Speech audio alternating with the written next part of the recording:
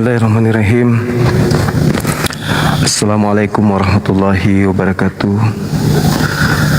Sahabat yang dimuliakan oleh Allah, puji syukur kita panjatkan kehadirat Allah Subhanahu wa taala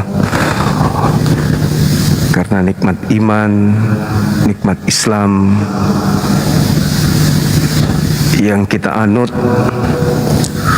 yang diajarkan oleh Nabiullah baginda Rasulullah Muhammad sallallahu alaihi wasallam, yang menghantarkan kita sebagai umatnya mengenal pencipta kita sebagai hakikat pencipta alam semesta secara absolut,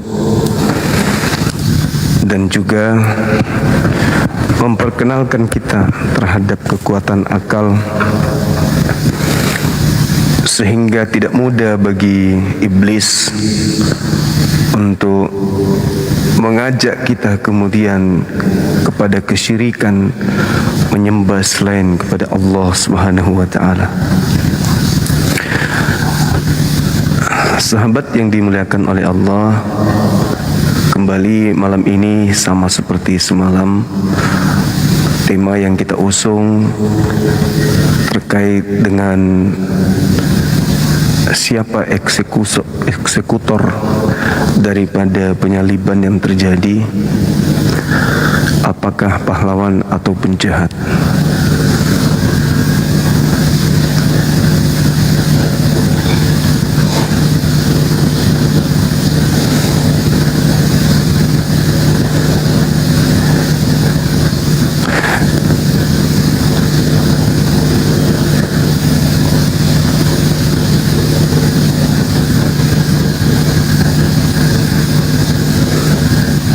Ya, di tap-tap layarnya ya teman-teman.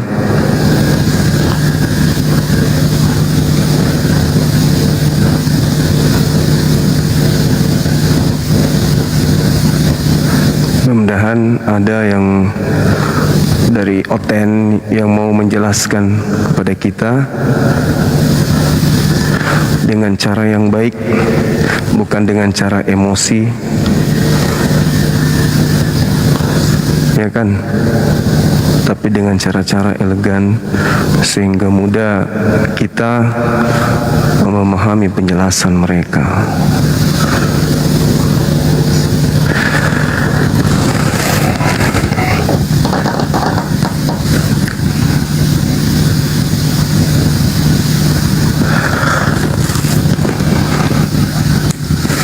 Ini memang berat saudara-saudara karena terkait dengan kepercayaan yang sangat-sangat mendasar ya. Karena apabila mereka terciduk ternyata betul yang menyalib Yesus itu adalah penjahat, berarti penjahat yang telah memberikan kepada mereka hadiah keselamatan. Ada hal menarik yang mesti kemudian teman-teman kita jelaskan. Kalau di dalam Islam itu kan sudah sangat jelas terkait dengan penyaliban ini. Ada ayat di dalam Al-Quran, ya, beberapa ayat di antaranya Al-Quran surah Ali Imran. Allah Subhanahu wa taala menjelaskan bahwasanya, wahai Isa, aku Allah mengambilmu, aku mengangkatmu dan mensucikanmu dari orang-orang kafir.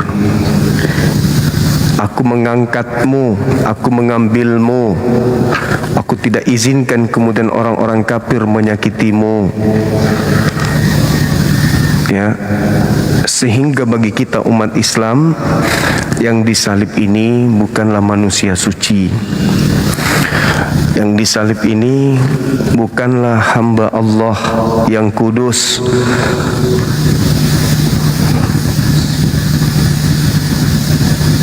tetapi adalah yang disalibkan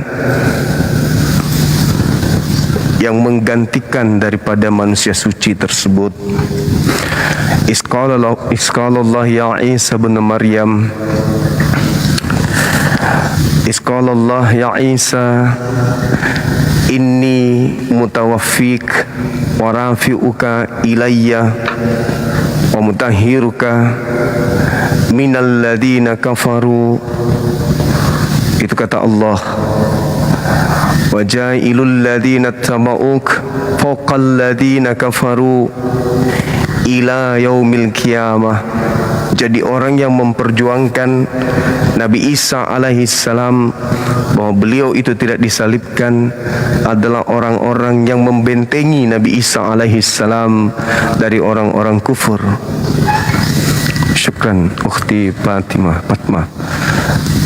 Seperti itu saudara-saudara. Jadi penting bagi kita untuk agar supaya saudara-saudara Kristen ini menjelaskan kepada kita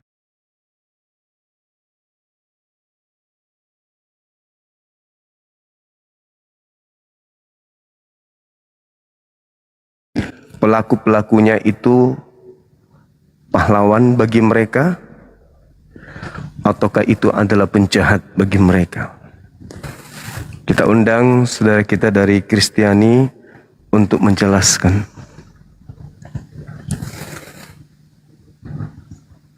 Halo, selamat malam.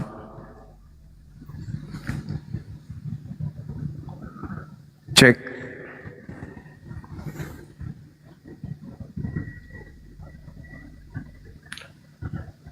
Ini kenapa masih membaca terus? Saudara, kedengaran suara saya, Bang Aceng? Bang Aceng? Belum. Bang Aceng masih terhalang.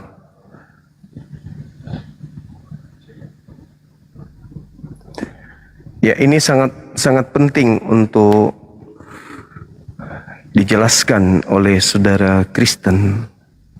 Kami ingin menjelaskan yang menyalib ini apakah penjahat atau pahlawan. Kami udah final.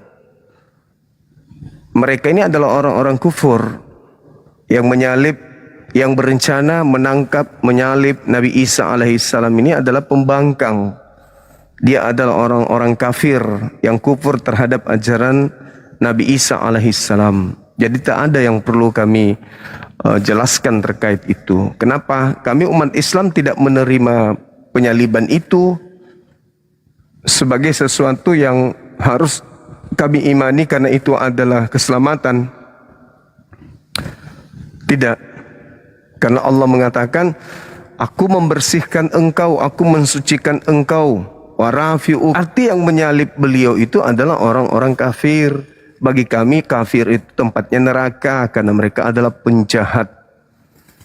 Kami tidak menerima hasil daripada pekerjaan mereka menyalib ya orang yang kemudian dikira Nabi Isa. Kami tidak menjadikan salib itu sebagai simbol keselamatan. Keselamatan di Islam itu adalah atiullah wa atiur rasul. Ketika kami beriman kepada Allah dan beriman kepada Rasulnya, itulah jalan keselamatan kami. Nah, sedangkan salib ini menurut Kristen adalah jalan untuk menuju kepada keselamatan. Harus ada yang disalib, harus ada yang menjadi korban, harus ada yang mati di atas salib. Kalau begitu, silakan Anda jelaskan, penyalib ini pahlawan ke atau dia penjahat ke? Kalau penjahat, apa alasannya? Kalau dia pahlawan, apa alasannya? Begitu saudaraku. Silakan. Waalaikumsalam. Waalaikum, saudara. Apa kabar semua? Baik. Dari sekte mana, Bang? Dari Selambang. Dari Katolik apa Protestan? Sadar Muhammad. Hah? Sadar Muhammad. Maksudnya? Ya, Tuhan saya Muhammad, Ban. Oh, Kristen berarti Iya. ya? Bisa buka kamera? Bukan saya Islam, Ban. Saya Islam karena di kampung kami sekarang kami mau menuhankan Muhammad bang, bukan Allah. Oh, Allah bukan itu enggak ada kelihatan wajahnya, enggak ada kelihatan tuh. Oh, bukan Makanya Islam kami udah berarti. semuanya mau Muhammad bang. Bukan Islam berarti. Silakan buka kamera. Iya. Memang terkadang penyembah bangke, penyembah mantan manusia itu memang mulutnya Iya, saya selalu penyembah bangke. iya Bangke iya Muhammad iya. bang. Iya Ya, iya bangke silakan. Muhammad. Silakan. Bisa buka kamera? Iya bisa bang. Oke, silakan. Saya sangat Abang namanya hafal. apa bang? Saya sangat Abang namanya hafal. Honda ya? Saya sangat hafal tabiat orang-orang kafir seperti Anda gitu ya. Malu mengakui Iya, abang namanya agamanya. Honda ya. Kok Hondanya kalah Buka debat? kamera. Make kamera kita. Buka kameranya. Kok Hondanya kalah debat dengan itu? Buka kamera, buka kamera. Malu Sudah- dong Honda. Sudah bosan Oke, ya saya mengaku buka ya. Kristen. Saya turunkan kalau Saya Anda Islam, masih Bang. Saya Islam. kalau Anda masih pakai jurus Paulus di sini saya turunkan. Itu wujud sudah tak mampu lagi teman-teman. Tak mampu mempertahankan agamanya di depan orang banyak. Sampai dia ngaku-ngaku seperti itu. Assalamualaikum warahmatullahi wabarakatuh, Bang Zuma. Waalaikumsalam warahmatullahi wabarakatuh. Salam Bang Zuma, aku dari Aceh. Ya, terima kasih. Semangat terus Bang Zuma. Iya, semangat. Alhamdulillah. Itu aja. Makasih ya.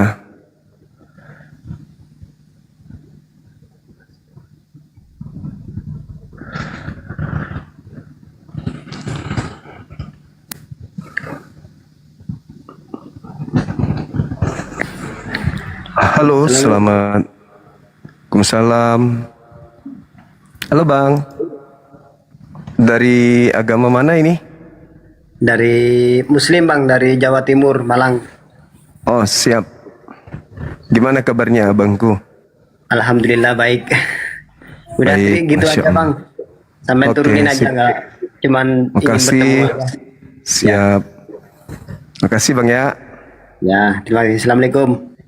Waalaikumsalam warahmatullahi wabarakatuh. Assalamualaikum pimpinan para rasul, pimpinan para wali, Bang Juma 04 Official. Terima kasih karena sudah berkenan untuk mengizinkan saya gabung di forum Bang Juma yang sangat keren ini. Iya, ada Bang yang ingin Juma? disampaikan? Siap. Bolehkah saya bertanya tentang 1, 2, 3, 4, 5 hal kepada Bang Juma? Iya, agamanya apa ini Mbak? Dari kemarin saya masih bingung. Agama Mbak ini apa? Agama saya Krisis, Waduh, krisis. Kristen Islam. Wih, mantap kali lah. Agama baru ini, baru saya ciptakan. Bisa buka kamera Mbak? Mohon maaf Bang Juma, saya belum bisa untuk sementara ini. Insya Allah besok, insya Allah. Waduh, kacau juga moderatornya ini.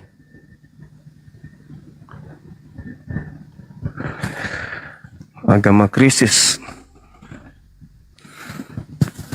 Nanti ditanya siapa yang disalib. Assalamualaikum Bang Zuma. Waalaikumsalam Saudara Stefani. Maaf Bang Zuma. Siap. Sekedar saran. Bang Zuma apabila naikin Oten tolong Bang Zuma suruh on cam baru bisa ngobrol gitu Bang Zuma. Oke, Biar baik. mereka nggak seenak jidat sendiri gitu Bang Zuma. Siap. Ya, begitu Bang. aja Bang Zuma. Terima kasih. Assalamualaikum. Makasih. Sehat selalu Waalaikumsalam Bang Zuma. warahmatullahi wabarakatuh. Makasih abangku. Masya Sama-sama. Allah, orang-orang baik. Tapi bagus namanya dia.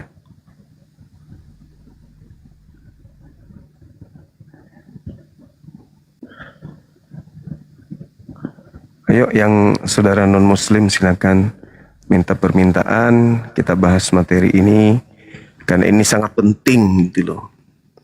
sangat penting. Ada hal yang menarik. Halo, semangat malam. Halo, Bang Zuma. Halo, bisa buka kameranya, Bang? Assalamualaikum warahmatullahi wabarakatuh. Waalaikumsalam warahmatullahi wabarakatuh. Iya, Bang. Dari mana ini? Saya dari Sumatera Barat, Bang. Padang. Padang. Padang. Iya. Udah disampaikan sama sebelum saya tadi, kalau outfit ada yang naik, yang berani, Bang Zuma, on cam. Kalau on cam turunin aja ke bawah. Berarti menye-menye itu. Baik. Oke, Bang Zuma, Oke, sehat sip. selalu. Makasih. Ya, Assalamualaikum warahmatullahi wabarakatuh. Waalaikumsalam warahmatullahi wabarakatuh.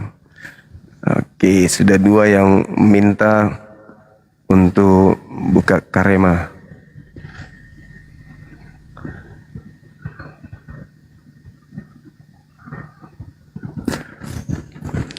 Ada hal menarik yang akan kita kaji malam ini, teman-teman, terkait dengan apa yang ada di dalam kitabnya saudara kita Kristen.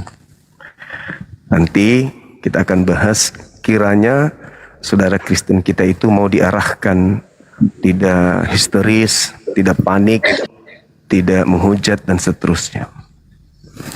Ada hal menarik yang memang harus ya diulas dan disampaikan oleh saudara kita Kristen. Oke, teman-teman yang sekiranya ke atas yang dinaikkan oleh siapa? Moderator untuk buka kamera ya. Karena itu syarat dari teman-teman kita yang ada di sini. Halo, Saudara Dedi, boleh buka kamera, Bang? Assalamualaikum Bang Juma, Masya Allah bisa Waalaikumsalam warahmatullahi wabarakatuh. ngomong sama Bang Juma, alhamdulillah.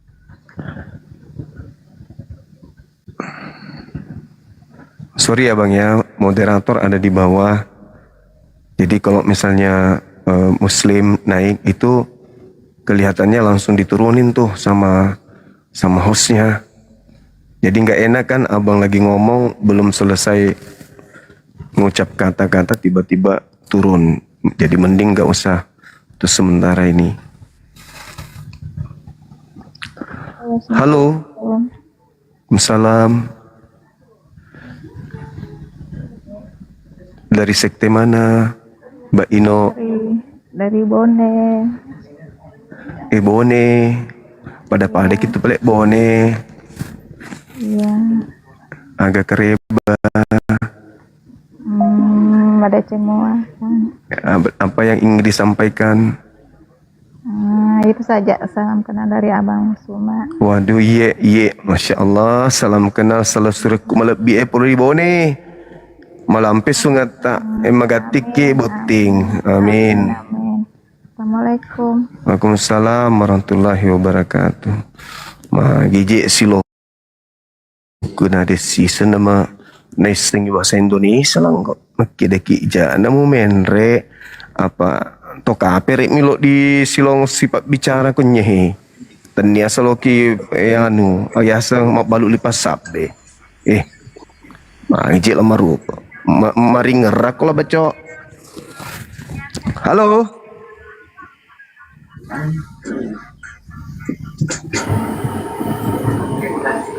Halo, silakan saudara non muslim buka kameranya, kita diskusi santai.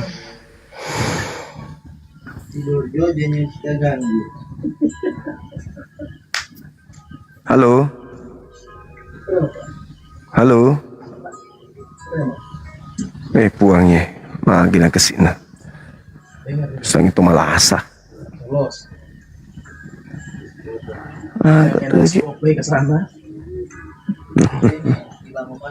Lama rupa.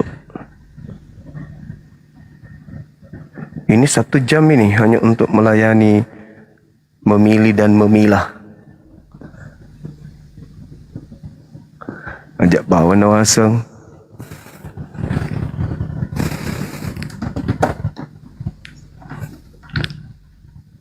Halo. No, si kasih menrek si naik si.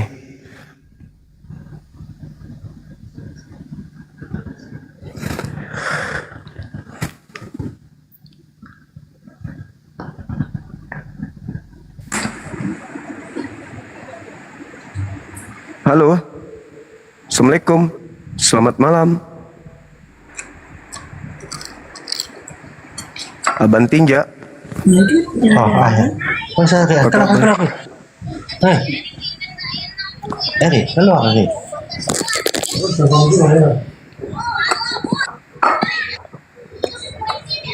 Halo. Halo. Halusinasi ya, kalau malam ya.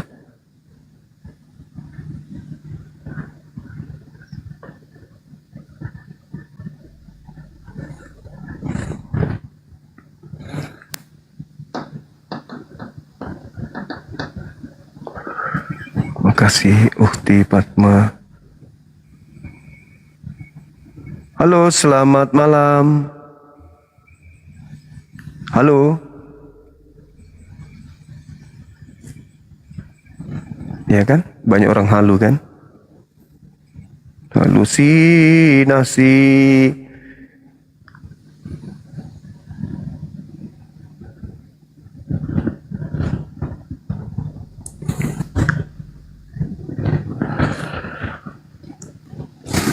Sahabat apa ini? Sahabat Insuma. Halo. Halo Bang, Assalamualaikum. Waalaikumsalam. Dengan siapa di mana? Dengan Yayan di Gorontalo Bang. Gorontalo. Dari sekte mana? Katolik, Protestan, Advent? Islam Bang. Oh, Islam. Ada yang ingin disampaikan?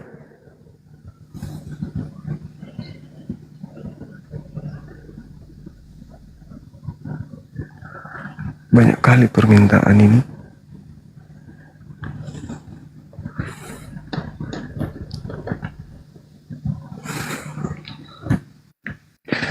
Kasih sahabat-sahabat. Halo, selamat malam. Halo. Halo. Halo.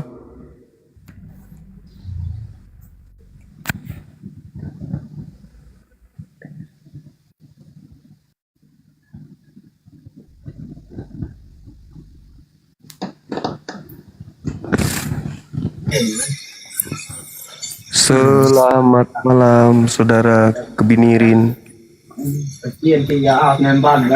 Halo. Iya, iya. Ya, silakan buka kamera.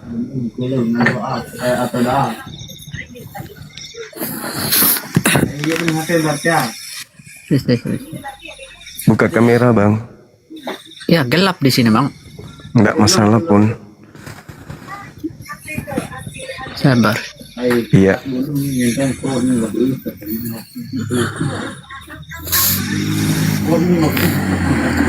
Nah, itu bagus. Oke, lagi di luar rumah ya? Ya? Lagi di luar rumah. Iya. Oke, salam kenal dari Timur Leste. Siapa aku? Iya. Oh tidak. Dari mana? Dari Malaysia nih Bang. Oh, Malaysia. Tadi suara motornya kayak di Timur Leste. Enggak. Oke, ini ada tema. Pelaku penyaliban itu apakah pahlawan atau penjahat bagi saudara? Ini Katolik kan ya? Kristen aku Bang. Oh, Kristen, Protestan. Ya. Iya, itu gimana itu abang? Saudaraku yang baik. Kalau pelaku penyaliban, penangkapan Yesus itu menurut saudara pahlawan atau penjahat?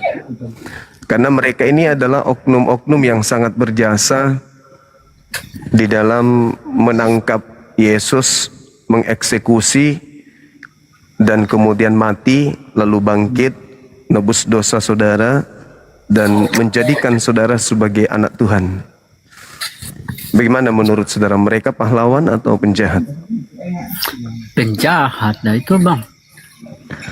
Artinya penjahat telah memberikan keselamatan kepada saudara. menjelaskan, abang aja yang menjelaskan. Kalau itu aku nggak tahu itu bang. Enggak, kan maksudnya gini, Yesus itu orang benar, Yesus itu orang baik, bahkan dia adalah jalan, kebenaran dan hidup. Dan tidak ada orang yang sampai kepada Tuhan tanpa melalui dia. Nah, dalam konsep Kristen, melalui Yesus itu untuk sampai kepada Tuhan itu ya kudu harus percaya dia mati salib untuk dosa-dosanya kan. Artinya Yesus tidak mati tanpa ada pengkhianatan Yudas. Yesus tidak mati tanpa ada mahkamah agama, orang-orang Farisi, imam kepala melakukan tipu muslihat untuk bersekongkol membunuh Yesus. Jadi tanpa mereka Yesus tidak disalib, tanpa salib dia tidak bangkit, tanpa itu semua Kristen akan mati di dalam dosa. Berdasarkan surat Paulus dalam 1 Korintus 15 nomor 17. Tanpa kebangkitan Yesus dari kematian, maka sia-sialah iman Kristen dan Kristen akan tetap berada di dalam dosa. Berarti mereka yang melakukan pembunuhan ini adalah orang-orang yang sangat berjasa buat saudara. Itu gimana itu bang? Itu kalau kayak gitu saya bang kurang paham itu kalau tentang apa gitu. Bahwa orang dia kan juru selamat gitu, terus dia sendiri gak selamat, itu gimana ceritanya? Aku kurang ngerti di situ.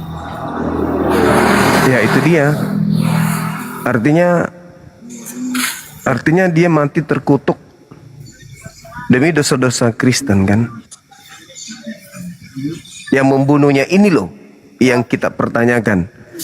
Mereka ini penjahat kah atau mereka ini adalah pahlawan? Kalau dilihat adalah pahlawan lah itu lah. Nah, pahlawan kan? Nah, berarti kalau kita lihat di dalam Lukas 22 nomor 3, iblis yang merasuki Yudas yaitu adalah pahlawan berarti. Itu kan apa itu bang? Itu Yudas itu kan kerasukan, itu masuk iblis, itu kan perintah Yesus juga. Yesus memerintahkan Yudas untuk berkhianat. Karena waktu itu kan dia kasih roti gitu. Kan Yesus bilang lakukan tugasmu kan gitu. Ya, artinya iblis ini juga berjasa berarti kalau gitu.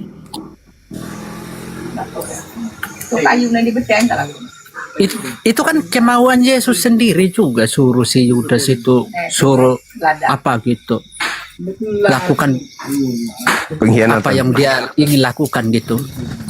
Kan pas waktu dibilang Yesus kan berkata, di antara sini ada yang mengkhianatiku kan gitu.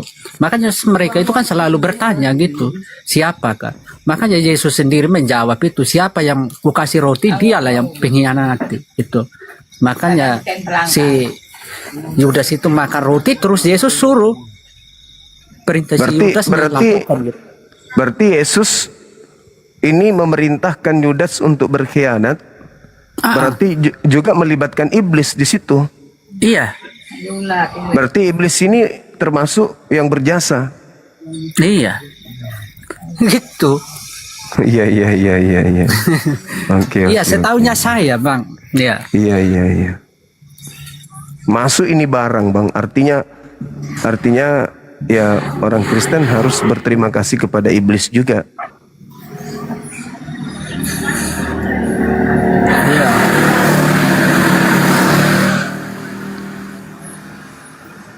Berarti boleh dikatakan iblis juga itu adalah juru selamat. Ya, itu setahunya saya seperti itu ceritanya. Sebenarnya itu kan keinginan Yesus sendiri juga untuk dikhianati. Karena dia suruh si Yudas itu kasih makan roti, setelah habis makan roti terus Yesus sendiri memerintahkan dia itu lakukan tugasmu. Kan gitu. Iya. Ya, berarti Yesus ini juru selamat. Tapi tidak sempurna tanpa terlibatnya iblis, Yudas, tentara Romawi, kemudian prajurit-prajurit Romawi, kan gitu ya maksud saya. Artinya mereka ini termasuk setan adalah juru selamat juga. Iya, itu kan kerjasama. Iya, betul. Baik Bang, mungkin kita tunggu pendeta kita atau pastor kita untuk menjelaskan lebih jauh ya. Boleh ya? Boleh. Saudara kebenaran mungkin bisa nonton di bawah untuk menyimak pendeta atau pastor kita yang hadir. Oke. Iya, oke. Makasih saudara kebenaran. Salam kenal.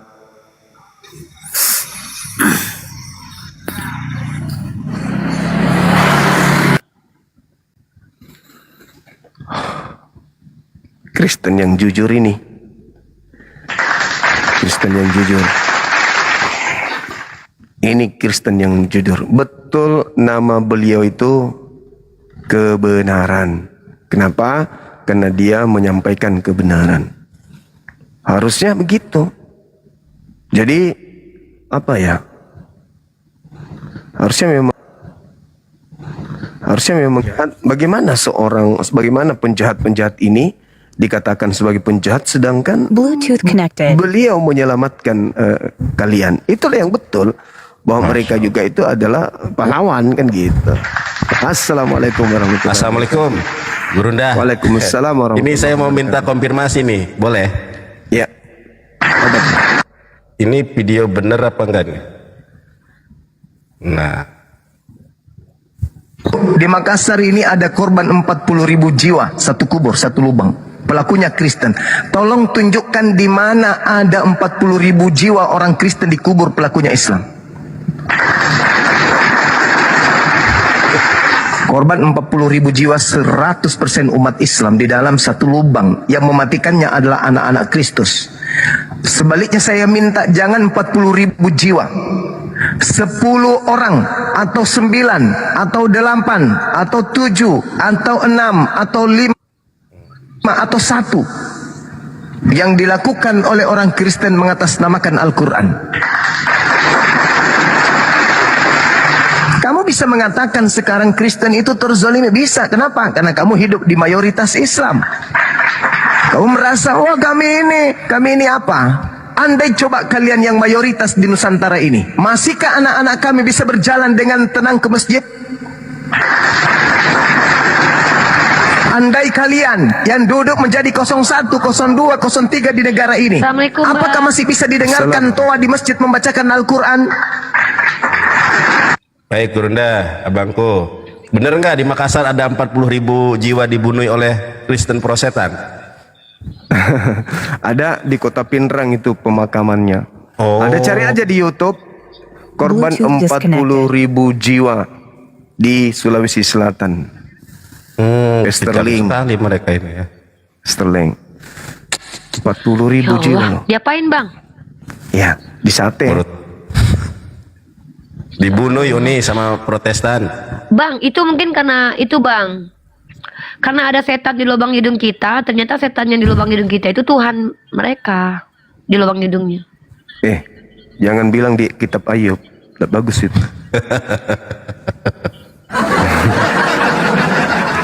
Ayub 27 nomor 3 pasti ini anak-anak ini. Bandel kalian memang. Tapi betul tuh, kalau seandainya kita minoritas, habislah kita. Bener itu. Kita lihat aja itu keadaannya kan ya.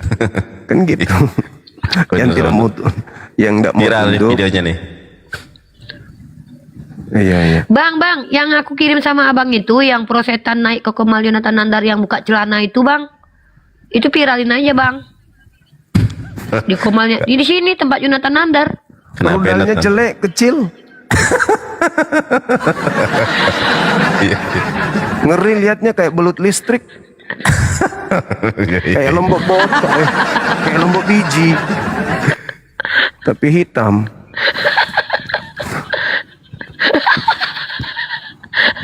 Wah, aku gak dikirimin nanti. Ada aku kirim. Belum aku kirim ya. Aku kirim sama Bang Zuma. Ih geli. Siap.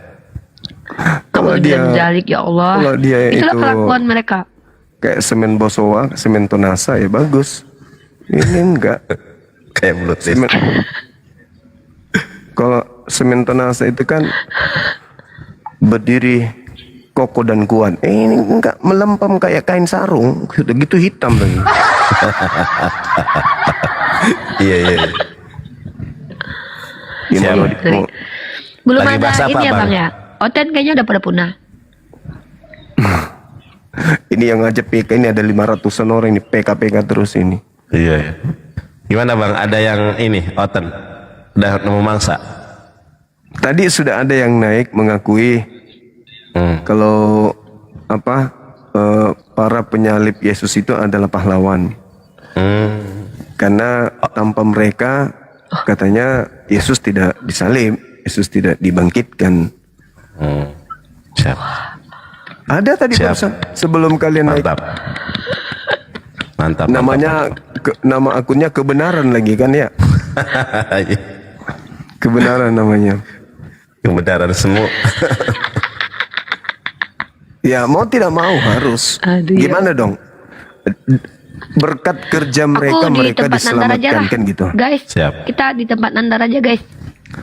Iya deh, Siap. lanjut. Siap, abangku, lanjutkan perjuangan. Ya, Ini siap. Makasih ya Bang. Aku cuma Makasih. minta konfirmasi. Ternyata benar itu ya, 40.000 jiwa di Makassar dibantai oleh Kristen ya. Tapi tidak mengatasnamakan Kristen. Tapi orangnya Kristen. Pelakunya Kristen, iya. Berarti ajaran kasih itu cuma ini ya, apa namanya itu? Cuma manis di bibir saja. Maksudnya bagaimana ceritanya ajaran Coba kasih? Guruan, Saya mau coba tanya Guruan, sama kalian. sebelum kita selesai coba Alegori. paparkan Guruan. Sabar. Saya mau bertanya sama kalian. Silakan. Orang jahat itu musuh. Oh, musuh. Musuh kan? Minta dikasihi. Kalau Kristen iya, minta dikasih. Nah, sekarang ada nggak neraka kalau gitu? Iya. Nggak ada pengadilan juga kalau dikasih ya. Maksudku kalau itu dipraktekkan ada nggak neraka? Nggak ada, kan ajaran kasih. Iya, ngapain ciptakan neraka? Kontradiksi juga ya. Katanya kasih ya udah totalitas, jangan ada neraka. Betul. Kasihi apa? Siapapun pendosa, pelaku dosa kasihi. Coba lihat Roma 5 nomor 20.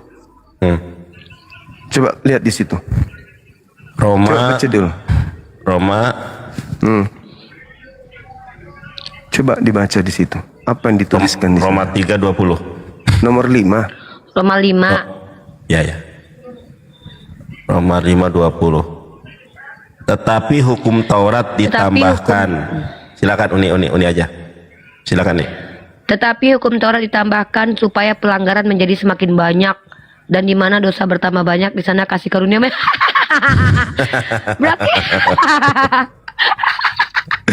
Ada aja abang ini ya. Pinter ayatnya. ada aja Bang Zuma Sekarang, Zuma dapat aja. sekarang pelaku dosa itu di mana tempatnya kalau di Islam? Neraka. Nah, di mana banyak tempat dosa itu? Banyak di surga atau di neraka? Di neraka.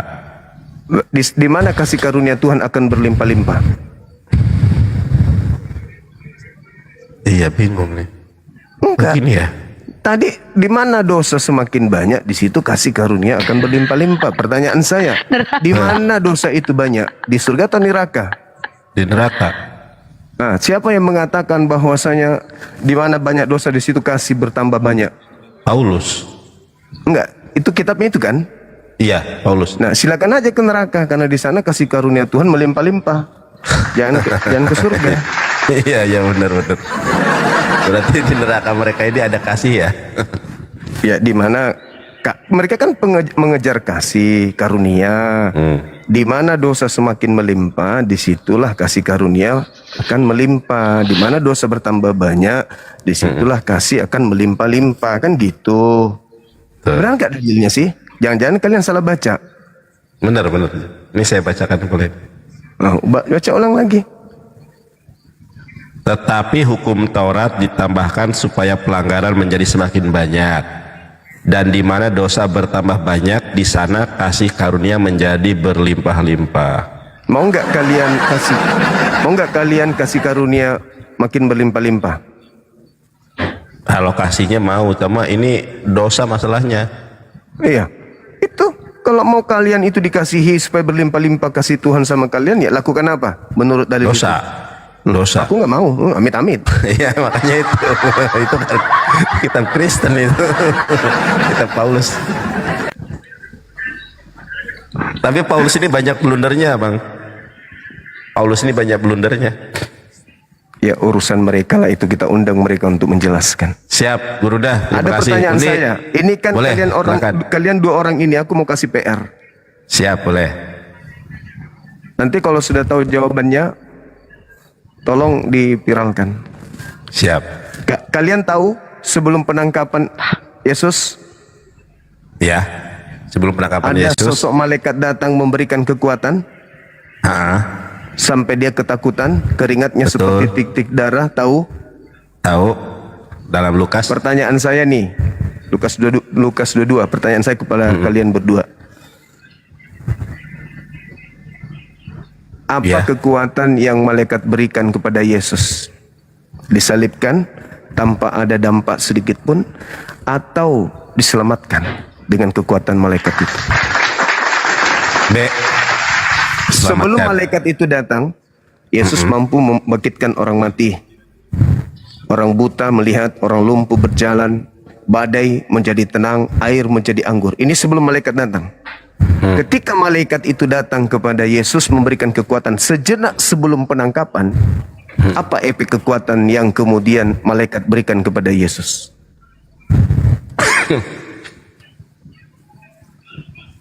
Apakah malaikatnya mengangkat dia ke atas? Atau malaikatnya membiarkan saja dia mati, ditangkap? Mengangkatnya. Mengangkatnya, Bang. Yang mana yang betul? Lah iya, selamat kalah. Kuncinya ada di mana? Kuncinya ada di mana?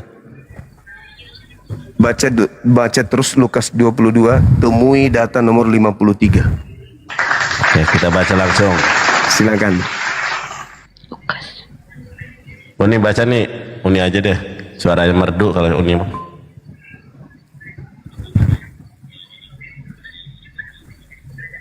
Uni Iya, kerja ini. nih. Aku ini signal aku kepotong-potong di sini dengar Bang Zuma. Bagus, bagus. Putus suaranya. Oke, Lukas 22 nomor 50. Nandar aja, ompong-ompong aja. Ya, siap. 22.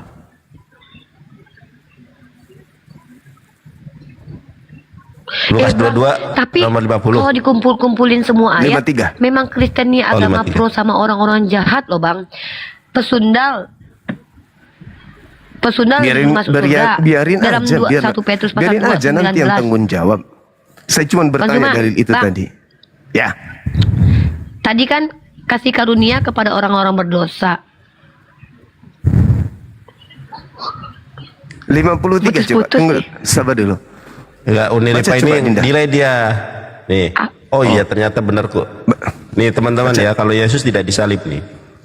Padahal tiap-tiap hari aku di tengah-tengah kamu di dalam Baitullah, dan kamu tidak menangkap aku, tetapi inilah saatnya kamu dan inilah kuasa kegelapan itu. Jeder.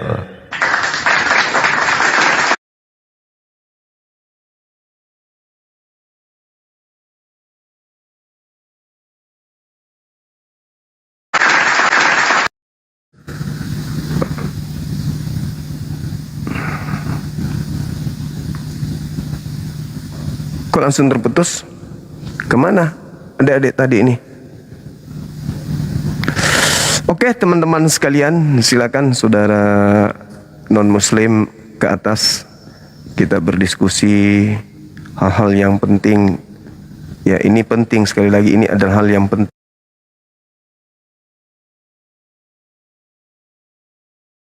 Ini adalah hal yang penting dalam konsen terhadap keselamatan umat manusia, terlepas itu dia Islam atau non-muslim, ya harus diberitakan kebenaran itu. Halo saudara Tumanggor. Halo Bang. Halo juga. Dari sekte mana Bang? Assalamualaikum Bang. Waalaikumsalam warahmatullahi wabarakatuh. Ini mau nanya ini bang, abang kenal nggak ini sama apa nih bang, akun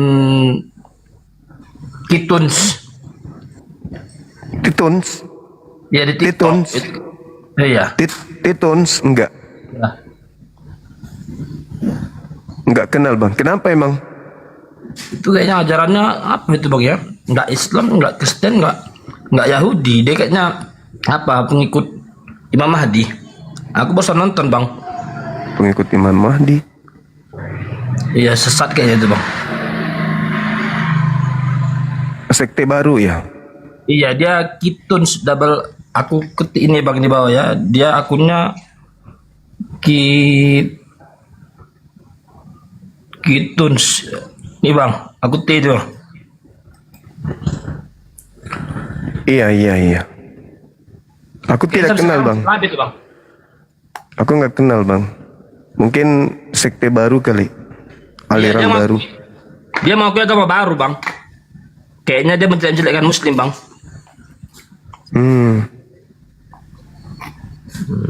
Kita sudah bang apa? Dia masih muda-muda, masih kecil.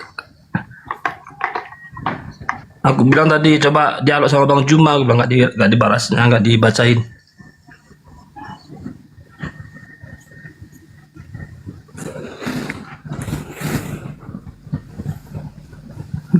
Kituns bang, double T, Kituns.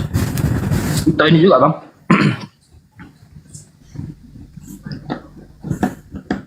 Mungkin ini sekte baru kali bang. Iya, dia mengakui ajaran baru bang. Ya, pokoknya dia menganut agama apa, pengikut Yesus, pengikut Nabi Muhammad. Dia bilang katanya agama Islam itu nggak agama terakhir katanya bang. Iya. Kayaknya sesat itu bang. Itu bisa dilaporin kayaknya itu bang. Soalnya yang pada naik tadi di Komal dia ya banyak Muslim juga yang nanya.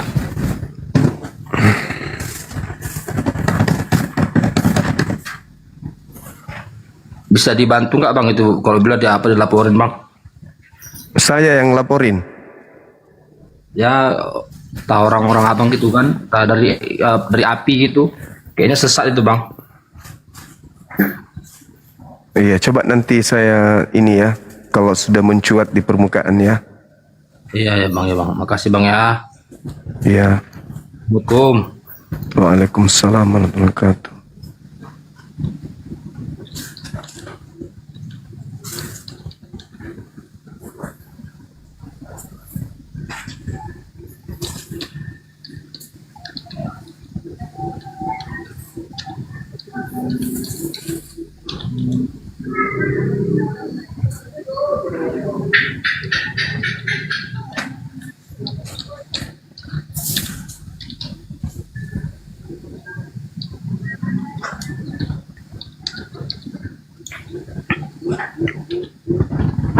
Apa itu Neng? Suara di mana?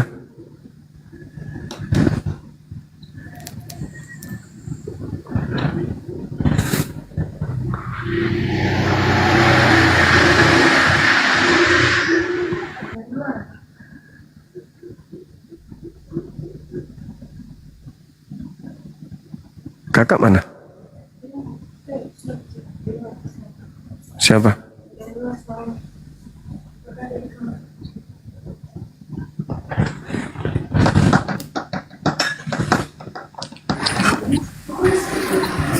Halo, selamat malam.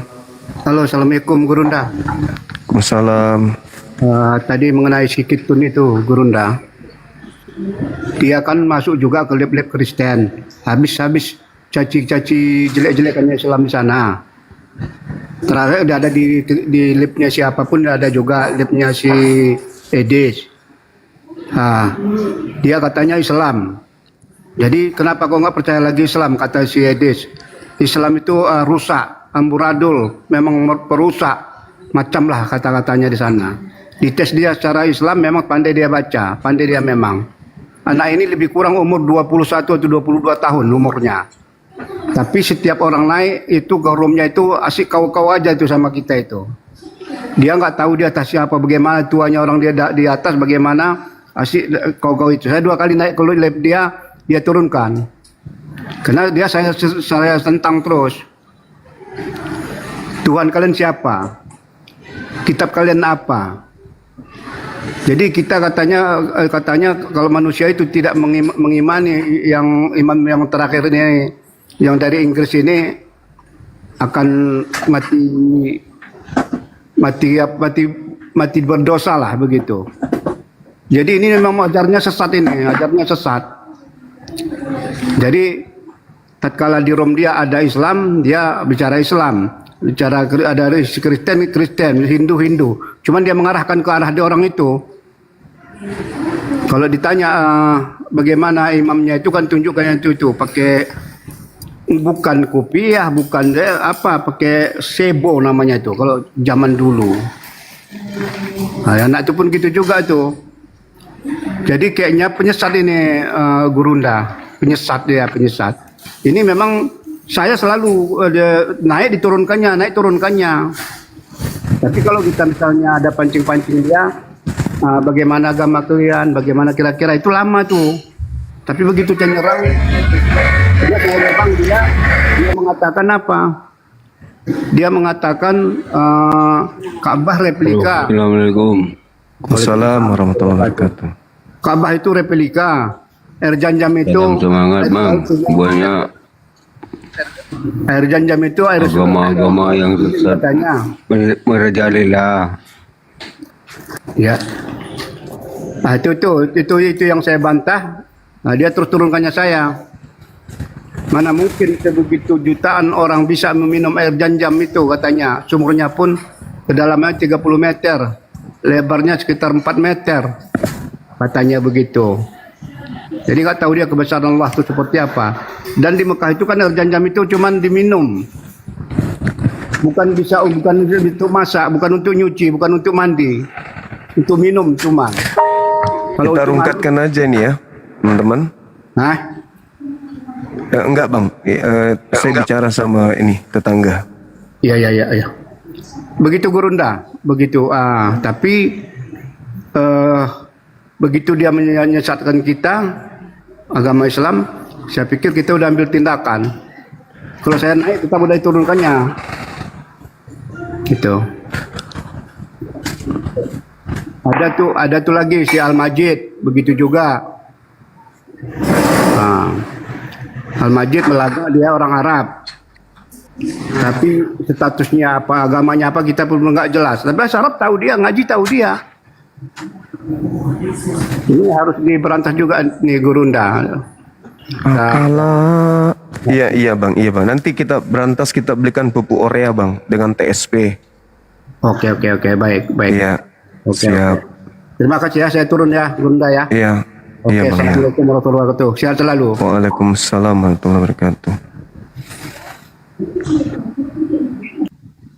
Temanya nanti kita rubah ini, posko pengaduan aliran sesat.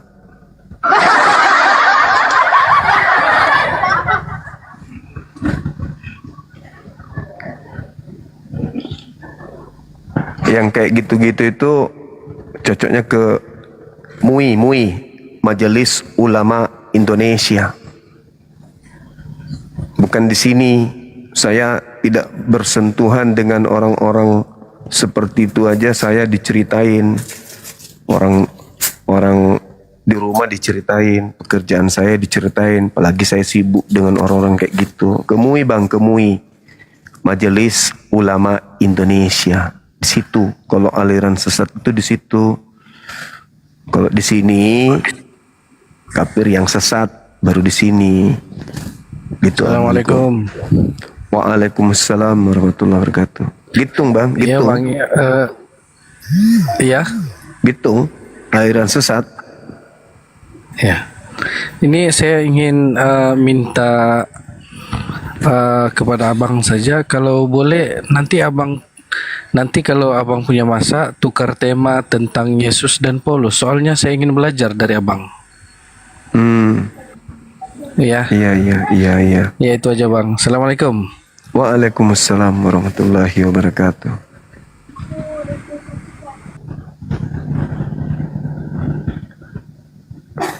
Sabarnya dirimu dek, banyak yang ingin bedeng naik, mau tong didengar suaranya bede, biar nanti. Bang Zuma. Waalaikumsalam warahmatullahi wabarakatuh. Iya bang, silakan. Halo. Saya orang Islam Bang Zuma. Iya. Siap. Tapi saya sering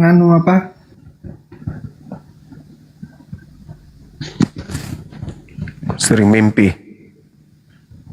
Sering nonton atau apa ini?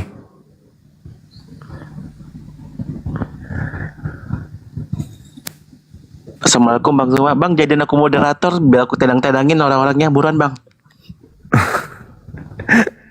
Moderator dari siapa ini? Dengan siapa?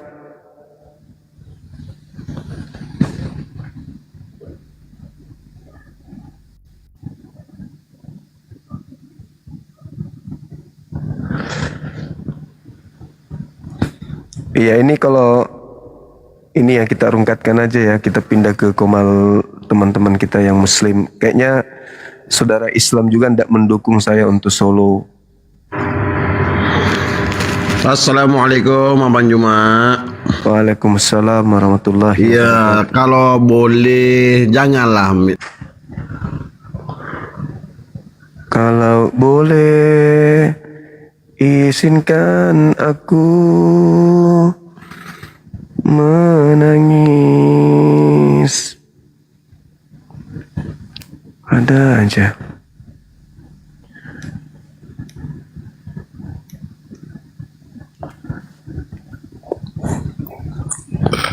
Halo, Aba Nur. Iya, halo bang. Buka kamera. Waalaikumsalam warahmatullahi wabarakatuh. Tadi buka kamera bang ini.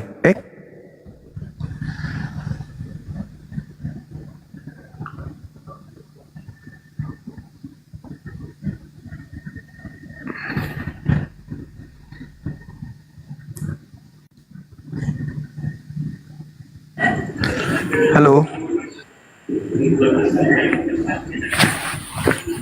Halo. Halo, assalamualaikum Bang Zuma. Waalaikumsalam warahmatullahi wabarakatuh. Ya bang, dari mana? Alhamdulillah sudah berjumpa dengan Bang Zuma. Ngefan banget Bang soalnya. Oh siap. Dari mana ini? Kota mana?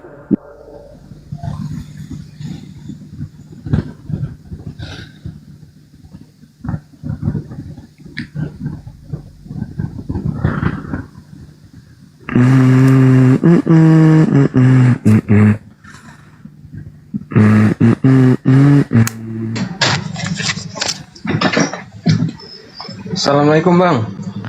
Waalaikumsalam warahmatullahi wabarakatuh. Minta waktunya sebentar Bang. Terkait dengan tuduhan ada setan di hidung itu Bang. Ada setan di hidung? Iya, itu piti-pitinya si Edis itu. Sisa buka Al-Quran aja. Jangan bingung dengan hal-hal seperti itu. Kasih tendangan penalti Ayub 27 nomor 3.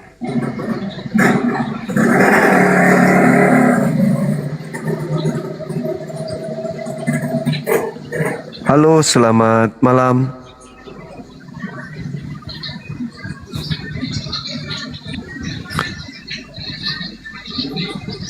Selamat malam.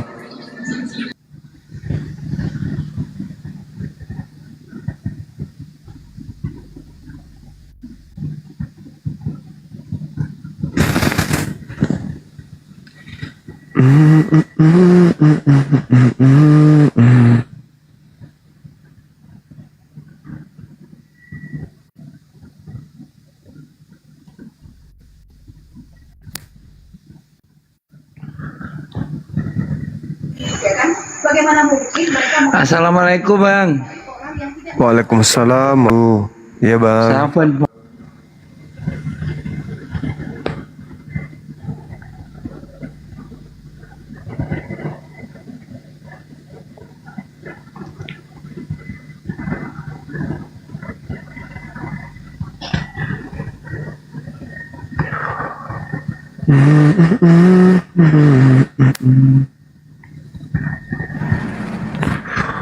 Halo, Saudara Anto Pasole. Halo, Pasole. Bang Zuma. Waalaikumsalam warahmatullahi wabarakatuh. Halo Bang. Assalamualaikum Bang Zuma. Waalaikumsalam warahmatullahi wabarakatuh. Satu kali lagi bang, biar cukup 3 kali. Saya mau bertanya ini tentang apalah saudara-saudaraku ini. Bang Indra Kurniawan juga udah pusing kayaknya beliau. Syukran, makasih ya abangku. Barakallahu fiik. Halo. Halo. Halo. Halo. Apa lagi ini? Masak, bikin teh, kopi, kirim ke sini.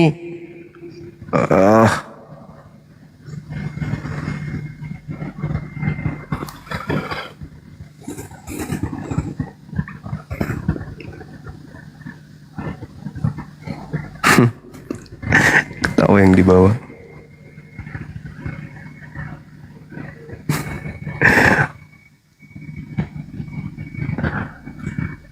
Mama aku ada di bawah juga. Halo Mam, Assalamualaikum. Mama aku yang ada di Medan, sehat-sehat sekalian ya, sama ayah di sana. Masya Allah. Salam sama beliau yang terindah.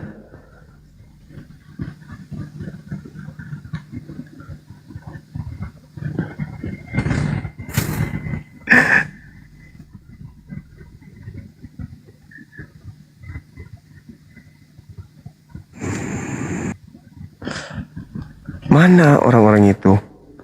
Hei.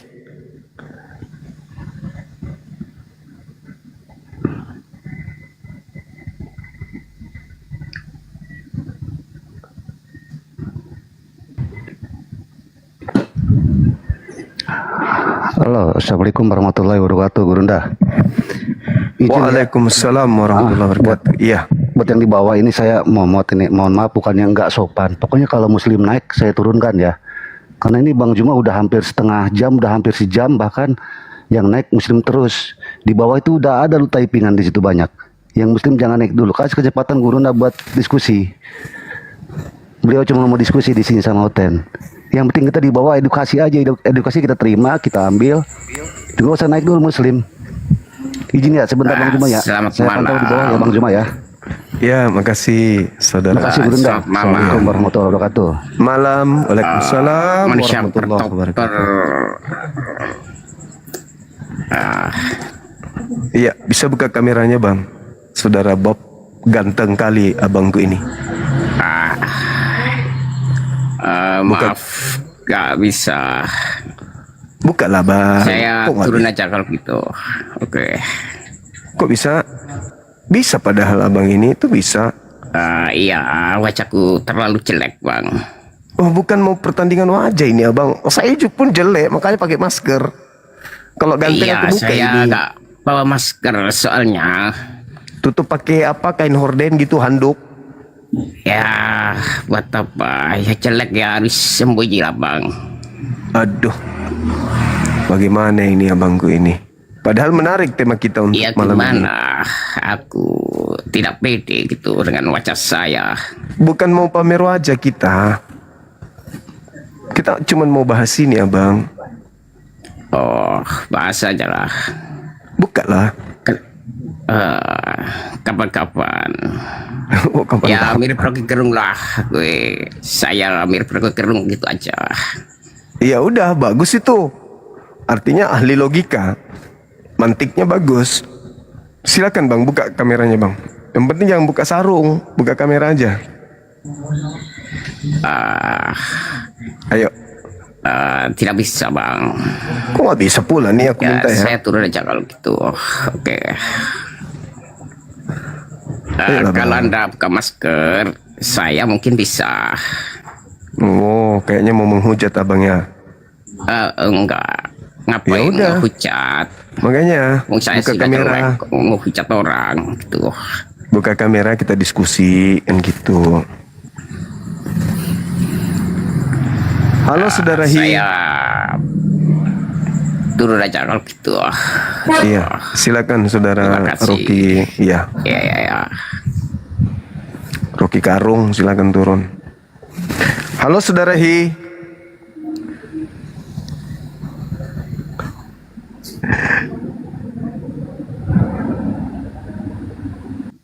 Halo.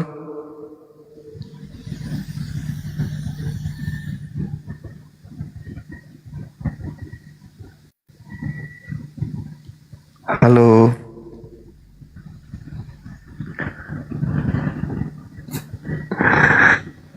Kayak usia 20 tahun katanya. Kamera, filter.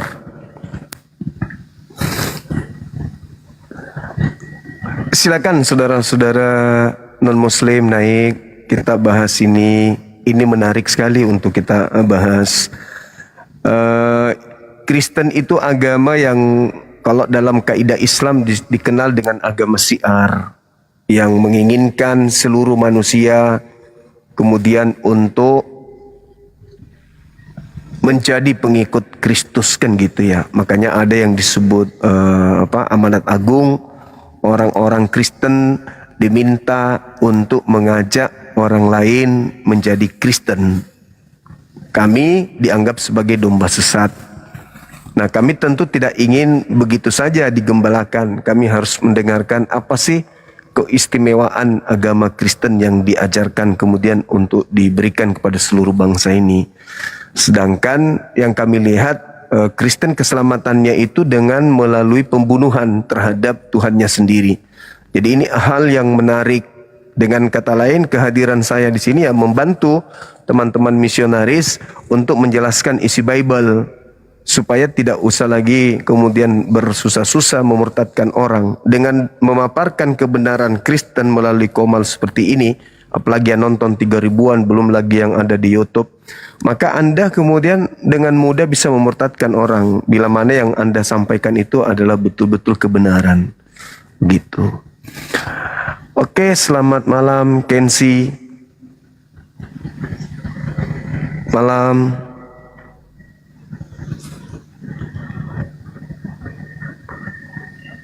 Saudara Kensi lagi tidur kayaknya.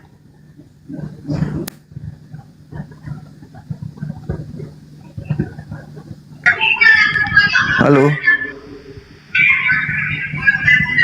Halo saudara Pendi, selamat malam. Halo.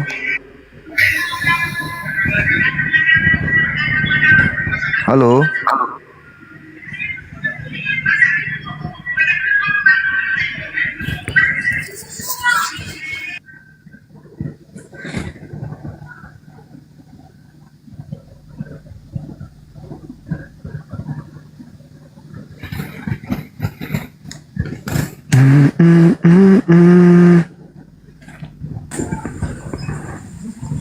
Jadi kalau di Islam itu kan justru ketika Nabi Isa alaihissalam itu ingin disalibkan, Allah menyelamatkan beliau. Dan kalau kita lihat di dalam cerita Lukas 20 ya, nomor 22, di situ Lukas 22 nomor 22, di situ diceritakan bahwa Yesus mengatakan bahwa anak manusia memang harus pergi meninggalkan dunia ini sesuai dengan apa yang sudah ditetapkan untuk dia. Nah, Yesus itu kan orang benar. Apa ketetapan Tuhan terhadap orang benar ketika orang-orang fasik berencana untuk mencelakakan dia? Tuhan kemudian merencanakan apa gitu? Kutukan atau keselamatan? Itu juga penting untuk saudara Kristen jelaskan ke kami. Saudara Asep, halo Bang. Halo. Saudara Asep.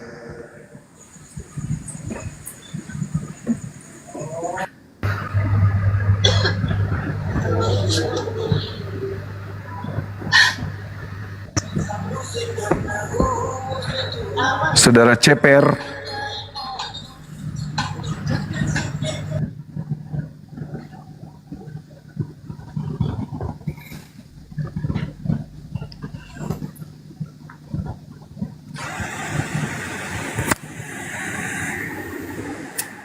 Halo, assalamualaikum bang. Muslim bang? Ya. Muslim. Iya. Ada yang bisa dibantu abangku?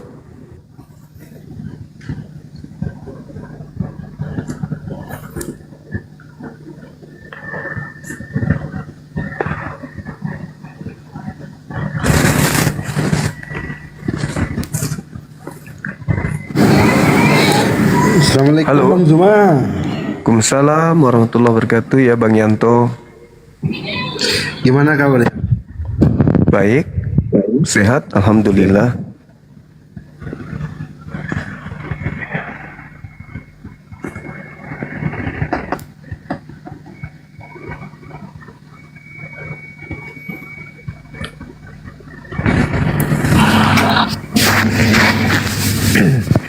Halo, selamat malam. Assalamualaikum Bang Juma. Waalaikumsalam warahmatullahi wabarakatuh. Bisa buka? Iya.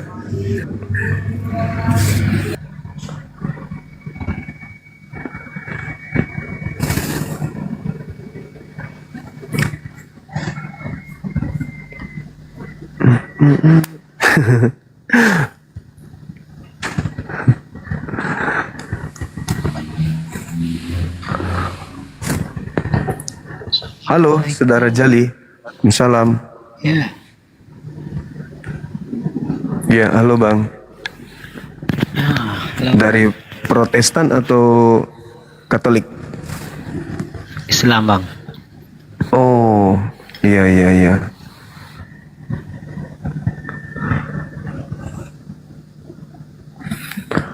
Apa maunya temanku ini?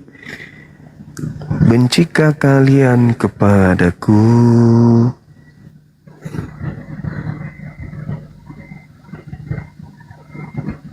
Halo? Halo? Halo.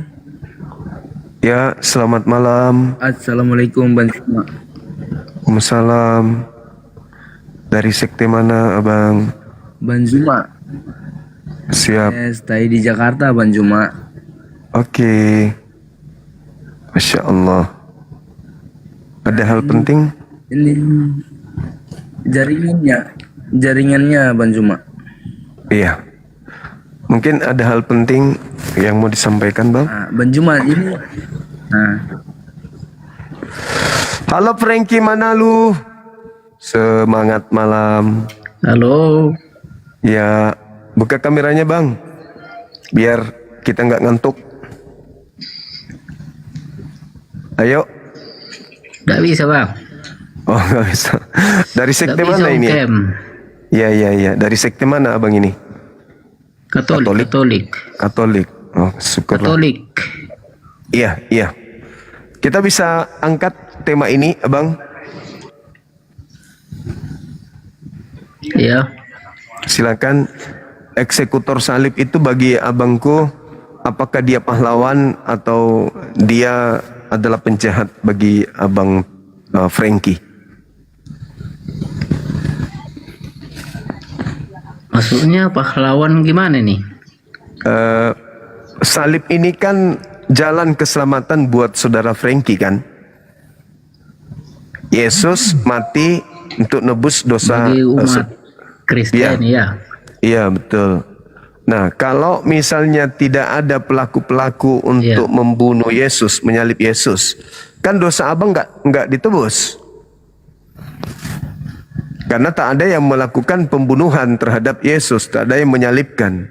Tidak mungkin juga Yesus bunuh diri atau dia kesetrum listrik, kan tidak mungkin. Ada yang mengeksekusi beliau sampai beliau kemudian itu tersalib. Nah ini yang menarik bagi saudara yang sudah mendapatkan karunia keselamatan ini, yang menyalib Yesus itu pahlawankah? Atau justru mereka ini adalah penjahat?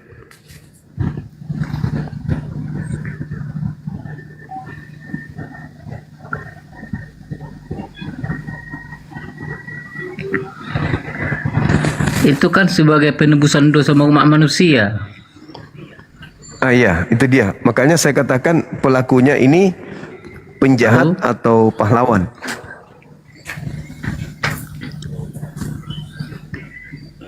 Halo. Iya, halo.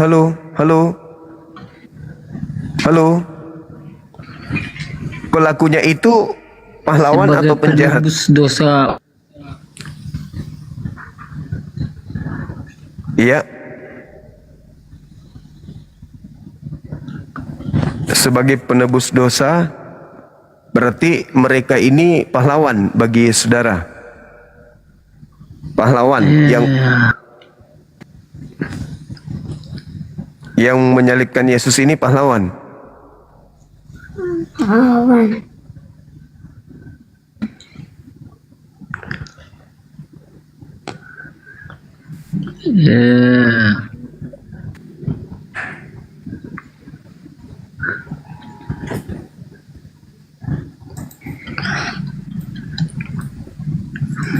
Jaringan nggak bagus, Bang. Oh, jadi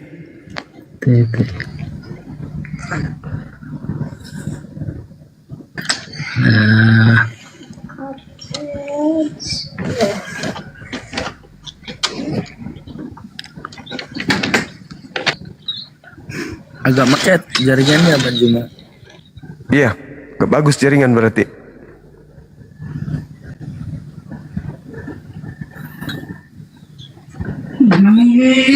Sebenarnya cuma baca berkali-kali Kalau nanti ya lihat kok.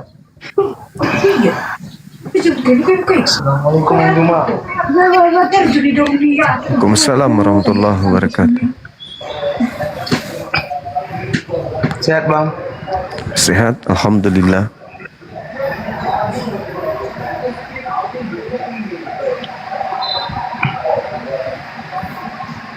Dari tadi belum dapat, Bang? Ada, udah 2 orang.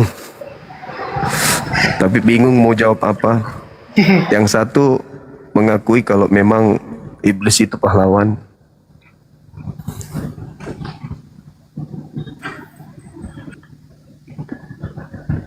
Yang satu bininya marah-marah.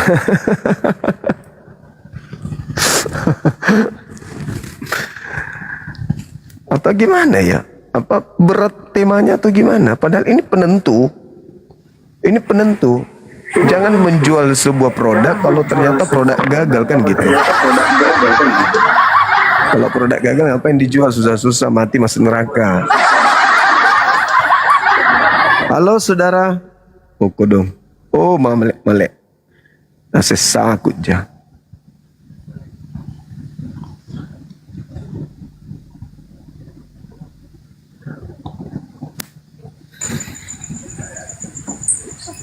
Bang. Ya. Maaf gak bisa on cam Bang, rusak kamera. Iya, enggak apa-apa. Dari mana Bang? Katolik, Protestan?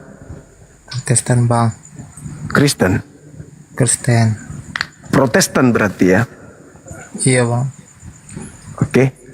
Tema ini bisa jelaskan kepada kami di sini yang Muslim, oknum-oknum yang terlibat eksekusi Yesus disalib yang menghadiahkan keselamatan kepada Kristen itu pahlawan ke atau penjahat?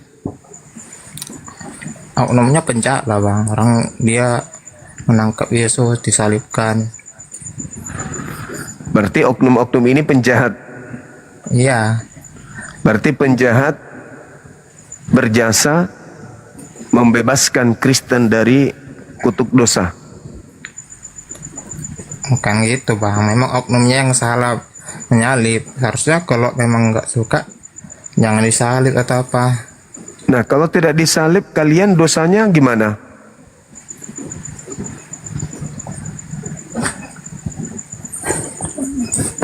Dosa kalian gimana Bang kalau nggak disalib?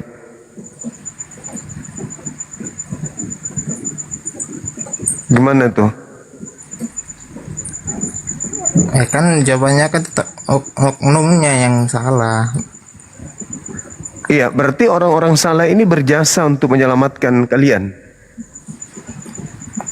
Beda bang, jangan dipelintir. Oknum yang salah. Saya nggak melintir, oknum ini salah karena telah menangkap Yesus.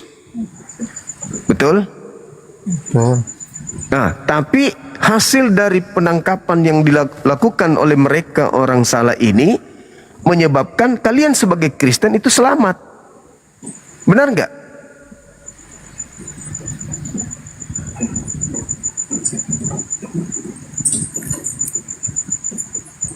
Mereka yang nggak suka, orang-orang yang tidak menyukai Yesus, mereka menyuruh untuk menangkap dan disalibkan. Nah, hasil dari penyaliban dosa kalian dihapuskan.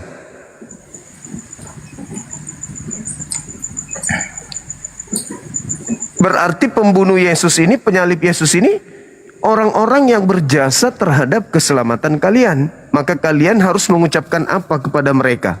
Terima kasih atau terima sakit?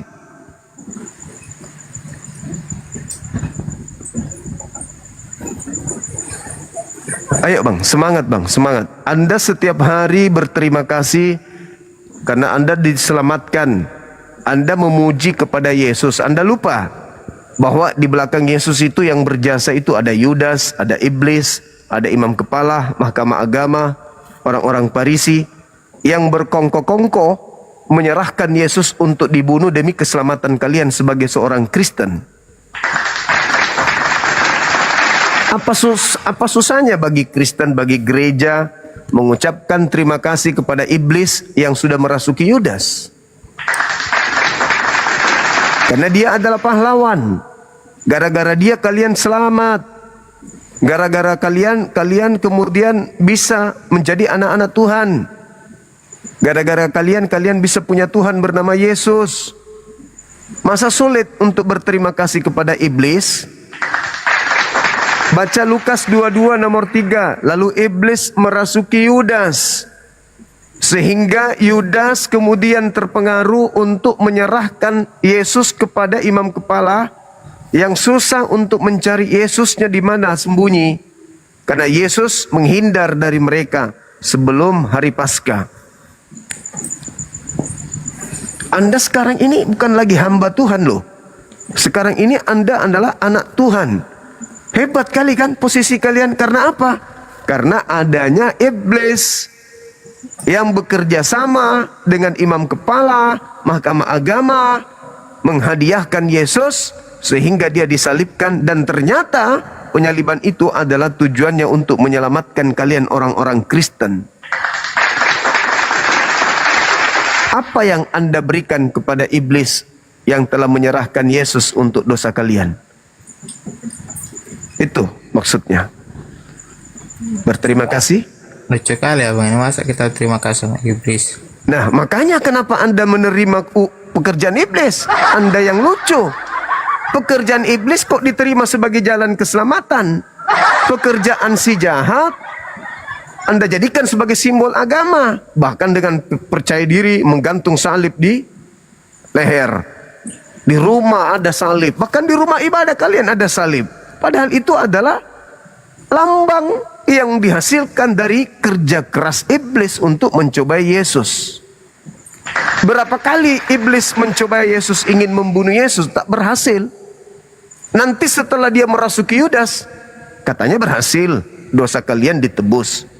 Maka apa yang harus kalian berikan kepada iblis yang telah berjasa terhadap kalian ini?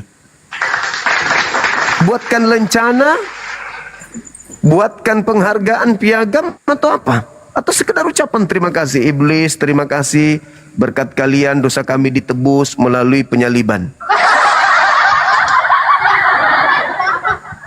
Iya kan? Bisa enggak Yesus mati tanpa disalib? Gak mungkin dia bunuh diri. Gak mungkin ambil pisau, dosa kalian ditebus. Gak mungkin. Pasti disalib. Nah, salib ini terjadi karena ada upaya iblis. Berarti di belakang daripada penyelamatan kepada Kristen, ada iblis yang bekerja. Gimana? Yang kalian puji di gereja itu siapa? Jangan-jangan itu ucapan terima kasih kepada iblis. Jangan-jangan, saya tidak nuduh. Jangan-jangan yang kalian sembah itu adalah iblis yang ngaku-ngaku Yesus. Saya enggak nuduh. Tetapi Yesus tidak pernah minta disembah. Yesus juga tidak mengenal Kristen. Tapi kenapa kalian menyembah sosok yang bernama Yesus di gereja? Siapa dia? Jangan-jangan dia yang Anda katakan Yesus yang menebus kalian. Jangan-jangan ada kekuatan gelap yang bersembunyi di balik kejadian itu. Ya, tapi itu ada dalilnya. Kata Yesus dalam Lukas 22 nomor 53 itu. Sekarang saatnya dunia kegelapan bereaksi. Inilah waktu kalian. Yaitu saat di mana kuasa dunia gelap itu beraksi. Ini bang. Maka Kristen hari ini sebagai anak-anak Tuhan katanya, yang diwajibkan punya niatan, cakupan sampai bikin STT, sekolah teologi, sampai bikin lembaga Bible Indonesia, membahas Islamologi dan seterusnya, mengajak orang-orang domba-domba sesat katanya, mengajak orang menuju jalan keselamatan supaya dosa-dosa ditebus, tidak ada keselamatan tanpa darah Yesus. Kalian harus punya tanggung jawab menjelaskan ke kami. Apa bagi kalian oknum-oknum yang ada di belakang kejadian penyaliban itu? Pahlawankah atau penjahat? Yesus memang mati untuk menebus dosa manusia, tetapi kan caranya yang salah. Caranya mereka dengan cara jahat, Judas menjual Yesus. Jadi kalau yang tidak salah itu yang mana? Yang tidak salah yang mana? Ya kan eksekutornya yang salah, kan abang bilang gitu tadi. Ya, sekarang saudaraku, kalau dia tidak salah, supaya Yesus ini nebus dosa kalian, caranya gimana? Mati keselak biji kedondong? Mati disengat listrik? Atau dia disengat tawon? Atau mati ditelan buaya? Supaya dosa kalian ini ditebus. Kan memang lucu, kok ada dosa ditebus dengan cara bunuh orang? Memang lucu kan? Dosa ditebus dengan cara bunuh Tuhan sendiri. Ini ajaran apa coba?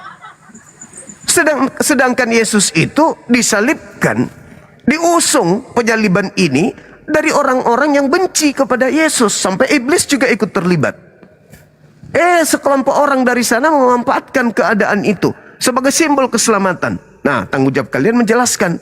Mumpung kalian dikasih kesempatan untuk menginjili, mengajarkan Bible, mumpung ada sosmed.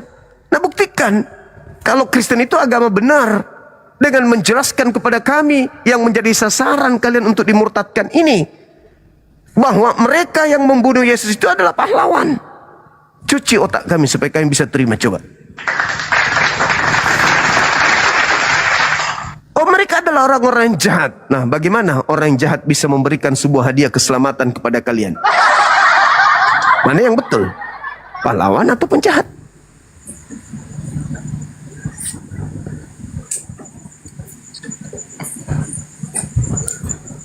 Intinya bang, eksekutor itu salah, udah itu aja bang. Cuman berarti keselamatan kalian itu berasal dari kesalahan. Oke, bang. Oh iya dong, Anda yang mengucapkan barusan, bukan saya. Yang salah. Maksudnya saudara ini, Anda menikmati hasil curian orang. Hasil curian itu membuat Anda bisa makan, bisa minum, bisa sekolah, bisa kemudian membangun rumah, beli mobil. Habis itu Anda mengumpat. Pencuri yang datang ke rumah Anda membawa harta itu.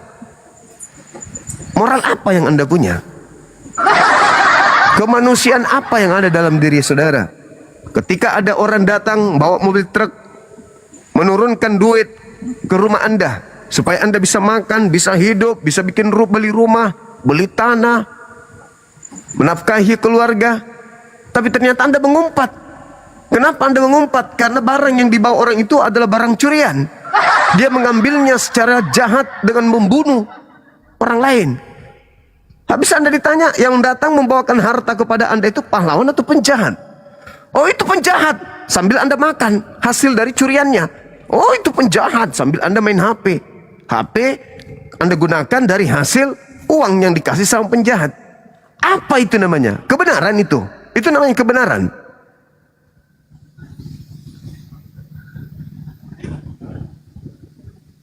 Memang salah setting dari awal kan? Salah setting. Orang yang tidak menyadari ini oh Yesus itu mau begitu. Bukan Yesus, tapi pelaku-pelaku eksekutor yang hebat. Tuhan dibunuh coy. Gila kan? Mereka ini orang-orang hebat ini. Yang berkongkong-kongkong membuat tipu muslihat, membuat saksi palsu. Iblis yang begitu keren merasuki Yudas. Mantap kali kan? Jadi bukan Yesusnya yang juru selamat. Sederetan pelaku di belakang itu semua, itulah juru selamat.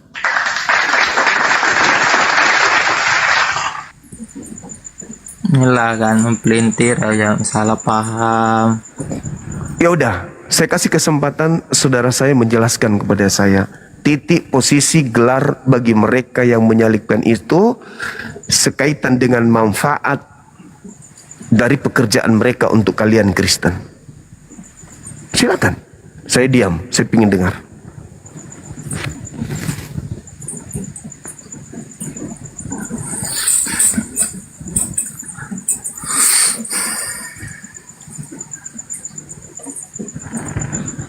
Silakan Bang. Ucapkan apa kepada pelaku pembunuhan? Terima kasih Om, karena kerja kalian yang salah itu menyebabkan kami selamat. Nah sekarang pelaku masuk neraka apa masuk surga? Tuhan aja nggak suka sama mereka, sampai ada bilang mereka tidak tahu apa yang mereka lakukan. Artinya apa? Mereka pelaku kejahatan bukan? Iya. Nah terus hasil dari pekerjaan kejahatan itu apa manfaatnya buat Anda?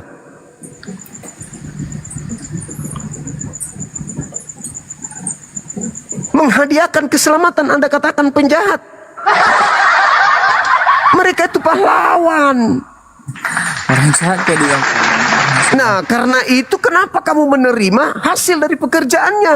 Inilah yang orang-orang berpikir tidak mau masuk Kristen karena tidak masuk akal.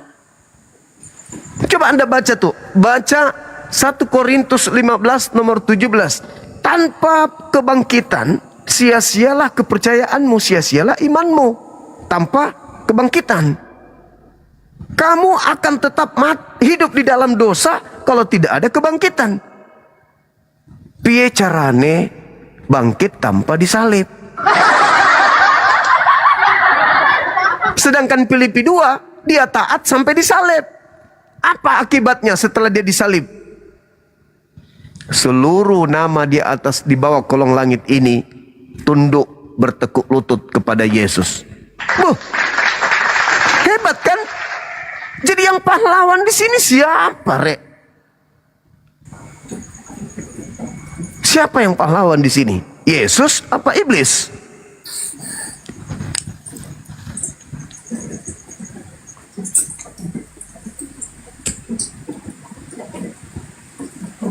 Yang pahlawan sini siapa? Yesus datang, tapi tidak ada iblis. Tidak ada kemudian imam kepala. Tidak ada tipu muslihat. Tidak ada kesaksian palsu. Bisa Yesus mati disalib? Siapa yang mau bunuh? Gak ada. Jadi Yesus datang ke pasar, ramai orang, bunuh aku dong. Gak ada yang mau. Datang lagi ke bait suci, bunuh aku dong. Gak ada yang mau. Datang lagi di penghakiman, bunuh aku dong. Kenapa lu mau sekali mati? Aku mau menyelamatkan orang-orang Kristen. Enggak, aku gak mau bunuh kamu. Aku gak mau masuk neraka. Karena kamu sendiri yang mengatakan di dalam Matius 16, apa yang harus aku lakukan supaya aku bisa masuk surga? Jawabmu, jangan kau membunuh. Ya aku gak mau bunuh kau dong, supaya aku masuk surga. Karena kau sendiri yang bilang, apa syaratnya mendapatkan hidup yang kekal? Jangan kamu membunuh. Terus kamu mengatakan di dalam Yohanes 8 nomor 37 nomor 44, orang yang ingin membunuhmu adalah iblis. Jangankan yang mau membunuhmu, berpikir saja kalau itu kamu akan disalib, itu iblis menurutmu. Matius 16 nomor 23. Enggak mau saya disebut iblis. Ora iso. Gak mau aku disebut iblis. Mati aja sana sendiri. Nah, gimana Kristen mau dapat keselamatan kalau tidak ada yang membunuhnya? Bunuh dong. Enggak. Aku mau masuk surga. Membunuh kau masuk neraka. Bodoh, siapa yang mau masuk surga? Neraka. Bunuh dong please. Untuk apa sih kau dari kemarin minta dibunuh? Ada apa sih kau sos? Ngapain kau minta dibunuh? Minum aja baygon sana. Kasihan loh, Kristen harus selamat. Kalian harus bunuh aku cepat. Kristen, aku mau selamatkan Kristen, bunuh cepat.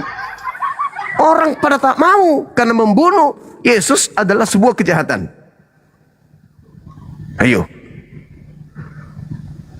Kayak mana ini? Program siapa ini yang kok ada salah setting kayaknya nih? Iya kan? Benar juga ya.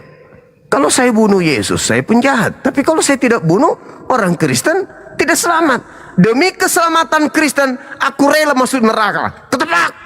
Siapa yang pahlawan? Siapa yang juru selamat? Siapa yang rela masuk neraka demi kalian? Demi keselamatan kalian? Hah? Penjahat. Berarti juru selamatnya adalah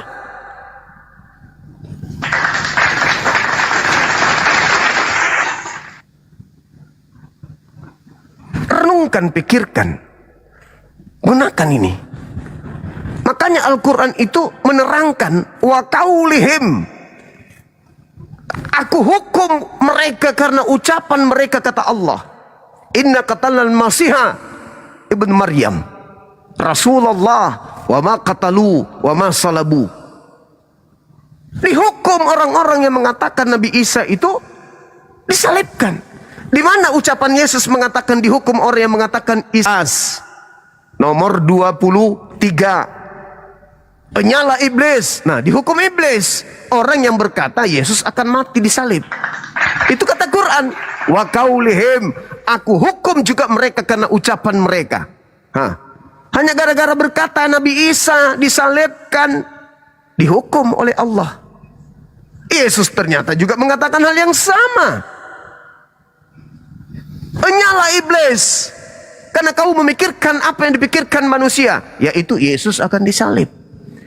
Kau tidak memikirkan apa yang dipikirkan oleh Tuhan, yaitu apa? Sekuat apapun Romawi berkongko-kongko dengan kekuatan setan, mereka tidak akan mampu kemudian membunuh utusanku. Itu pikiran Tuhan.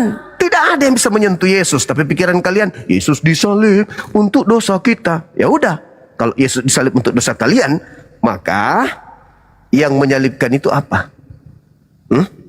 Pahlawan atau penjahat? Kalau dia digelari penjahat, suruh Yesus bunuh diri. Kalau digelari pahlawan, baru betul. Maka mereka semua, iblis, Yudas, tentara Romawi, mereka adalah pahlawan-pahlawannya Kristen. Itu bang. Coba dipikirkan bang. Coba dipikirkan. Yang mana yang berjasa sebenarnya menyelamatkan kalian? Yesus kah? Atau pelaku? Kalau tidak ada pelaku, Yesus gimana caranya mati? Kayak tadi itu ceritanya. Bunuhlah aku, supaya bisa tebus dosa Kristen. Atau bila kau perlu, racunlah aku. Gimana?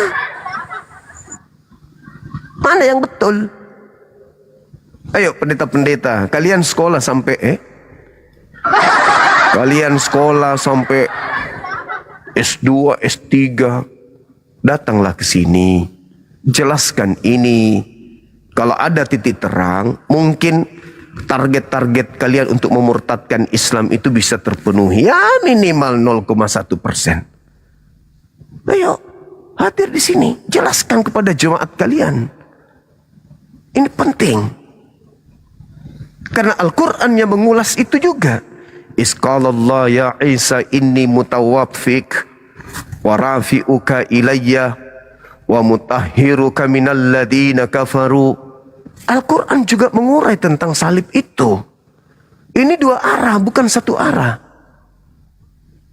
Ini saya tidak satu arah ini. Ini dua arah.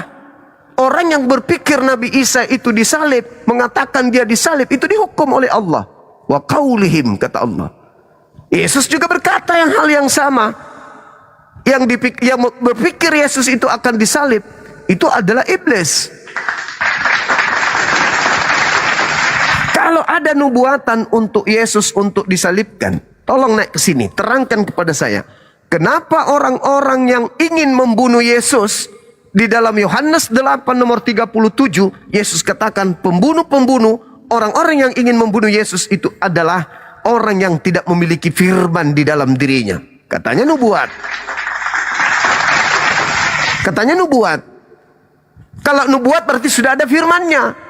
Kalau sudah difirmankan, hari ini orang yang ingin mempraktekkan apa yang dinubuatkan berarti pelaku firman. Pelaku firman katanya. Tapi Yesus mengatakan, kau ingin membunuhku karena di dalam dirimu tidak memperoleh firmanku. Mana yang betul? Salib itu dinubuatkan atau gimana? Ayo, saudara pendeta, silakan ke atas. Tidak usah ketakutan, tidak usah panik. Kita berdiskusi aja, santai.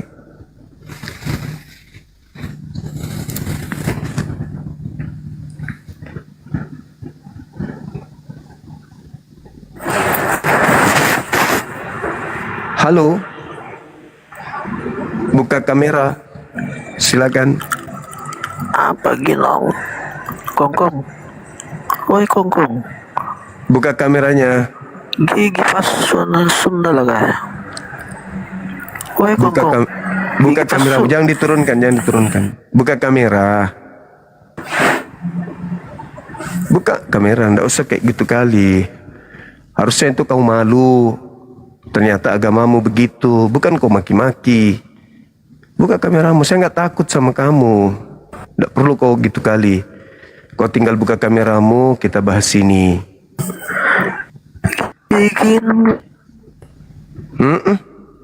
Itu di 2 Petrus 2.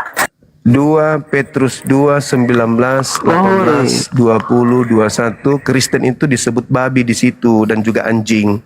Jadi enggak usah kau sebut-sebut makananmu. Jangan kau sebut habitatmu tidak bagus. Buka kamera. Buka kameramu. Ini sini. Kongkong jalano. Alano nyo kongkong. Woi, gigi pasu. Gigi congkang. Buka kameramu. Mapuso ko tuh. Dia katakan Allah kita itu anjing katanya. Tuhan kita anjing. Ada. Atau dibilang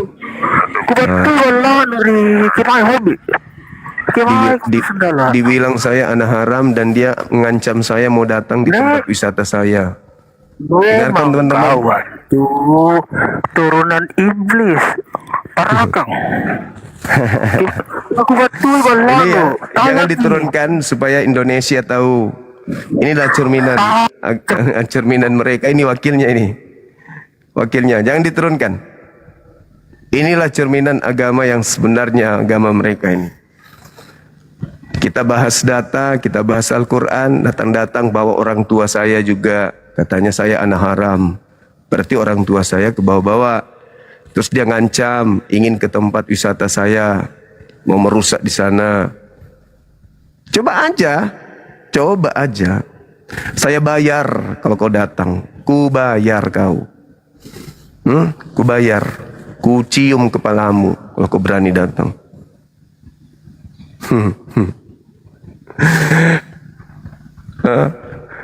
Bukan orang kayak saya mau kau takut-takuti. Saya tidak terjun di dunia seperti ini kalau saya penakut. Enggak. Jadi enggak perlu kau ngancam-ngancam gitu, enggak bawa bahasa kotor gitu, enggak perlu.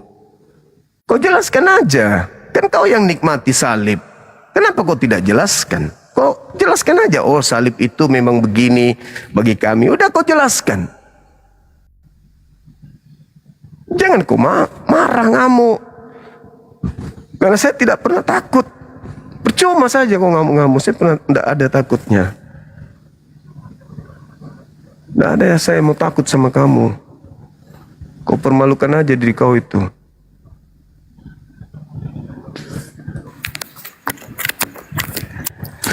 Halo saudara, 2000 buka kamera bang. Dibuka kamera, silakan. Saudara buka kamera biar kita diskusi dengan baik. Malam bang. Malam, silakan. Iya. Bisa nggak kalau nggak payah lihat muka aja karena lagi breakout. Alasannya? Ya jerawatan aja sih. Ya nggak apa-apa kan, masa gara-gara jerawat.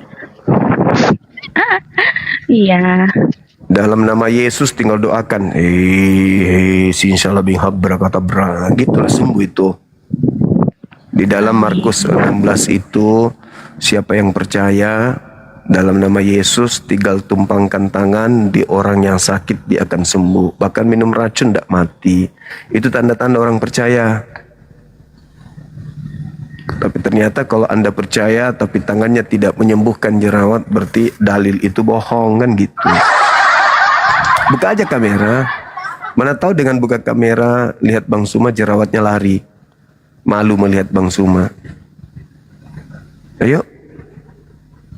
Nah gitu dong. Ternyata mulus mukanya. Ada ini dibilangnya kemudian ada jerawatnya. Nggak ada pun. Jangankan jerawatnya ada, mukamu pun nggak ada. Gimana mau ada jerawat? Bohong aja.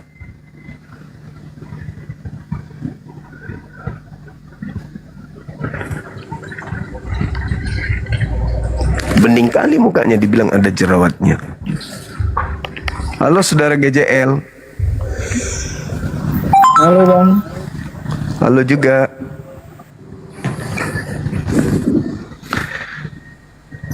Apa Halo. tuh ini yang dibahas bang? Ini eksekutor salib itu pahlawan atau penjahat buat Anda? Eksekutor salib pahlawan atau penjahat? Iya. Ya penjahat loh bang. Penjahat ya. Berarti keselamatan kalian itu berasal dari penjahat sesuai dengan apa yang diterangkan oleh Yesus di dalam Lukas 22 nomor 53 bahwa saatnya sekarang ini kegelapan, kuasa kegelapan bereaksi gitu. Di dalam Yohanes 14 nomor 30 juga begitu. Dunia sekarang sudah dihakimi sebab penguasa dunia telah datang, dan penguasa dunia sedikit pun tidak akan berkuasa atas diriku. Jadi yang melakukan kejahatan ini pahlawan berarti ya. Assalamualaikum warahmatullahi. Waalaikumsalam warahmatullahi wabarakatuh. Ya bang. Sehat selalu bang. Udah oleng pada oleng ngoten ikut tengok bang. Tadi akunya privat itu bang, pengikutnya Yang nol. Yang mana tuh? Yang ngancam-ngancam abang tadi. Nggak berani bang, nggak berani orang ngancam. Sorry kawan, sorry. Moderatornya memang kadang ini, kadang ngantuk.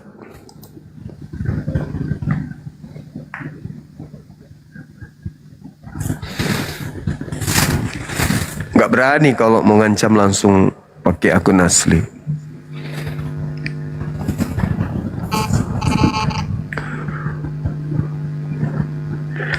Halo. Ya halo. Ya, selamat malam bang. Iya malam.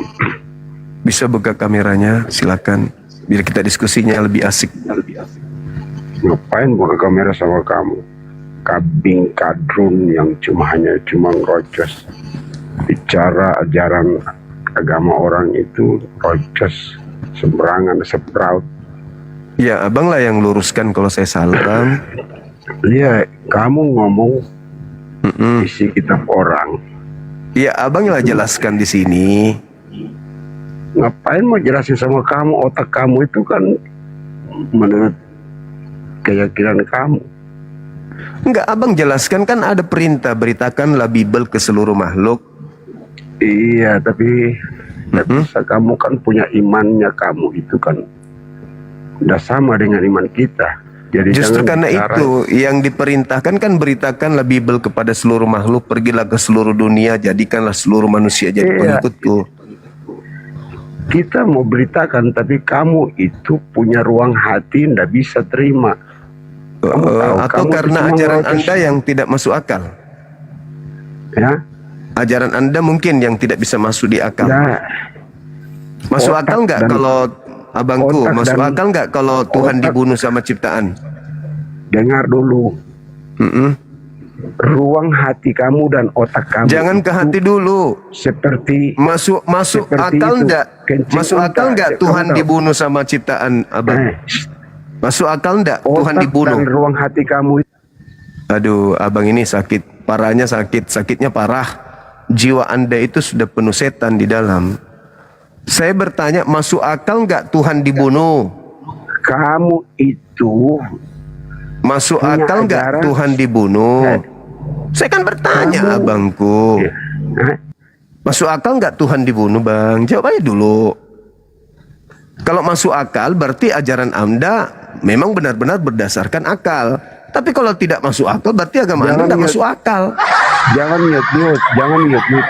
Makanya jawab pertanyaan, masuk akal Anda nggak Tuhan dibunuh, bang, sama manusia? Orang dibunuh atau tidak dibunuh, Bukan orang, manusia. Tuhan, abangku, Tuhan. Kalau orang dibunuh mah wajar. Ini Tuhan dibunuh, bang, Tuhan. Masuk Botol. akal nggak? Botol, kamu dengar ya? Kadrun. Masuk akal abang nggak Tuhan dibunuh, bang? Kadrun, kamu dengar ya? Kok sampai yang segitu sudah kali menjadi- abang ini yang sudah gimana menjadi- sih? yang sudah menjadi tua, sudah bau tanah, sedikit lagi masuk neraka, menghujat. Abang. Anda nyebut saya kadrun, sementara yang Anda sembah manusia padang gurun. Tuhan Kamu Anda tiap itu manusia hari- padang gurun, bang. Setiap Coba hari Anda kamu baca. Coba Anda baca Yohanes 11 nomor 54. Mulai saat itu Yesus menghindar dan menuju ke padang gurun Jangan Efraim. ciplak-ciplak ayat Alkitab. Yesus Kamu itu di dalam kadrun, Yohanes otak 11 kamu itu nomor ada di- 54 dia itu adanya manusia yang hidup di padang pantat gurun. unta, kamu.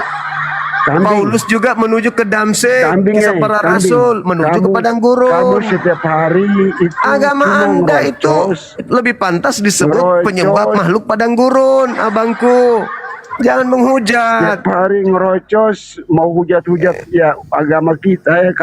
Kok saya menghujat apanya, bang? Saya bertanya. Setiap hari kamu itu ngerocos. Ya memang itu tugas saya.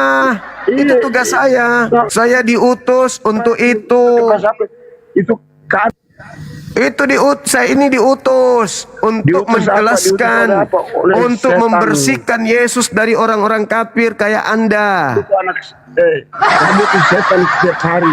Enggak Yang dong, mau saya itu. diutus untuk membersihkan Yesus yang asli dari orang kafir kayak Anda. Kambing. Nah, itu kan mulutnya kambing lagi. 2 Petrus 2 19 20 21 22 Kristen disebut babi dan anjing di situ, bang. Anda disebut anjing sama babi di situ, saudaraku. Kamu ngomong ayat-ayat kitab kamu aja, jangan ngomong-ngomong. Lah kenapa Anda sensi kayak setan? Setan Kamu itu setan itu tidak mau Jahanam dibongkar kamu. rahasianya, bang. Setan itu selalu nyamar-nyamar. Kalau diganggu penyamarannya ngamuk, abangku. Itu setan gitu. Abang inilah. Saya kan cuma bertanya, apakah penyalib Yesus itu pahlawan atau penjahat? Tinggal Anda jawab, naik kadrun apa segala macam. Dia nggak sadar kalau yang dia sembah itu makhluk padang gurun. Gak malu. Halo, selamat malam.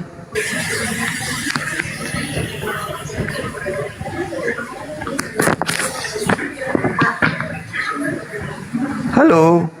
Halo. Ya, malam bang. Bisa buka kameranya bang? Malam. Buka kamera bang. Jangan kayak tadi maki-maki kita.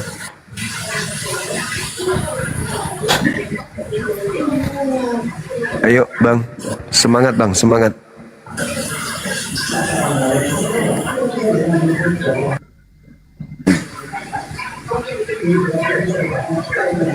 Halo, Saudara Hendra. Ya. Halo. Dari sekte mana, Bang? Katolik apa? Iya, Nasrani nggak ada sekarang. Nasrani, Bang, udah habis. Yang ada Kristen, Katolik. Oh, jadi kamu yang tahu. Kamu tanya, saya jawab. Iya, karena Nasrani itu munculnya di Al-Quran, Bang. Nggak ada di Bible Anda. Jangan tipu-tipu lah, abangku. Dari nama aja sudah nipu-nipu, nggak bagus gitu, Bang. Jujur aja, gue jadi Kristen, bilang Kristen, Protestan, Advent, Katolik. Jangan kayak gitu. Ini diskusi ilmiah, bukan maki-makian. Oke? Maki siapa? Nah, tadi abang mengatakan itu. Saya sembrono katanya. Saya justru meluruskan, tidak ada Nasrani itu di Bible Anda. Nasrani itu di Al-Quran, abangku. Itu pengikut Nabi Isa, Bang. Abang kan bukan pengikut Nabi Isa. Abang pengikut Paulus. Jadi abang cocoknya Kristen. Kristen. Oke, terus apa lagi? Nah, itu jawab pertanyaan tema. Apakah yang menyalib Yesus itu pahlawan atau penjahat? Silakan. Tujuan pertanyaanmu apa? Supaya kita tahu siapa di belakang penyaliban itu, Tuhan atau setan. Ada pertanyaan karena dia nggak tahu. Ya. Ada pertanyaan karena dia mau tahu. Ya. Ada pertanyaan hanya mau memprovokasi. Ya, terus? Ada pertanyaan supaya dia mau sadar, mau ikut. Karena ketidaktahuan. Terus? Tujuan pertanyaanmu apa?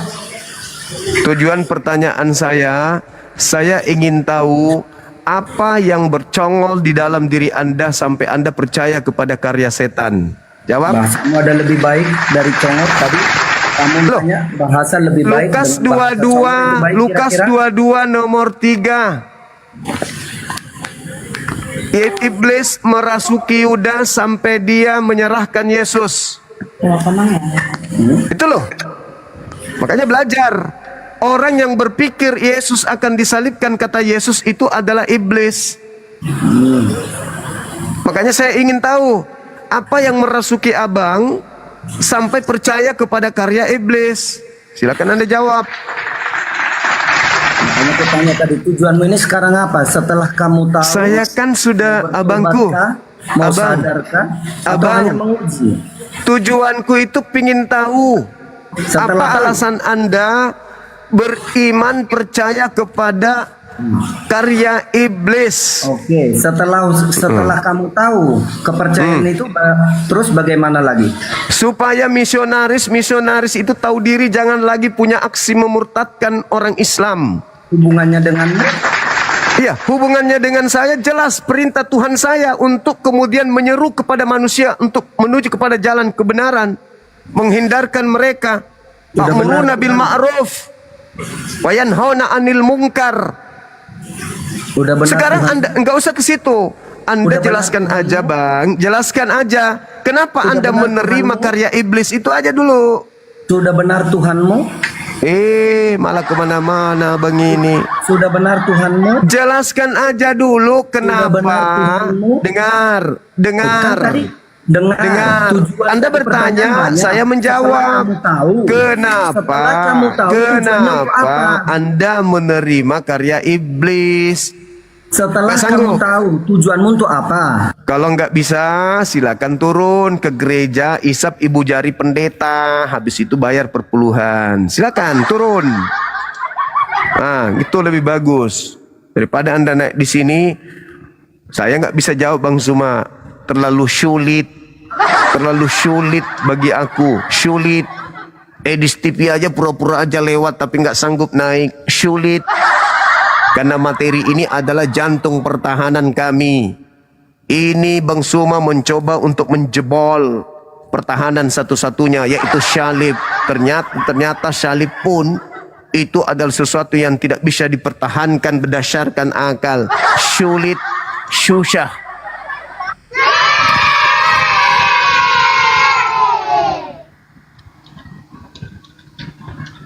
Baik, selamat malam Bang Zuma. Malam. Saya pertamanya Kristen Katolik. Iya. Tapi saya mualaf di tahun 2018. Saya nikah sama agama Muslim, Bang Zuma. Alhamdulillah. Aksi keluarganya? Nah, itu yang saya bingung. Mau belajar ngaji, belajar sholat itu saya bingung. 2018. Iya, nikah di 2018 Bang Zuma. Sudah 7 tahun Bang. Iya Bang. Anak-anak Islam? Anak belum punya Bang Zuma. Tapi sering ke masjid? Nah, saya pernah ke masjid. Itu saya sholat Jumat 2 kali Bang Zuma. Ya, terus? Nah, terus itu waktu saya kerja di perusahaan itu, saya ini pakai sarung. Nah, itu saya pakai salah, teman-teman pada ketawain saya. Terus itu saya malu Bang Zuma. Hah, unik kali. Kenapa juga ke kantor pakai sarung Bang? Enggak, makanya di pabrik itu kan ada musola. Saya pakai sarung itu salah. Maksudnya pakai sarung salah itu gimana? Makanya saat ini kan ada tata caranya pakai sarung buat sholat kan. Nah itu saya salah makanya. Terus sarungnya itu kelorot, jatuh. Oh, ya salah sendiri Bang. Kenapa bisa ngelorot? Tapi itu bukan jadi alasan. Kita itu harus malunya kepada Tuhan, bukan kepada manusia. Karena ketika nanti kita mati, yang menghakimi kita bukan manusia tapi Tuhan. Itu kan kejadian cuma sekali. Itu rapuh kali itu Bang. Sekarang mau belajar ngaji, mau belajar sholat ini ke siapa, bingung sayanya Bang Zuma. Usia berapa sekarang usianya? Saya usianya 33 Bang Zuma. Masih muda loh. Masih punya kesempatan. Silakan ke masjid terdekat, belajar di sana. Sampaikan saya mu'alaf yang ingin bertekun belajar tentang Islam. Pasti diterima. Siap Bang Zuma. Iya. Di mana di Jakarta? Saya di Jakarta istri saya di Jakarta Barat. Cikareng. Saya kerja Cikareng. di Bekasi. Iya Bang Zuma. Oke, nanti bisa hubungi tim kita yang ada di Jakarta untuk diarahkan belajarnya di mana gitu. Iya, pengen sekali saya Bang Zuma. Iya, Insya Allah. Bang Handi monitor, tolong di DM saudara kita ini, di DM beliau, nanti kita arahkan belajar di mana gitu. Soalnya Bisa selama ini kan selama saya nonton TikTok kan saya lihat live Bang Zuma mau naik sering nggak diterima. Oh iya, sorry. Bukannya tadi udah naik di sini, belum ya? Ya udah naik cuma jaringannya macet Bang Zuma. Oh iya, sip. Oke lah. Makanya saya minta petunjuk biar ada bimbingan saya gitu. Iya, baik. Makasih banyak. Saya menghargai keinginan adik ini untuk belajar. Nanti Bang Handi mohon Kanda di DM beliau. Nanti ada yang DM. Ya. Nanti tukaran nomor. Nanti kami arahkan kemana pergi belajar, ya. Ya siap Bang Zuma. Iya.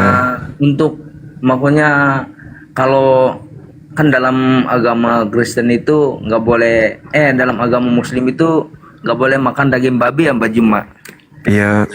Nah itu kalau di keluarga kami itu kami kan ada 7 bersaudara Bang Zuma. Terus? Nah itu ada 5 orang saudara saya itu makan daging babi.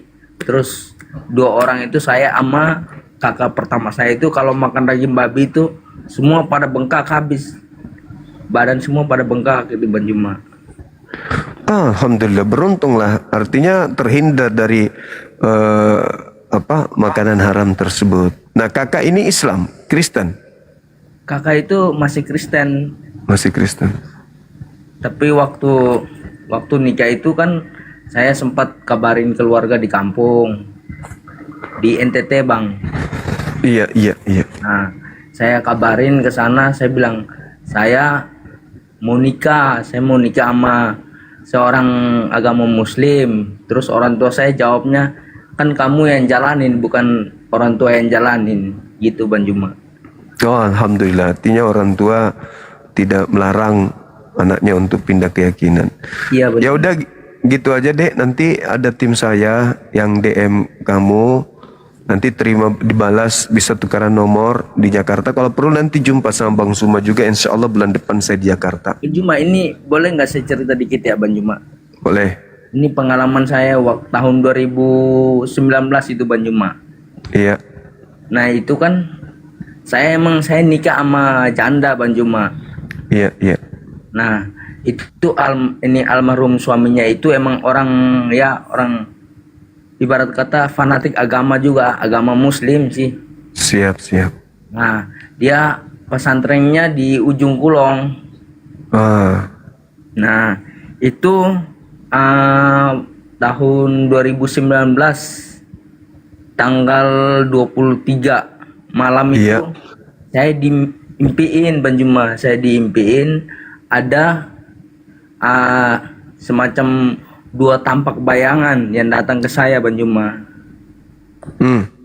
Nah yang satu putih, yang satu hitam. Iya. Ini dia kasih saya itu sejadah itu Bang Juma. Dia kasih sejadah begini, saya terima yang putih. Nah itu dalam mimpi saya bangun begini pas jam 3 subuh Bang Juma. Iya, Masya Allah. Iya. Oke, Masya Allah. Itu demi Allah Bang Juma. Saya ceritakan mimpi saya itu benar-benar dari lubuk hati saya Bang Juma. Iya, oke. Itu saya pernah cerita sama Pak Ustadz, katanya itu apa? Itu menunjukkan ke kamu jalan yang benar.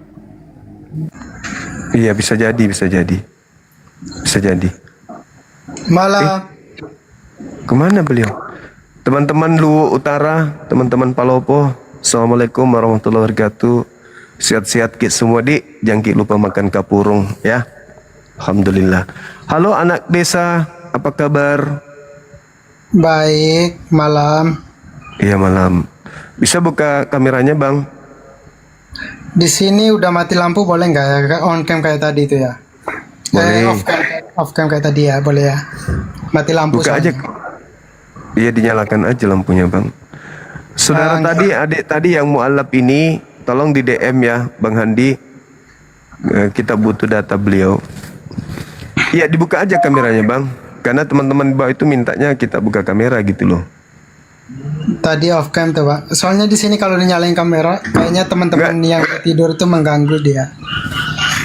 Masalahnya tadi itu memang dia datang mau ribut, makanya dia nggak mau.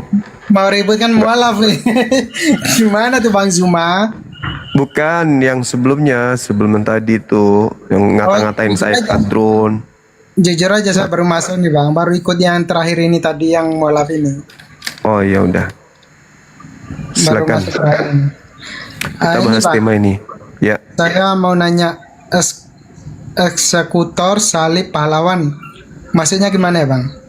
Yang membunuh Yesus itu dalam konsep Kristen pahlawankah atau penjahat? Yang membunuh Yesus yang disalib itu ya. Iya. Itu sebenarnya bukan pahlawan itu Bang. Tapi bentar Bang.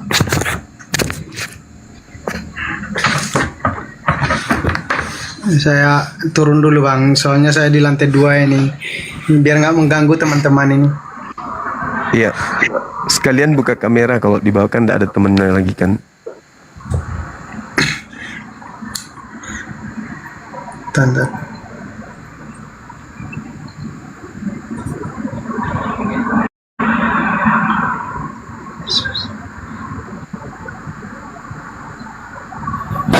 Bro, saya turun dulu sebentar bro. Nah, ini ada.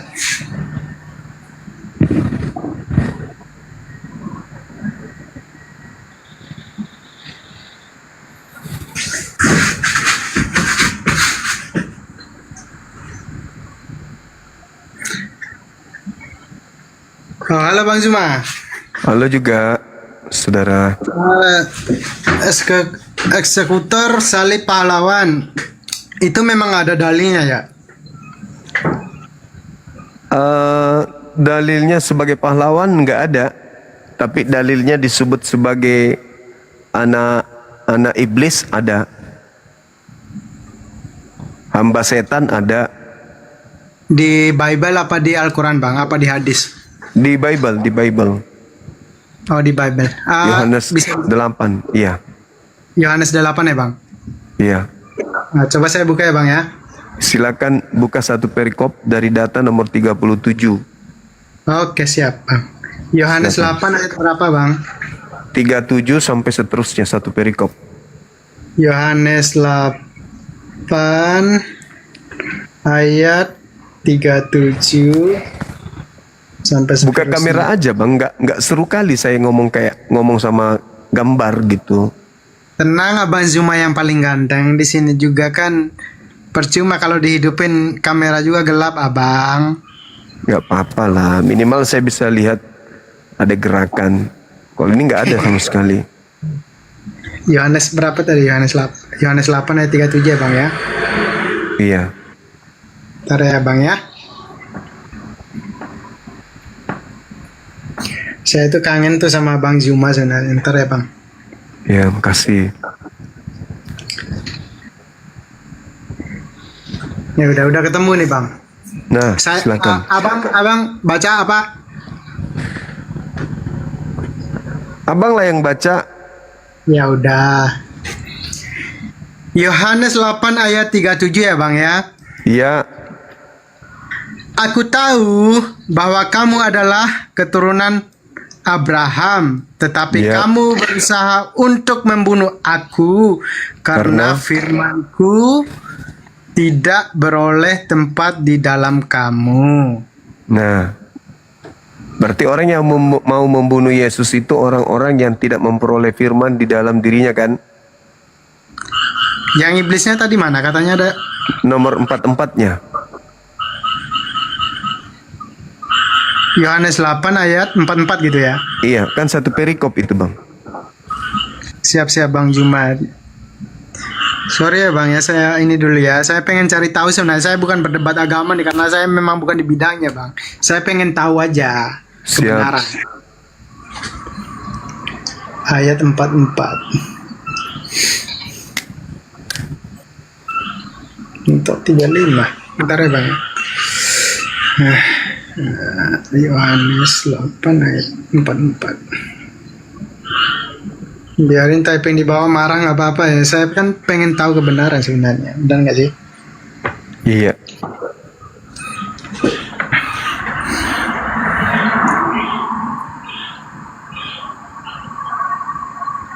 Gelap kok bisa baca, kan baca di HP abangku. Oh ini Bang, udah ketemu abang. Silakan. Siap.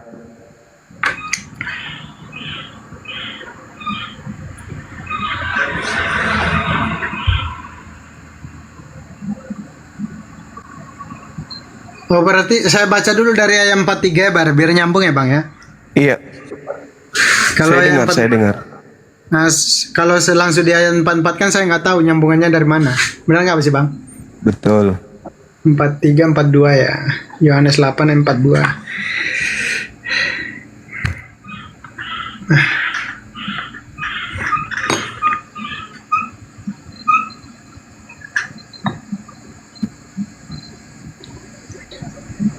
Ini. Kita baca ya Bang ya. Silakan. Jikalau Allah adalah Bapamu, kamu akan mengasihi aku.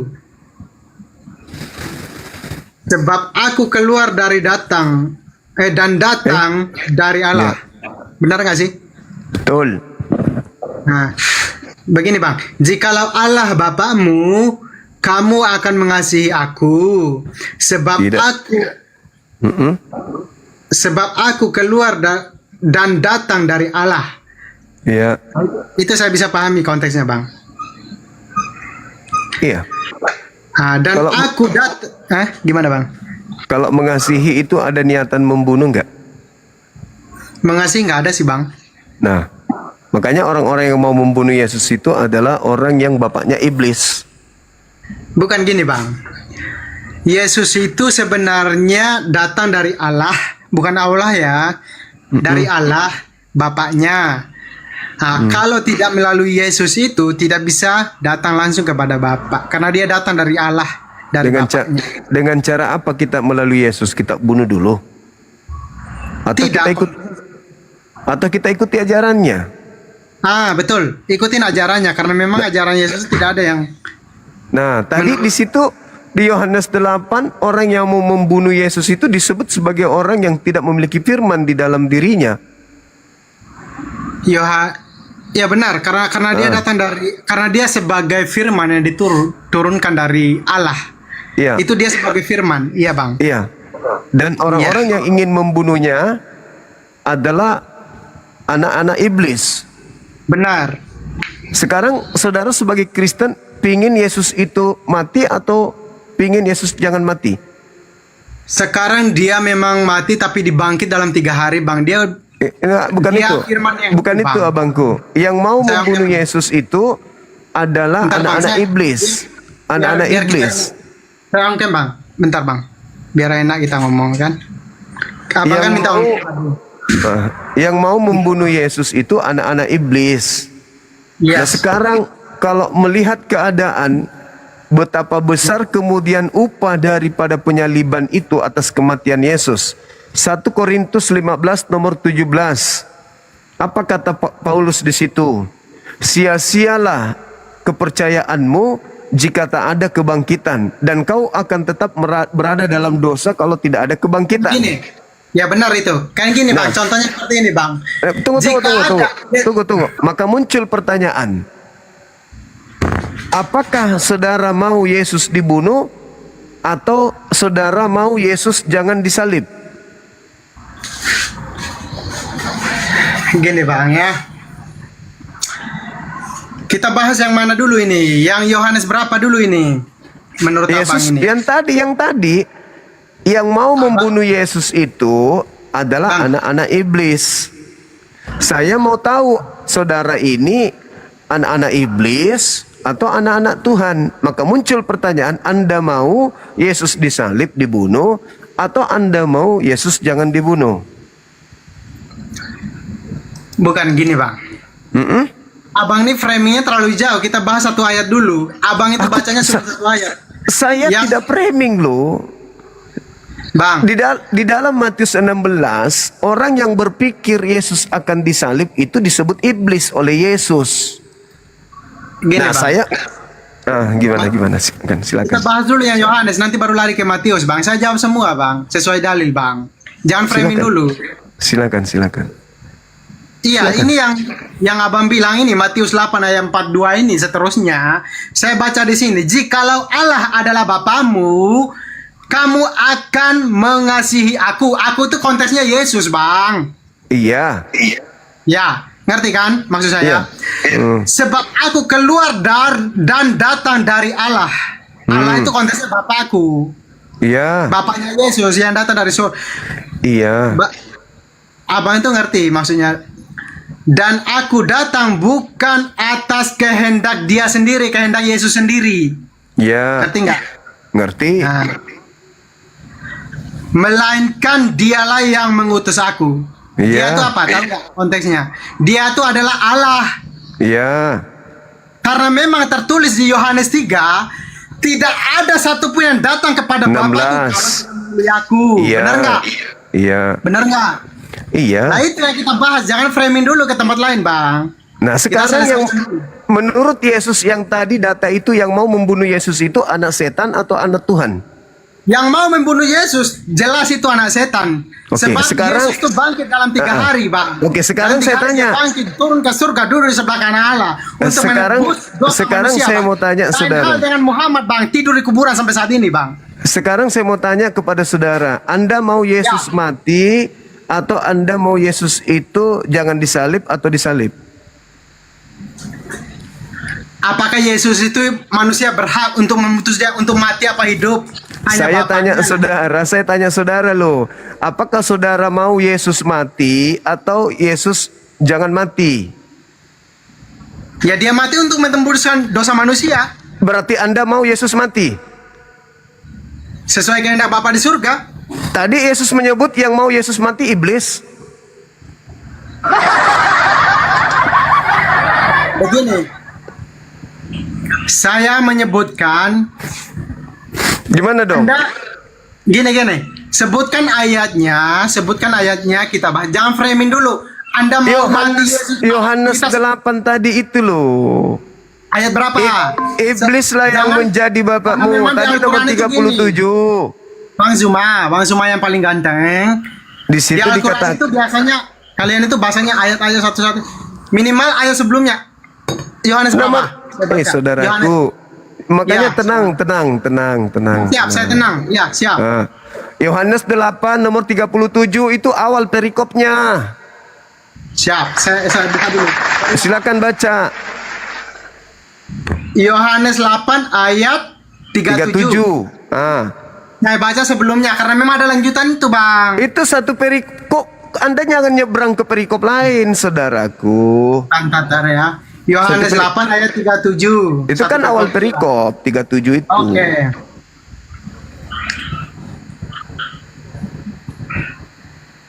Yohanes 8 ayat 37 dalam Alkitab terjemah bahasa Indonesia. Oke.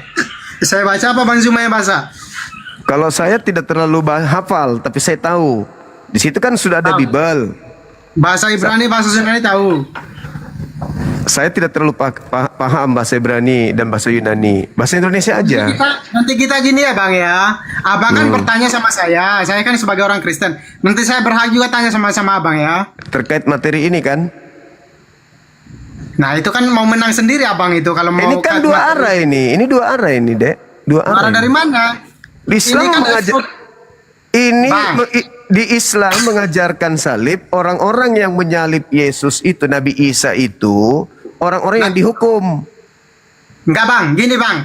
Kalau nanti mau kiamat, itu Isa itu akan turun menjatuhkan salib. Abang itu sebenarnya makanya salib bagi kami itu adalah karya setan. Isa Al-Quran sama di Kristenan itu beda, Bang. Iya, tapi kan kita sama-sama membahas tentang salib. Al-Quran membahas salib, kitab Anda membahas salib. Dua arah. Gini aja kontesnya. Abang Zuma ini mau bahas di Bible apa di Al-Quran? Nanti bertanya ke saya tentang Al-Quran penyaliban. Saya sekarang bertanya ke Anda tentang penyaliban, kan gitu. Baca Yohanes 8:37. Orang-orang yang ingin menyalibkan Yesus itu adalah anak-anak setan. Sekarang Anda mengatakan Anda ingin dosa Anda disalib, dosa Anda ditebus. Berarti Anda adalah anak-anak. Nah itu framing, nggak ada dalilnya. Kalau gini. Bang, Coba. Akan kelihatan Bang Zuma kalau dibuka maskernya akan kelihatan lebih ganteng, Bang. Baca Yohanes 8 nomor 37. Baca. Serius Bang? Ayo. Akan kelihatan Bang Zuma. Tak follow dulu ya, anak ganteng.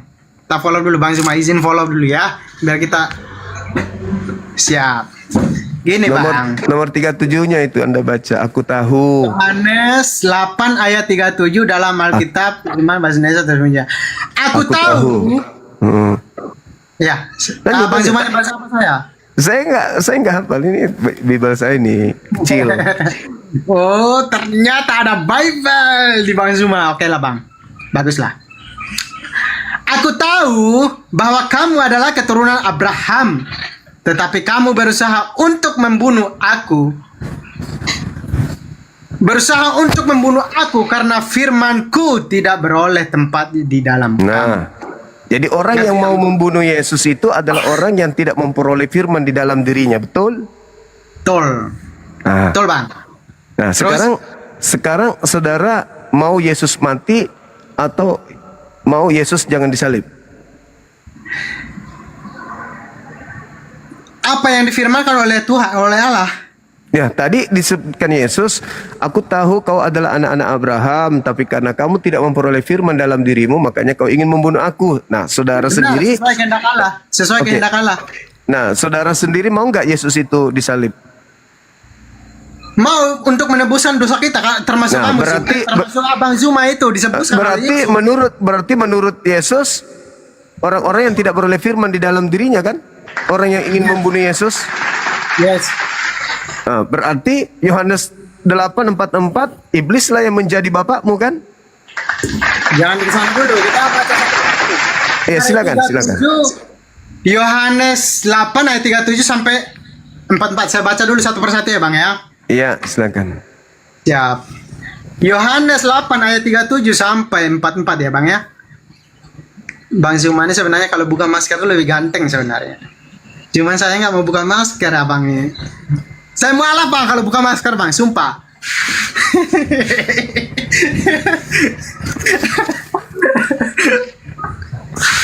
Bingung ya di bawah tuh. Bingung kalian ya? Ya udah. Saya baca ini nih. Tadi 37 Yohanes 8 ayat 37 tadi yang kita baca ya Bang ya. Sekarang Yohanes 8 ayat 38 saya baca Bang sampai 44 ya. Ya Bang. Iya. Yohanes 8 ayat 38. Apa yang kulihat pada Bapa, itulah yang kukatakan, dan demikian juga kamu berbuat tentang apa yang kamu dengar dari bapakmu. Ayat 39 Bang. Jikalau sekiranya kamu anak-anak Abraham, tentulah kamu mengerjakan pekerjaan yang dikerjakan oleh Abraham. Ya Bang. Ayat 40 Bang. Tetapi yang kamu kerjakan ialah berusaha membunuh aku. Aku tuh Yesus kan? Ya, bukan Bang Zuma lah, Yesus. Benar gak sih? Kok tunjuknya gini? Apa Bang Zuma mau jadi Yesus?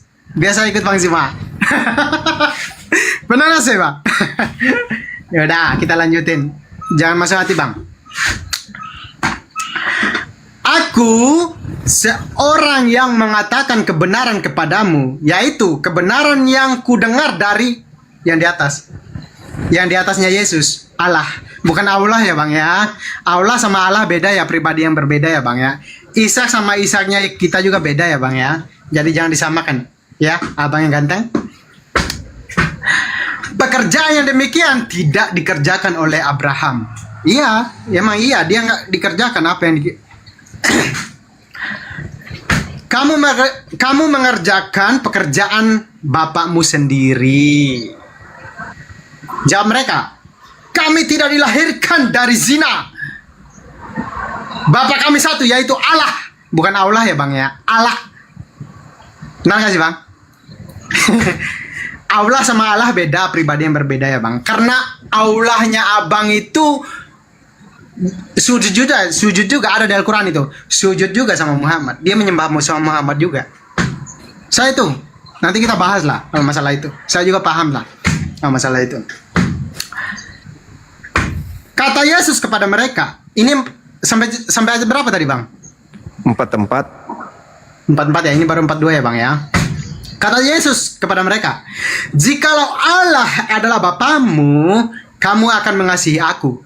Iya benar dia ngomong demikian, karena memang tidak ada seorang pun yang datang kepada Bapa kalau tidak melalui Yesus. Benar, yang benar itu. Dia harus mengasihi. Sebab aku keluar dan datang dari Allah. Dan aku datang bukan atas kehendakku sendiri, melainkan dialah yang mengutus aku. Dialah itu artinya Allah. Ngerti nggak Bang? Ngerti. Dialah itu artinya Allah, bukan Allah. Allah sama Allah pribadi yang berbeda. Jadi saya cuma subjektif sama abang aja. Apakah sebabnya kamu tidak mengerti bahasaku? Sebab kamu tidak dapat menangkap firmanku. Ayat 44. Iblislah yang menjadi bapamu dan kamu ingin melakukan keinginan bapamu. adalah pembunuh manusia sejak semula dan tidak hidup dalam kebenaran. Sebab di dalam dia tidak ada kebenaran apabila ia berkata dusta. Ia berkata atas kehendaknya sendiri sebab ia adalah pendusta dan bapa segala dusta. Oke, dah. Ngerti nggak konteksnya itu, Bang? Ngerti. Dari Sekarang atas itu sampai bawah itu ngerti nggak konteksnya? iya, oke. Sekarang siapa yang ingin membunuh Yesus? Iblis atau Allah? Bagi yang tidak mengikuti firman-Nya. Iya. Kalau dia tidak mengikuti ajarannya, sama aja dia.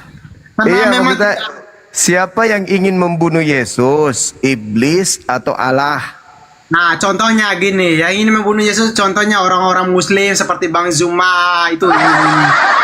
Kenapa lari ke saya? Di situ kan belum ada saya. Tadi katanya saya gini, bukan Abang saya. kan bukan pengikut Kristus, Abang ganteng. Nah, sekarang saya tanya sama saudara. Abang kan termasuk iblis. Yesus mengatakan, iblislah yang menjadi bapakmu dan kamu mau melakukan keinginan bapakmu. Nah, keinginan bapakmu itu, bapakmu yang mau membunuh Yesus itu siapa? Ini tidak mengikuti keinginan bapakmu itu artinya Allah.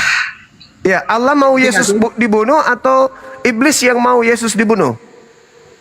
Bukan, bagi yang tidak ikut firman-Nya Allah sama aja membunuh Yesus. Ngerti nggak konteksnya, Ya, bukan, kenapa lari ke situ? Yang ini kan Contohnya orang-orang seperti ini, datang. Yohanes 8:37 dibilang di situ, aku tahu kamu kemudian keturunan Abraham. Tetapi kamu tidak tapi kamu berusaha untuk membunuh aku sebab kamu tidak memperoleh firmanku di dalam dirimu. Nah, orang-orang yang ingin membunuh Yesus itu adalah orang yang tidak memperoleh firman di dalam dirinya. Iblislah yang menjadi bapakmu dan kamu mau melakukan keinginan-keinginan bapakmu. Berapa kali Yesus mengalami percobaan pembunuhan? Siapa yang mencobai Yesus untuk dibunuh? Berapa kali? Iblis kan? Ya, seperti Bang Zuma juga iblis nggak mengikuti Yesus kan? Sekarang pertanyaan saya, saudara nih yang saya tanya, apakah Anda mau Yesus disalib atau Anda nggak mau Yesus disalib? Kalau kita sebagai umat Kristiani itu sesuai kehendak Bapa yang di surga. Nah, kehendak Bapa Yesus jangan dibunuh. Ayat berapa, Bang? Keluaran 23. Oke, kita baca dari Keluaran 23 sebelumnya ya. Keluaran 23. Kita tuh, Bang, kita bicara dalil aja, Bang. Kalau framing itu kita nggak Iya. Bapak yang Anda sebut itu tidak menginginkan pembunuhan terhadap Yesus. Yang mau Yesus dibunuh itu iblis. Bentar. Abang, Keluaran berapa, Bang? 23. Saya ini fans Bang Zuma. Kalau Bang Zuma ini bukan master ganteng kali, saya mualaf, Bang. Keluaran jangan 23 nomor 7 nomor 8. Keluaran 23 dari 1 ya. 23. Jangan baca nomor 1 nomor 2-nya, kasihan Anda nanti. Enggak apa-apa, Bang, biar kita tahu jalan lurusnya sampai di 7 sampai. Kalau kita langsung baca satu ayat aja, poinnya Ya udah, silakan, jangan salahkan saya. Baca nomor 1 dan nomor 2 sampai nomor 7. Keluaran 23 ayat berapa, Bang? Ya, terserah. Tadi saya tunjukkan 7 dan 8. Tapi kalau mau baca yang lain silakan, jangan salahkan saya. Oke, abangku, tenang silakan. aja. 7 sampai 8. Baca. Nanti kita giliran tanya kalau di ini ya, Bang. Hadis sama Al-Quran kita giliran ya, Bang ya. Ya. Keluaran 23 dari 1 ya sampai 7 ya, Bang ya. Iya. Sampai 7. Saya baca dari ayat pertama ya, Bang ya. Keluaran 23 ayat pertama. Siap. Oke, siap. Janganlah engkau menyebarkan kabar bohong maksudnya, Bang. Jangan. Makanya. Tapi di Muslim boleh berdusta kok dalam 3 hal, Bang. Kalau di Kristen boleh berbohong dalam segala hal. Nggak boleh. Oh, boleh. Ini buktinya. Nah ini buktinya bang. Janganlah engkau menyebarkan kabar bohong. Kalau di Kristen boleh berbohong semua hal di Kristen itu pasti Gak tuh. boleh. Ini buktinya abangku, ini sayangku. Ya itu perintah Yesus, itu perintah Tuhan, itu perintah Tuhan, itu perintah Tuhan kepada Bani Israel. Itu kitabnya Bani Israel, bukan kitabnya Kristen. Ayo lanjut dibaca. Lanjut baca. Tuhan kita tuh Yesus. Definisi Tuhan itu abang tahu nggak? Kita tahu. Enggak usah kemana-mana dulu, selesaikan ini dulu. Ya udah, abang bilang Kristen itu boleh berbohong dalam segala hal, sedangkan Islam itu boleh berdusta dalam 3 hal. Sedangkan di Kristen nggak ada dalilnya. Gitu loh abang saya. Filipi 1 nomor 18. Bentar, kita lanjut ke sana ya. Ini abang keluaran ya. Janganlah engkau menyebarkan kabar bohong. Itu perintah siapa bang? Perintah Tuhan, makanya jangan berbohong. Agama Anda itu agama yang berdiri di atas kebohongan. Agama Anda itu. Silakan Anda baca terus. Siapa bang Zuma? Tuhan itu siapa? Tuhan siapa ini? Tuhannya Musa, Tuhannya Yesus. Tuhan yang disembah oleh Yesus. Udah terus baca lagi. Kita jangan framing dulu. Ini jelas-jelas Yesus. Kamu yang framing kok. Gini loh bang, abang ganteng. Silakan. Silakan Anda baca. Ya udah bang, ini ya jelas ya. Dia dibilangin itu berbohong dalam segala hal. Agama Kristen nggak ada. Ini bukti. Dalam agamamu semua hal boleh, segala sesuatu halal bagiku. Yang dulu ke sana kita bahas yang ini, abangku yang paling ganteng. Makanya. Silakan. Ya udah, ini. Janganlah engkau menyebarkan bohong. Janganlah engkau membantu orang yang bersalah dengan menjadi saksi. Itu perintah siapa bang? Kalau memang abang paham. Perintah Tuhannya Nabi Musa. Itu kan kitabnya Nabi Musa, Cak Ayu. Gimana sih? Ini Bible bukan? Iya, kitabnya orang Yahudi itu, bukan kitabnya Kristen. Yakin? Ya udah, kita Yakin. buka di kitab Kristen aja. Yang mana kitab Kristen? Kitabnya Kristen itu perjanjian baru. Siapa bilang? Saya barusan. Mulai framing. Loh, di mana legalitasnya, saudara? Apa haknya Kristen menggunakan perjanjian lama? Apa haknya? Begini aja lah, lebih simpel. Yang datang duluan di dunia ini agama Muslim apa Kristen? Kristen agama pencuri yang datang duluan sebelum Islam. Islam datang menyadarkan Kristen yang suka mencuri kitabnya orang. Kalau begitu, kalau memang Islam yang datang duluan di dunia ini, tunjukin bukan dalilnya, Islam. Kristen lebih dulu. Kan Yesus mengatakan waspadalah kepada penyesat yang datang kepada kamu, kepada murid Yesus. Nah, Kristen yang datang kepada murid Yesus bukan Islam. Abang, masuk ke yang tadi, Keluaran 23 nomor 7 nomor 8. Boleh nggak Yesus dibunuh? Abang ganteng. Menurut Keluaran 23 nomor 7 nomor 8, boleh nggak Yesus dibunuh menurut Tuhan? Bentar kita lanjut ke sana. Ini kan apa? Jangan kemana-mana dulu. Nggak kemana-mana, kita sesuai konteks yang kita bahas. Keluaran 23 nomor 7 nomor 8, menurut Tuhan boleh nggak Yesus dibunuh? Keluaran berapa? Yang tadi itu loh. Aduh, gimana Saya sih? baca dari pertama, abang aja nggak nyambung dari ayat 1 sampai 3. Keluaran 23 nomor 7 nomor 8. Orang benar jangan kau bunuh. Orang yang tidak bersalah jangan kau bunuh. Yesus boleh nggak dibunuh menurut Tuhan? Abang Zuma yang paling ganteng. Itu ada ayatnya itu, baca abang. Abang, ayatnya itu ada terusnya. Kalau kita baca langsung satu ayat, itu abang tuh nih, ada terusannya, bang. Ya udah, makanya baca aja kalau gitu. Baca nomor 1, seterusnya baca. Udah sekarang aku baca satu. Gini aja. Apakah Tuhan yang datang kepada Nabi Musa mau Yesus dibunuh? Apakah Tuhan itu siapa? Konteksnya Tuhan yang mana? Nggak usah, kita kan bahas kitabnya Nabi Musa. Nah terus, apakah Tuhannya Nabi Musa mau agar Yesus itu dibunuh? Saya itu orang Kristen, bukan Nabi Musa. Tuhan Ya, Nabi kita Musa yang Anda gunakan ini perjanjian lama. Apakah perjanjian lama mau agar Yesus dibunuh? Lah tadi abang Zuma bilang itu bukan Alkitab Kristen perjanjian lama. Memang perjanjian bukan kitabnya Kristen itu kitabnya Yahudi yang kalian ambil terjemahannya secara tidak sah. Di mana yang tidak sah? Anda baca Ulangan 33 nomor 4, silakan. Kalau Bang Zuma ya, saya udah paham tuh. Bang Yusuf, Bang Zuma, Bang Nandar itu selalu suruh membaca langsung satu ayat aja. Di situ tertulis hukum yang datang kepada Musa adalah milik kepunyaan Bani Yakub. Udah, berapa ayat berapa? Ulangan 33 nomor 4.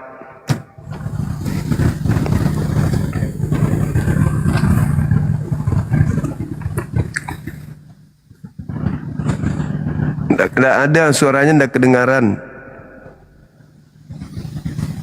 Gimana tidak kedengaran? Moderator abang itu mute saya apa? Abang mungkin yang mute saya. Ini tangan saya nih. Di-mutein terus saya ngomong dari tadi ya, enggak. Baru satu kali. Baca. Yaudah, abang. Baca. Yaudah. Hukum yang datang kepada Hukum yang datang kepada Bani Yakub dan yang datang kepada Israel tidak diberikan kepada bangsa lain. Ulangan berapa? Ulangan 33 nomor 4, Mazmur 147 nomor 19 nomor 20. Ulangan dulu ke Mazmur, ulangan dulu Bang, satu-satu Bang. Ya, silakan. Abang, gimana kita buka ulangan Mazmur, gimana kita bisa baca? Jangan emosi. Baca aja Ulangan 33 nomor 4. Orang itu aku fansmu Bang, aku gak emosi, cuman aku bingung.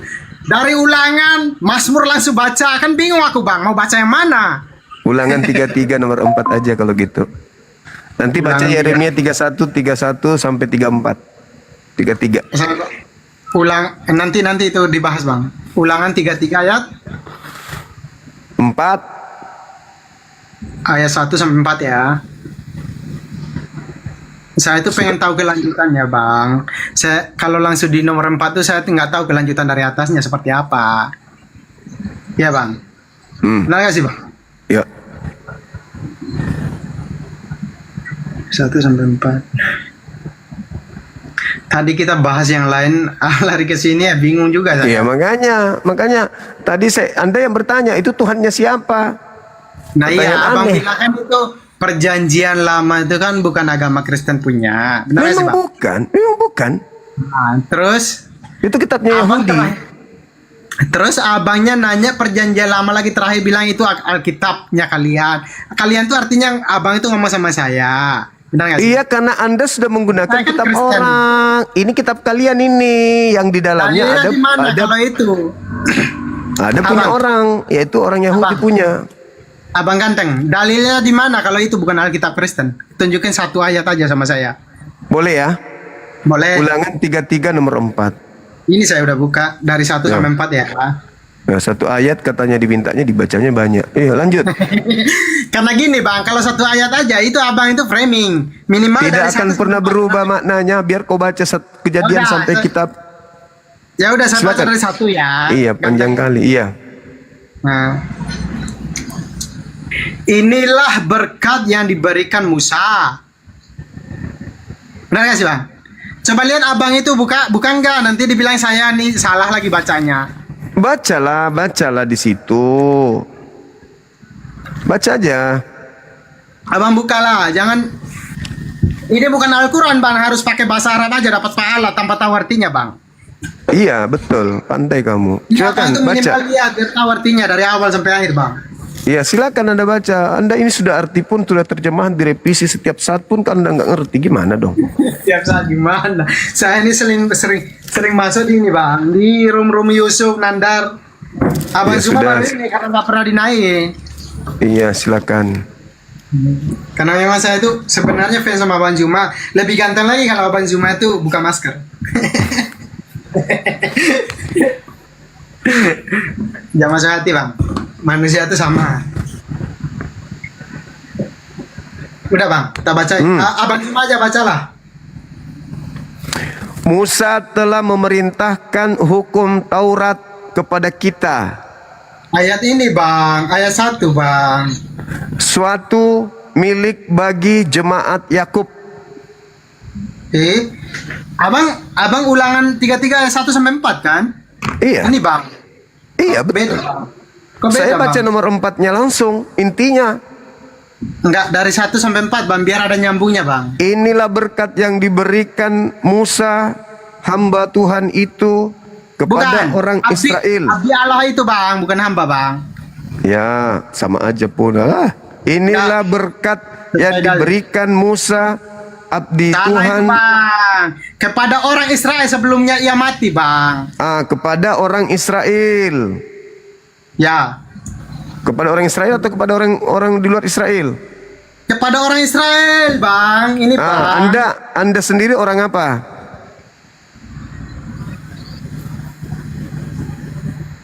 Abang. Kepada orang Israel sebelum ia mati bang. Iya, Anda orang mana?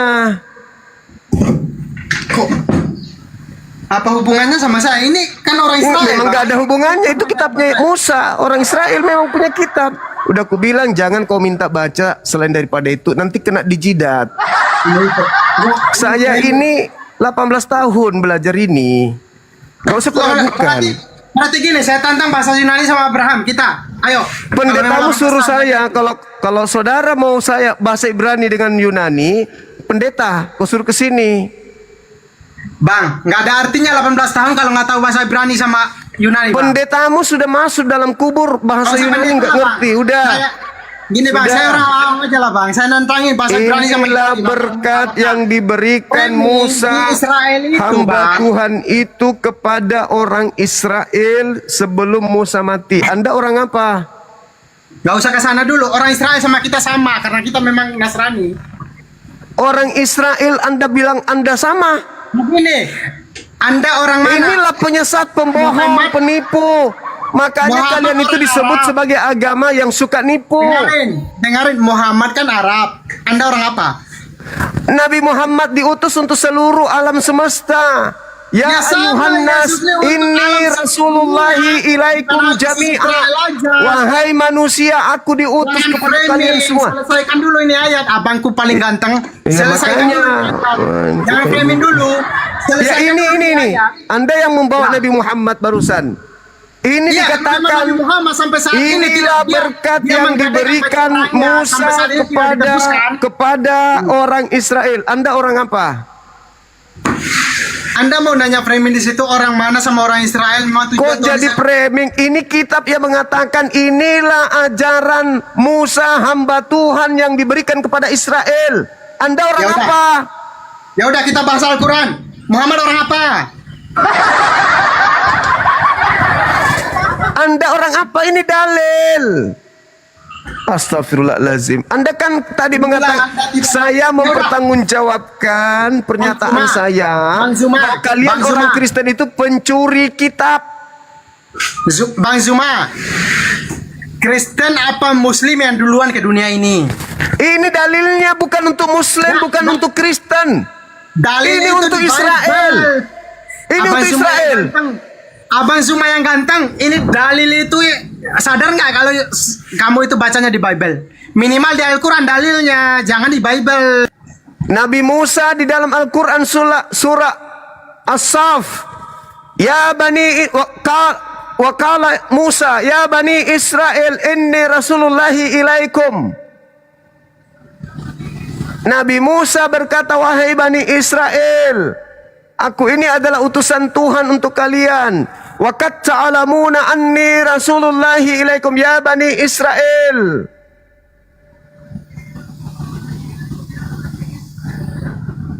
Ini dalil juga mengatakan Musa mengajar untuk Israel. Apa ngomong? Enggak jelas kau ngomong. Ini kitabnya orang Yahudi diajarkan oleh Musa kepada Bani Israel, bukan kepada Kristen. Kenapa dimiutin? Dalilnya jelas. Kenapa inilah berkat yang diberikan Musa, hamba Allah itu, kepada orang Israel sebelum dia mati. Anda bukan Israel. Kalau diskusi itu jangan kayak belut listrik.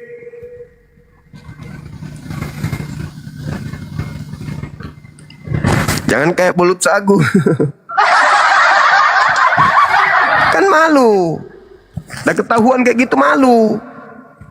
Harusnya tutup muka. Ya, biar nggak malu ya, tutup muka aja ya. Iya, harusnya tutup mukanya, sudah malu kayak gitu. Iya betul. Buka kameranya, Bang. Ya, oke, tunggu sebentar. Ya. Oh, buka. Tolong kirim loh, supaya saya bisa buka. Karena saya nggak tahu gimana buka. Kirim saya buka. Tuh, dah. Oke. Ya. Ya, oke Bang Juma. Oke. Ya, gimana kabarnya? Sehat? Sehat, alhamdulillah. Puji Tuhan. Puji Tuhan Yesus, luar biasa. Oke, Bang Juma. Saya lihat seru banget ceritanya.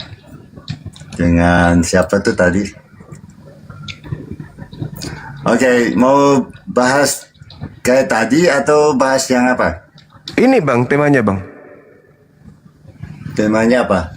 Eksekutor. Yang mengeksekusi Yesus itu penjahat atau pahlawan? Kalau bagi apa tuh? Bagi orang yang tidak beriman, dia pikir dia adalah pahlawan. Kalau bagi orang yang beriman, pasti dia tahu mereka itu orang berdosa. Berarti orang berdosa menghadiahkan keselamatan kepada Anda? Bukan. Lalu? Salah. Lalu? Salah paham. Lalu? Ini di dalam boleh saya ngomong dulu? Ya, silakan. Silakan. Oke. Di dalam rencana Tuhan harus menggenapi rencananya. Karena di mana Tuhan berencana, Bang? Di mana Tuhan berencana menyelamatkan orang-orang berdosa dengan membunuh orang yang benar, itu di mana tertulis? Ya. Oke. Akan terjadi penyelamatan bahwa ada nubuatan dengan zaman Hawa waktu manusia jatuh dalam dosa, dan di situ ada dikatakan bahwa terjadi perjanjian Allah kepada keturunan Hawa. Tidak ada keturunan Hawa itu dikutuk, Bang. Nggak ada dosa Adam itu diserahkan kepada keturunannya. Anda baca Mazmur 8. Di situ baca Mazmur memang 8. dikatakan bahwa di situ dikatakan, hai ular, kamu akan mematuk keturunan kaki, meremukkan kaki keturunan Hawa. Maksudnya keturunan iblis dan keturunan Adam akan selalu bermusuhan. Ya, jadi bukan berteman, Bang. Bukan menerima hadiah dari keturunan setan. Ya, nggak ada itu dosa waris, itu nggak ada itu, Bang. Ya, di situ karena hukumannya yang harus dijatuhkan kepada keturunannya Hawa. Maksudnya apa ini? Ya, maksudnya adalah perbuatan Hawa dan Adam itu mendatangkan hukuman. Di mana itu dalilnya? Kok ada karang-karang sendiri? Mazmur 8 sendiri. Ya, mana dalilnya? Mana dalilnya? Kamu akan meremukkan, si ular akan meremukkan. Iya, tapi apa hubungannya dengan penyaliban, Abangku? Gak ada hubungannya dengan penyaliban itu. Penyaliban di sini terjadi bahwa kaki Yesus diremukkan. Gak ada hubungannya dengan itu maksudnya. Iya, kamu gak ada hubungan karena kamu tidak beriman. Lu kok tidak beriman? Apa hubungannya, betul coba? Dong, kalau tidak beriman tidak ada hubungan. Ya, apa hubungannya, coba? Mana bukti dalil? Mana bukti dalilnya? Anda kan cuma mencocok-cocokkan paku, kaki, tangan. Memang begitu. Mana orang Yahudi? Kitab Kejadian itu kitabnya orang Yahudi. Anda yang cocok-cocokkan. Anda itu Kristen. Jadi kaki siapa yang diremukkan? Keturunan Hawa yang mana? Di mana kemudian ada orang keturunan Yahudi? Hawa yang diremukkan? Di mana orang Yahudi mengatakan bahwa ini untuk Yesus? Carikan dalilnya keturunan Hawa. Kejadian 5 nomor 2, keturunan Adam, laki perempuan diberkati Tuhan. Ada-ada aja. Mazmur 8 Anda baca, Mazmur 8 nomor 2 nomor 3 Anda baca. Anak-anak Adam, keturunan Adam semuanya itu adalah orang-orang yang diberkati oleh Tuhan. Jangan ngarang bebas abangku. Coba kaki keturunannya. Ada kemarin orang banyak di Nusa Kambangan ditusuk paku kakinya. Ada-ada aja. Itu kan gak ada hubungannya. Jangan bohong-bohong sini. Gak ada hubungannya. Ada saja. Jangan bohong-bohong juga kamu. Kamu nggak tahu. Karena sekarang yang menyalib Yesus itu apa? Yesus yang menyalib itu apa, Bang? Yang menyalib Yesus itu bagi Anda pahlawan atau penjahat? Kalau itu memang ketidaktahuan manusia untuk mengenal Allahnya dan sehingga Tuhan pertanyaan saya, dia itu pahlawan atau penjahat bagi Anda? Kan pertanyaanmu itu kan salah. Pertanyaan saya salah. Yesus memang bisa nggak mati? Yesus bisa nggak disalib? Saudara, Yesusnya bisa nggak disalib tanpa ada yang mengeksekusi dia? Bisa nggak? Di situ kan nggak ada istilah ada musuh atau pahlawan situ. Loh, Anda mendapatkan keselamatan akibat dari yang upah iblis. Pahlawan musuh kan kamu. Anda menerima keselamatan akibat kerja iblis. Tidak. Kenapa tidak? Kalau iblis tidak merasuki Yudas, saudara, kalau iblis tidak merasuki Yudas, Lukas 22 nomor 3, apakah dia bisa berkhianat? Justru karena hati si Yudas sudah punya ketamakan, disitulah pengkhianatannya bagus. Apa akibat dari pengkhianatannya? Apa akibat dari pengkhianatan Yudas? Karena pengkhianatan Yudas cuma sekedar menjual Yesus, tidak tahu akibatnya apa? Akibatnya apa? Akibatnya apa? Kalau akibatnya ya karena dia jual Yesus, dia tidak tahu Yesusnya disalib. Yesusnya disalib. Oleh mereka. Akibat Yesus disalib, kalian selamat. Kristen selamat. Bukan begitu. Lalu sebenarnya pemahaman orang manusia itu adalah membunuh Yesus saja. Dia tidak tahu sekarang bukan itu masalahnya. Coba saudara baca 1 Korintus 12 nomor 17. Itu Bapak menyelipkan tentang keselamatan, bukan tentang bagaimana manusia itu tahu itu disalibkan karena penebusan dosa. Nggak ada yang tahu. Jadi siapa yang ngarang? Siapa yang mengarang kalau itu untuk penebus dosa? Siapa yang ngarang? Ya, Yesus yang mengatakan bahwa dia menyerahkan nyawanya sebagai tebusan. Sebagai tebusan. Sekarang bisa nggak dia menyerahkan nyawa tanpa ada iblis? Bisa. Dengan cara? Ya, dengan cara bagaimana juga tetap terjadi. Disengat listrik, minum racun, bunuh diri. Bagaimana juga tetap akan mengalami penderitaan. Nah iya, berarti orang-orang yang menyebabkan dia menderita itu apa? Penjahat atau pahlawan bagi Anda? Tidak ada istilah pahlawan atau penjahat. Lah, tanpa mereka bisa nggak kalian selamat? Karena tidak ketahuan manusia itu telah tidak mengenal Yesus itu siapa. Sekarang bisa nggak Anda selamat tanpa Yesus Anda itu dibunuh? Orang yang menyesatkan. Bisa nggak Anda selamat tanpa Yesus dibunuh? Karena mereka itu menganggap Yesus itu menyesatkan. Akhirnya begitu. Makanya dia membunuh. Akibat dari mereka membunuh. Ulangi. Mereka berkongkol ingin membunuh Yesus. Di dalam pembunuhan mereka memang tujuannya menghentikan pengajaran Yesus. Mereka tidak tahu itu tentang penyaliban itu ada penebusan dosa, nggak tahu mereka. Berarti kerjaan mereka karena itu rahasianya Tuhan. Kerjaan mereka itu berguna dan bermanfaat untuk Anda atau tidak? Tidak ada gunanya sebenarnya. Lalu salib itu apa? Salib itu memang Bapak sudah merencanakan Yesus. Nah, berarti mereka itu sangat bermanfaat sama Anda.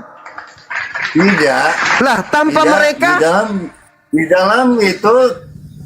dalam penyalipan, di dalam rencana Bapa dan rencana Bapak di mana lagi rencana Bapak? Bapak juga difitnah. Memang itu rencana Bapa. Di mana tertulis rencana Bapak untuk menebus dosa dengan menggunakan orang benar? Di mana? Itu Yesaya, di dalam Yesaya lagi. Memang Yesaya menubuatkan tentang Yesaya itu tidak ada nubuatan untuk Yesus. Baca Yesaya 1. Halo. Bapak bisa baca Yesaya 1 nomor 1? Boleh baca Yesaya 1? 51 di situ. 54 kamu baru. Itu Anda pandai-pandai yang ngambil kitabnya orang untuk agama Anda. Ya, kamu yang Yesaya 50 mengambil Yesaya 1 orang, bukan saya. Kamu yang pandai-pandai ngalih-ngalihin cerita, ngalih-ngalih aja. Sekarang kalau Yesus tidak disalib, Anda masuk surga. Lah, karena itu memang sesuai nubuatan. Berarti iblis ini pelaku nubuat. Tidak. Tidak ada gunanya mereka. Karena mereka memang tidak tahu apa yang dinubuatkan oleh Bapak. Nubuatannya Yesus mati. Cara Bapak memakai cara mereka untuk melakukan penebusan dosa. Berarti mereka juga turut andil di dalam menyelamatkan Kristen. Ya kan itu pendapatmu. Itu kan pendapatmu. Lah, lalu yang menyalib Yesus siapa? Bapak tidak mengatakan mereka punya andil. Lalu yang menyalib siapa? Yang menyalibnya siapa? Di mana ada dalilnya bahwa mereka disebut pahlawan. Mereka disebut Yesus menyebutnya iblis. Orang-orang yang ingin menyalib Yesus justru itu kalau waktu Petrus tuh bilang jangan, tidak sesekalipun kamu akan disalib. Tapi Yesus, kamu ke gereja, isap ibu jari pendeta, jangan di sini.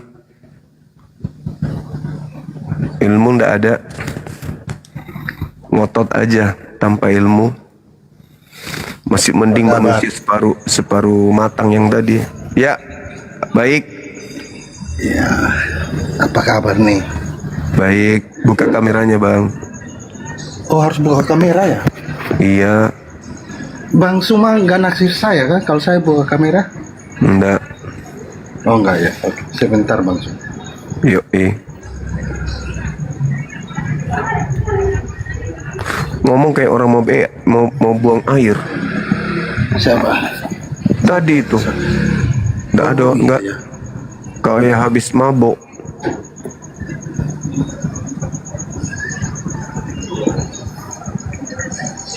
Udah, Bang Suma udah lihat saya? Udah. Kenapa banyak pita kaset? Buka bang, buka kameranya bang. Buka aja kameranya, santai aja. Saya diskusinya enggak menghujat kok. Iya, buka aja kameranya. Enggak apa-apa pun. Kita di Indonesia. Enggak, aman. Bang Suma naksir lagi nggak enak saya. Waduh. Nanti Bang Suma minta tanda tangan nggak enak saya. Gimana teman-teman? Gimana teman-teman? Orang yang bisa buka kamera tapi tidak mau buka kamera, kan? Jadi bilang kecuali memang tidak bisa buka kamera.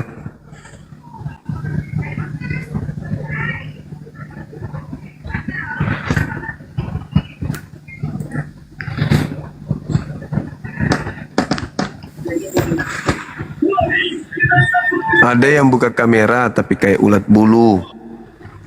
Ada lagi yang buka kameranya sebentar aja tapi kayak penjaga pohon. Ada aja.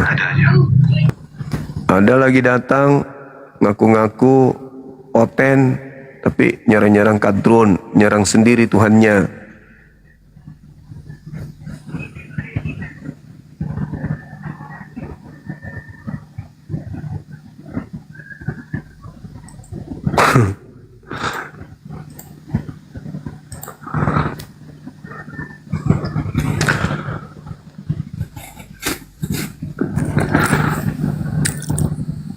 Halo, Boru Pasar Ribu, buka kamera le. Halo, Boru, maju-maju ah. Nah, gitu. Oh, cantik kali abang ini. Tadi fotonya perempuan. Malam bang. Malam. Bisa diskusi kita bang? Bisa, tapi diskusi yang bagus bang. Iya, makasih. Tapi abang nggak marah kan? Hah? Abang nggak lagi marah ini kan?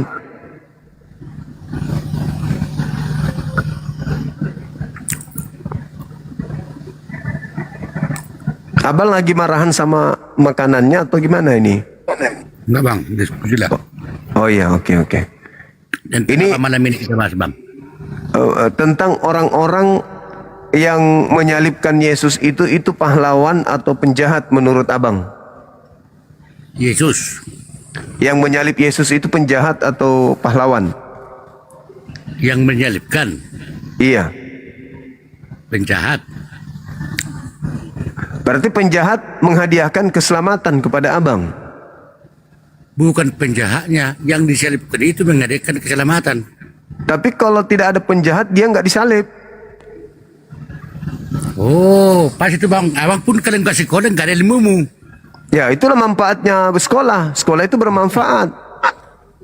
Semua punya unsur-unsur bang. Kau pun kalian kasih sekolah, kau nggak ada ilmumu. Nah, sekolah itu bermanfaat. Ini pembunuh ini yang Anda jadikan hadiah, upah dari pekerjaan mereka itu kan adalah keselamatan untuk abang. Iya. Kalau mereka tidak jahat, Yesus tidak dibunuh. Bukan masalah orang itu. Bodoh, manusia yang berdosa bang, manusia yang berdosa. Datanglah Tuhan Yesus penyelamat untuk menebus dosa manusia itu. Nah, Yesus sebelum mati itu kan ada iblis di situ yang merasuki Yudas, ada orang yang bikin kesaksian palsu, ada yang bikin tipu muslihat agar supaya Yesus dibunuh. Berarti mereka ini adalah? Kutanya dulu abang Dudu. Itu abang menjelaskan itu, abang sudah paham Alkitab belum? Paham dong. Pahamnya di mana? Pahamnya bahwa Yesus berkata di dalam Lukas 22 nomor 22, anak manusia memang harus pergi meninggalkan dunia ini sesuai dengan apa yang telah ditetapkan untuk dia. Begitu juga di dalam Lukas 24 nomor 44, Yesus datang ke bumi untuk menggenapi semua perkataan yang tertulis tentang dia di dalam kitab Mazmur, kitab Nabi-Nabi dan kitab Taurat. Terus? Nah, berarti kalau Yesus harus pergi meninggalkan dunia ini berdasarkan kitab-kitab terdahulu, Yesus ini orang benar kan bang? Ya jelas bagi kami iya. Nah, apa rencana Tuhan terhadap orang benar? Celaka atau selamat?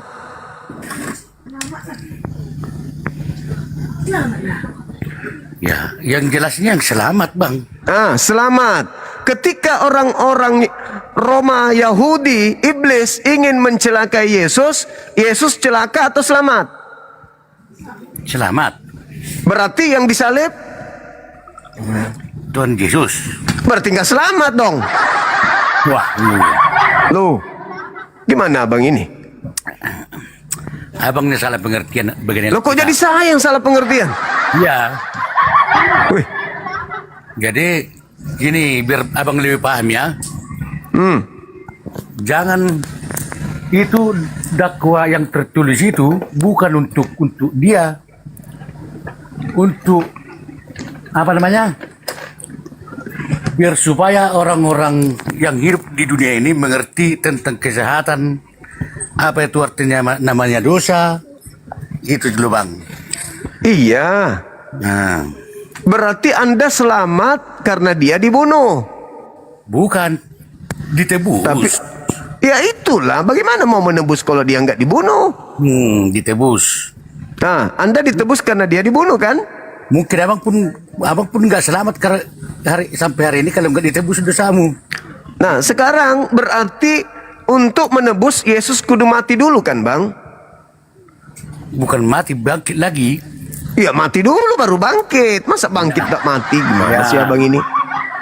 Yalah, dibunuh dulu kan? Oke, disalibkan, bukan dibunuh, disalibkan. Iya, disalibkan. Bukan Oke. dibunuh, disalibkan. Berarti dia wajib disalib dulu kan? Memang zaman dahulu itulah apanya, programnya. Ya, program. Berarti iblis berjasa dong. Berarti abang kurang paham bagian apa ini. Terbit dunia ini bang. Asap rokoknya bang, asap rokok bang, asap rokok. Kena teguran kita nanti. Terbit dunia ini samanya dibentuk iblis sama Tuhan, samanya dibentuk itu sejajar itu yang baik sama yang enggak. Ya iya maksud saya tanpa iblis Yesus tidak disalib. Tanpa tidak disalib tidak ada kebangkitan. Tanpa kebangkitan tidak ada keselamatan bagi Kristen.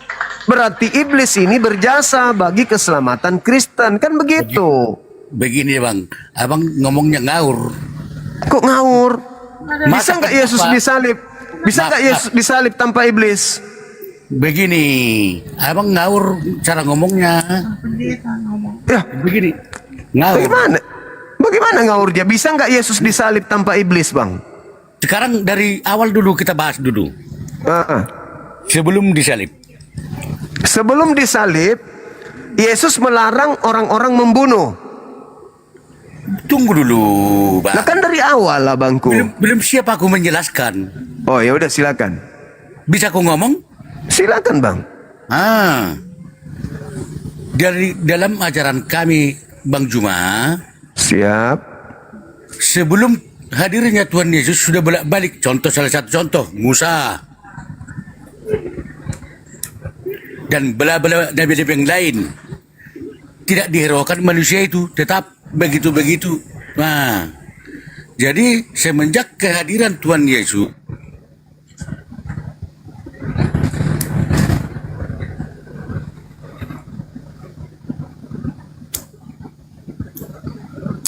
Nabi Musa tidak ada iblis bunuh Tuhan, bang. Kehadiran Yesus lebih parah. Iblis bunuh Tuhan, gimana sih?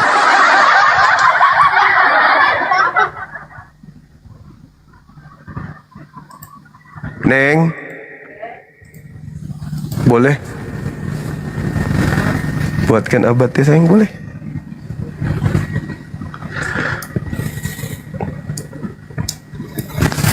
Pula yang keliru, aku pula yang salah. Dia yang ditanya, kalau kami Islam udah final.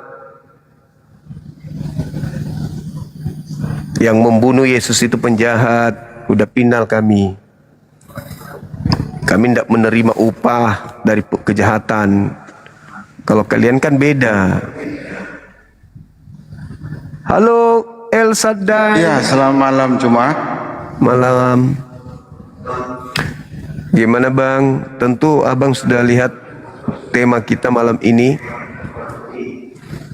Ya, salib, eksekutor, salib, pahlawannya. Iya. Atau penjahat. Iya. Silakan bang. Boleh Anda jelaskan?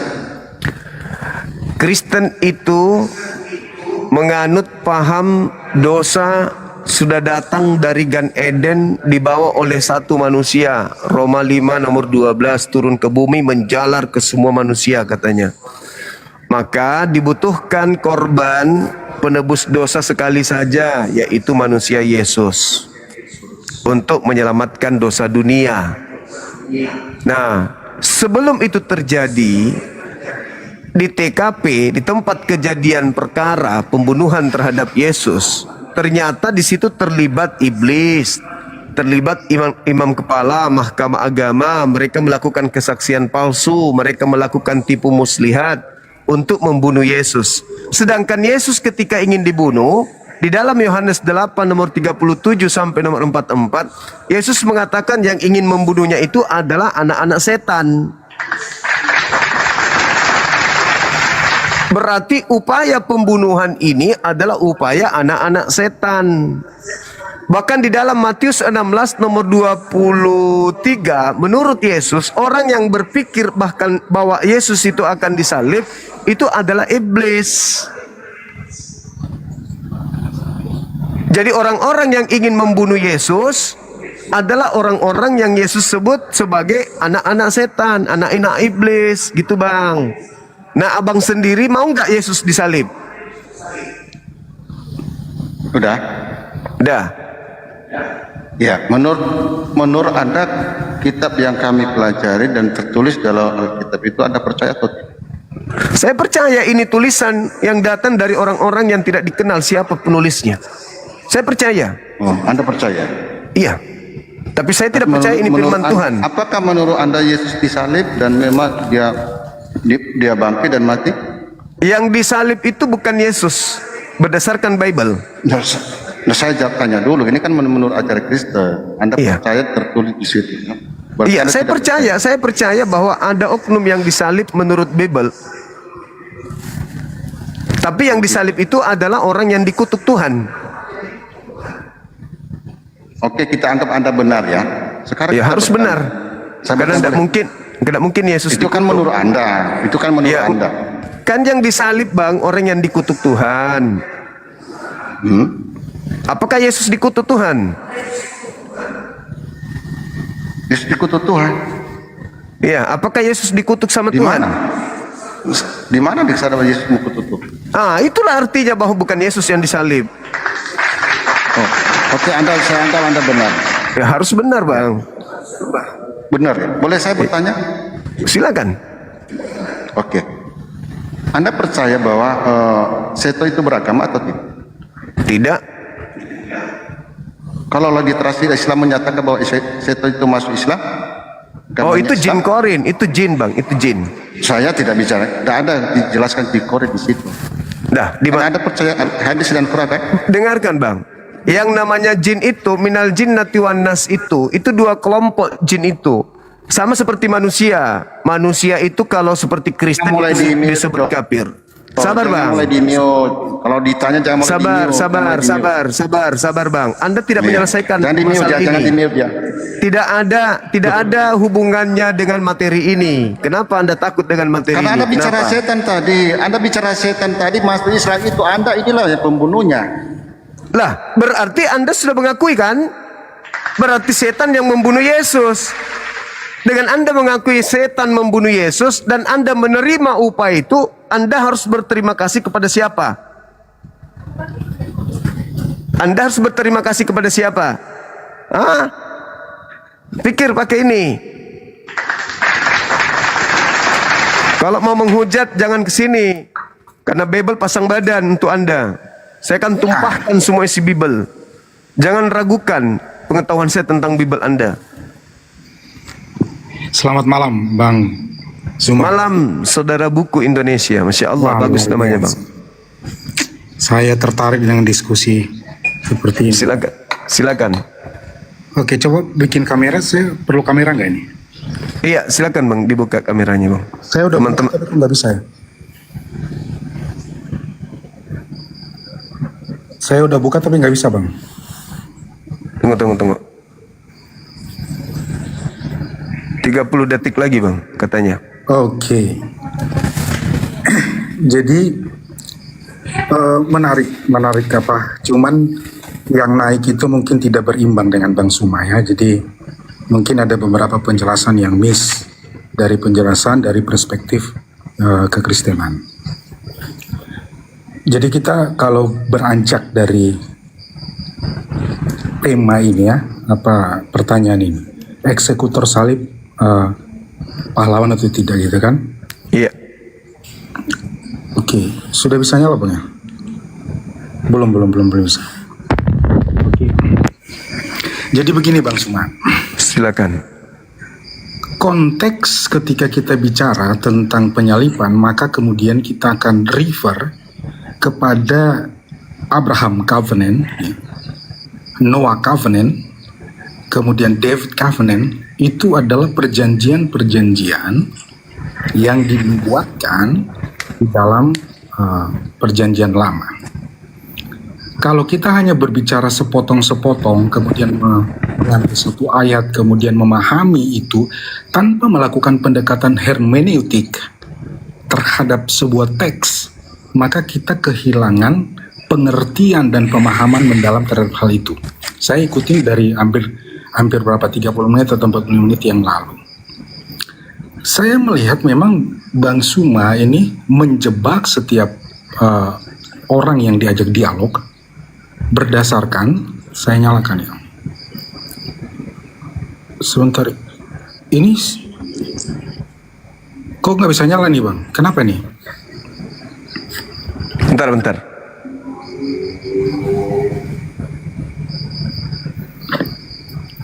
Masih 45 detik, kok bisa ya? Oke. Dari anak-anak desa dan lain sebagainya, saya melihat memang mungkin anak itu belum punya banyak pemahaman terhadap konteks keseluruhan Alkitab, sehingga kemudian memberikan peluang besar kepada Bang Suma untuk memutar-mutar dia ke dalam ayat-ayat yang sesungguhnya itu dipahami hanya sepotong-sepotong. Itu pertama. Ketika Bang Suma memahami mendalam tentang Abraham Covenant atau perjanjian Abraham, kemudian sebelumnya Adam Covenant, Abraham Covenant, maka kemudian Abang tidak akan kemudian menjebak teman dialognya ke dalam hal-hal yang sangat sempit, sangat berputar-putar kepada hal-hal yang saya pikir Abang tidak mendapat teman dialog yang sepadan. Oleh karena itu, waktu ini saya gunakan secara perlahan-lahan. Nubuatan yang Abang pahami itu apa? Seperti itu Bang. Saudara, di depan saya kalau orang Kristen berbicara nubuatan itu percuma. Kenapa saya katakan percuma? Karena syukran Sabrian, sahabat-sahabat yang lain, Cahaya Purnama. Begini saudaraku, yang paham tentang kitabnya Yahudi itu bukan Kristen. Kristen itu hanya pandai berfilsafat, tapi dia tidak mengerti secara global tentang kaidah pewahyuan kitabnya orang Yahudi kepada mereka orang Yahudi. Kalian hanya mengambil dengan sentralisasi Yesus, orang ini dipasang dulu nih, baru kita carikan, kita kutui mana yang bisa kita jadikan sebagai acuan untuk dianggap itu untuk Yesus. Itu Kristen. Bagi saya, orang yang selalu berbicara nubuatan ada di sini, itu bullshit. Itu hanya pembodoh. Sabar dulu. Anda punya Bible di situ? Saya punya bahkan 10 versi. Oke, bagus. Anda coba buka di dalam Yohanes 11 nomor 45. Sebentar. Cara main kita, cara berdiskusi kita, Anda Bang Suma yang terhormat, jangan melempar ke ayat sebelum kemudian sebuah pre-understanding kita mulai. Oke, baik. Sekarang kalau gitu kita ingin mengurai yang paham Bible itu, perjanjian lama itu imam-imam kepala, mahkamah agama, orang Farisi atau saudara? Enggak. Saya kan tanya dulu Abang. Tadi ini harus dijawab dulu. Oke. Saya jawab, habis itu Abang jawab ya. Iya. Pertanyaan saya awal, Abang jawab dengan pertanyaan lagi kan? Makanya saya berhentikan. Itu namanya retorika waktu yang melakukan hal itu. Menjawab pertanyaan dengan memberikan pertanyaan, itu retorika yang dibangun kemudian sering dilakukan oleh Yesus. Saya jawab pertanyaan Abang jawab pertanyaan. Memahami nggak tentang konsep nubuatan dalam perspektif Alkitab? Itu nanti Abang jawab setelah saya jawab. Tadi pertanyaan Abang gimana? Oke. Silakan. Nggak, pertanyaan Abang saya jawab dulu, baru Abang jawab saya. Pertanyaan saya, coba Anda baca di dalam Yohanes 11. Yang lebih paham tentang kitab Tanak Anda atau mahkamah agama, orang Farisi, ahli Taurat, dan imam kepala? Ya, saya jawab. Silakan. Ada seorang yang bernama Paulus. Dia adalah seorang Farisi, seorang ahli kitab, ya, yang kemudian menuliskan 13 kitab. Dialah yang kemudian memberikan kesaksian tentang pemahaman saya hari ini. Pertanyaan saya, Bang, yang lebih paham kitabnya Yahudi itu Anda atau mereka? Ya, yang abang maksudkan mereka itu siapa, Bang?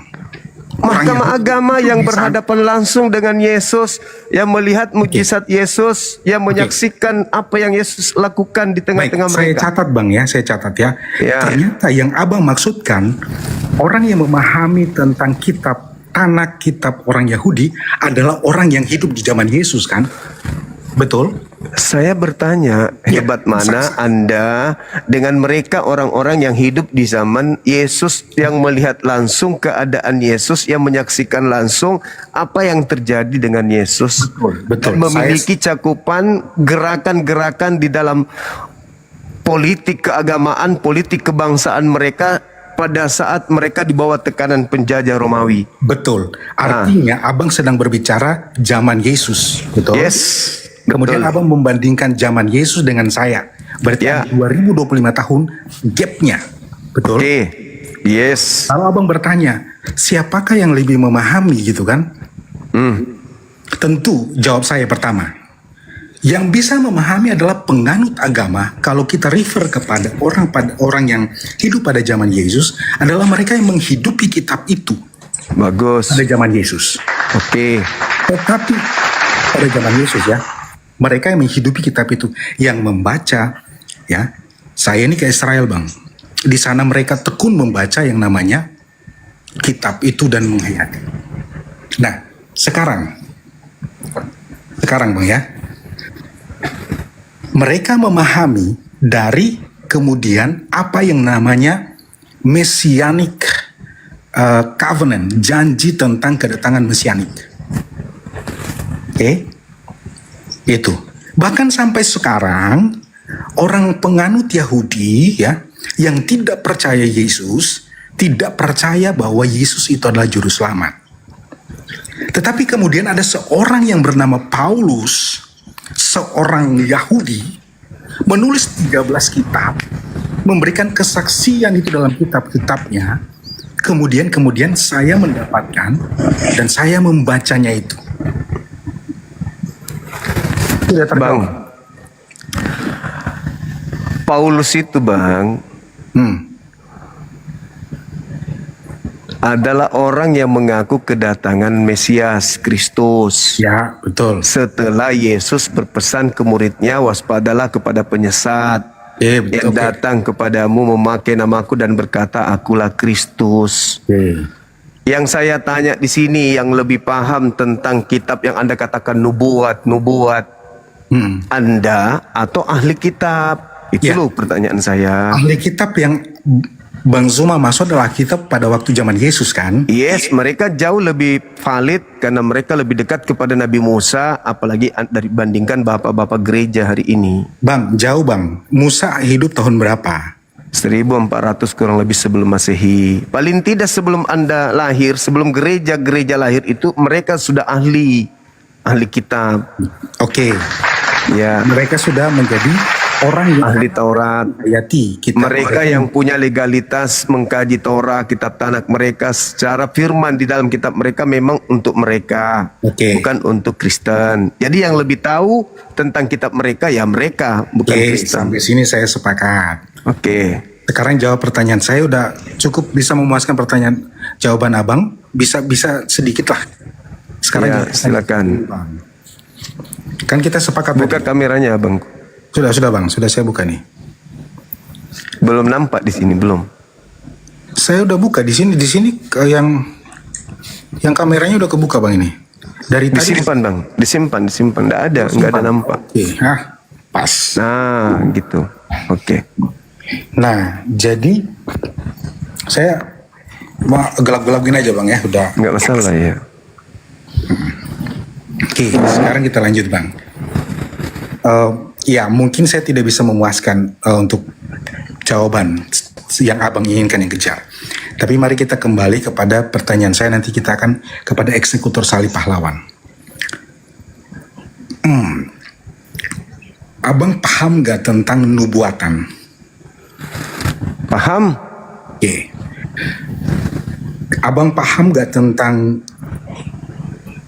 Abraham Covenant, Adam Covenant, David Covenant? Paham gak tentang istilah-istilah itu? Paham. Oke. Sampai di sini, kemudian kita akan melihat ketika janji Abraham itu diterima, kemudian janji itu diberikan, itu tidak terputus Bang. Kemudian ada istilah yang namanya pengharapan mesianik. Pengharapan orang Israel itu mengharapkan bahwa mereka akan datang seorang juru selamat yang akan membebaskan mereka ya, dari perbudakan dosa. Bahkan tafsir yang lain mengatakan mereka dibebaskan dari penjajahan politik bangsa mereka. Itu adalah janji mesianik, akan datang seorang juru selamat. Itu dipercaya, diimani oleh orang Ibrani ya. Kemudian 12 suku itu kemudian turun-temurun sampai kepada zaman Yesus. Pada saat zaman Yesus, kemudian Yesus ini adalah merupakan pemenuhan dari janji keselamatan itu yang mereka tunggu-tunggu ribuan tahun. Tetapi catatannya di sini adalah mereka menolak Yesus sebagai Mesias itu. Bahkan sampai sekarang orang Yahudi masih menantikan Mesias. Di Israel, kalau abang pernah ke Israel, ada sebuah tembok ya, di tembok Yerusalem yang dimana Masjid Al-Aqsa ada di sana. Itu mereka masih mengimani bahwa Yesus itu akan datang melalui pintu itu. Bukan Yesus, Mesias itu akan datang melalui pintu itu.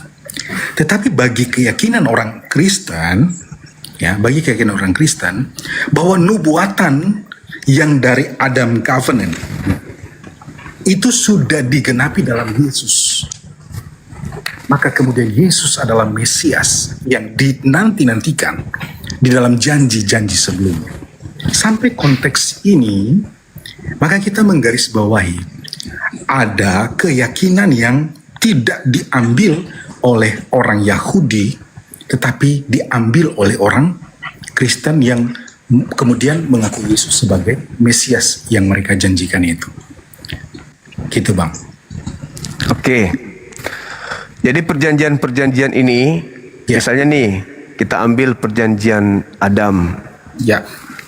Ketika Adam menjanjikan dalam Kejadian 3 nomor 15, keturunanmu dan keturunannya, aku akan mengadakan permusuhan antara keturunanmu dan keturunannya, kan gitu. Ya. Ada nggak di perjanjian itu bahwasanya keturunanmu akan memenangkan pertarungan melawan keturunan dia? Atau di situ cerminannya satu, kemudian kakinya diremukkan, kepalanya diremukkan, dan kakinya kemudian. Apakah di situ dikatakan bahwa salah satu di antara keturunan ini akan kalah dan yang satu menang? Apakah perjanjiannya seperti itu? Atau selama-lamanya keturunan iblis dan keturunan Adam itu akan selalu bermusuhan? Dan implementasi hari ini adalah, kalau konsep Kristen itu Yesus datang untuk sebagai juru selamat, apakah keadaan manusia sebelum Yesus datang dan keadaan manusia setelah Yesus datang mati di atas salib membatalkan kutukan yang diberikan oleh Tuhan berdasarkan kejadian di Gan Eden itu beda? Atau tetap saja orang bermatian, tetap saja orang melakukan dosa? Apa perubahannya dan seterusnya? Ya. Gak ada hubungan. Itu yang pertama Bang. Yang kedua, perjanjian Abraham. Ketika berbicara mengenai perjanjian Abraham, yang terjadi kepada Abraham di situ, yang pertama, janji Tuhan akan membuat keturunannya menjadi banyak. Dia akan menjadi sembahan anak-anaknya dan keturunannya secara turun-temurun. Tidak ada janji Tuhan kepada Abraham bahwa keturunannya ini nanti akan menghapuskan dosa dunia. Yang ada adalah siapa yang memberkati engkau akan aku berkati, siapa yang mengutuk engkau Abraham akan aku kutuk. Ya kan? Ya, ya. Nah, sekarang siapa yang mengutuk keturunan Abraham? Disalib. Dan siapa yang menghindarkan keturunan Abraham dari kutukan itu? Itu, jelas itu. Maka cakupan ini terlalu meluas. Makanya saya angkat tema. Karena Kristen ketika berkata bahwasanya Mesias datang kepada Bani Israel menolak. Oke. Ditolak sebagai apa? Ditolak sebagai inkarnasi Tuhan atau ditolak sebagai manusia juru selamat layaknya Harun, layaknya Daud, layaknya Saul, layaknya Salomo, Hezekia, Musa. Itu dulu. Karena ketika mereka memiliki konsep Mesias, Mesias itu adalah pahlawan, dia adalah manusia pilihan Tuhan mereka yang datang untuk membebaskan mereka dari tekanan. Nah, sedangkan ketika Yesus nih yang ngomong, hidup kekal diperoleh oleh Bani Israel, di mana cakupan utusannya itu mereka orang Israel bisa dapatkan bila mana mereka menerima Yesus sebagai utusan Elohim. Bukan Elohim yang turun menjadi manusia, mati, nebus dosa Yahudi, apalagi dosa dunia. Itu konsep yang muncul belakangan di luar konsep Mesiasnya Bani Israel. Itu Mesias Kristen tuh. Tapi itu tidak diajarkan oleh Yesus. Mesiasnya Kristen, konsepnya Kristen, tidak diajarkan oleh Yesus. Yesus datang menekankan, Yohanes 17 nomor 3. Bani Israel boleh selamat memperoleh hidup kekal bila mana mengenal Tuhan satu-satunya yang mengutusnya dan mengenal dirinya sebagai utusan Tuhan. Selesai. Nah, maka muncul pernyataan lapis daripada tema ini. Bagi Kristen, orang yang menyalib Yesus itu pahlawan atau penjahat. Yahudi nggak nerima upah dari salib, Islam tidak nerima upah dari salib. Yang menerima upah dari salib itu Kristen. Maka Kristen harus punya ruang untuk menjelaskan, oh ini kenapa kami nerima salib itu? Karena salib ini adalah orang-orang yang diberkati Tuhan yang menghadiahkan. Ini adalah upah kerja orang-orang yang diberkati, sehingga pekerjaannya adalah keselamatan. Apakah demikian adanya? Faktanya tidak kan? Yang menyalib Yesus adalah orang-orang yang kemudian pelaku dosa. Bahkan terlibatnya iblis menyebabkan adanya penyaliban. Lalu bagaimana dengan Yesus ketika ia ingin disalib? Apakah ia terima? Faktanya tidak. Yohanes 8:37 sampai seterusnya, orang-orang yang ingin menyalibnya, membunuhnya adalah disebut sebagai anak-anak setan oleh Yesus. Boleh saya bicara, Bang? Iya, silakan. Nah, cara berargumentasi Abang itu banyak miss-nya. Pertama, terjadi yang namanya logika apa ya? Logika argumentasinya itu terputus-putus, gitu. Saya mulai dari yang terakhir. Kan ada layernya banyak nih. Layernya banyak ya, dari mulai Abang jelaskan itu terputus-putus tiba-tiba masuk kepada yang namanya Yesus menolak untuk disalib, gitu loh. Ketika di Taman Getsemani, saya sudah ke Taman Getsemani, Bang, ya. Yesus bilang, ketika dia berdoa di Taman Getsemani, menurut Abang, dia menolak atau kemudian dia menerima? Jawabannya, ya, nanti Abang dalami dalam peristiwa Taman Getsemani. Dia bilang, bukan kehendakku yang terjadi, tetapi kehendakmu yang bahkan peluhnya itu sampai keluar darah, sampai menetes darah. Bukan kehendakku yang terjadi, tetapi kehendakmu. Berbicara tentang sebuah penyerahan, Bang. Itu tertulis di mana bang? Kau boleh tahu? Saya ambil Alkitab saya dulu.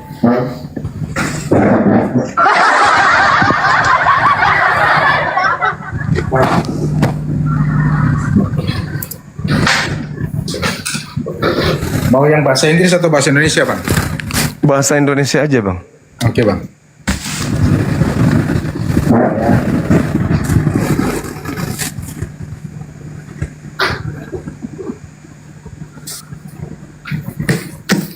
Saya menggunakan Alkitab ini, Bang, ya. Supaya valid. Ya, silakan. Jangan sampai Abang pikir saya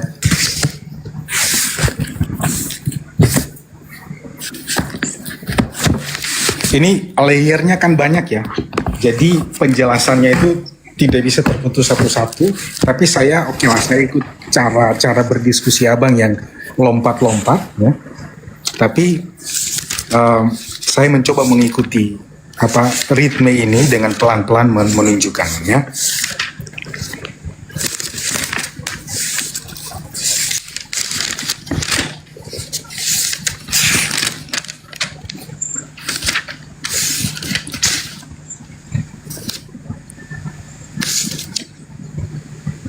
Ya, ini Yesus di pemakaman dia di Taman Getsemani itu di dalam Matius 26, Bang, ya. Matius 26 ayat 36 sampai 46.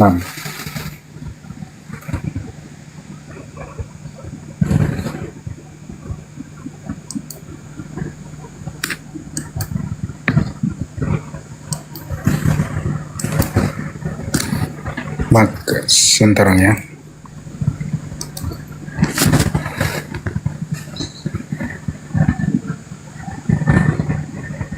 Ayat 39, Bang. Saya baca atau Bang baca? Iya, silakan. Ya. Matius 26 ya. Ayat 39 ya. Maka ia maju sedikit ya. Lalu sujud dan berdoa katanya, "Ya Bapa, jikalau sekiranya biarlah cawan ini lalu daripadaku." Jikalau sekiranya penderitaan ini lalu daripadaku, kan kira-kira bahasa sehari-harinya begitu. Tetapi janganlah seperti yang ku kehendaki, melainkan seperti yang engkau kehendaki.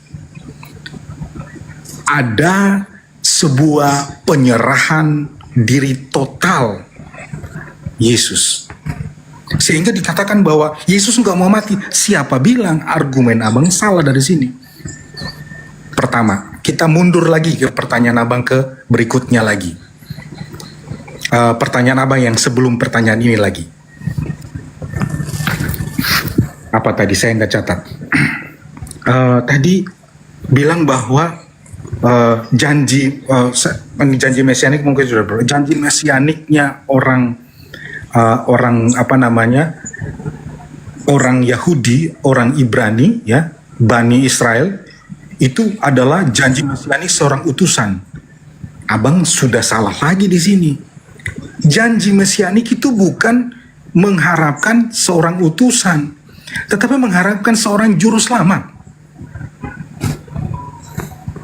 Juru selamat, Bang.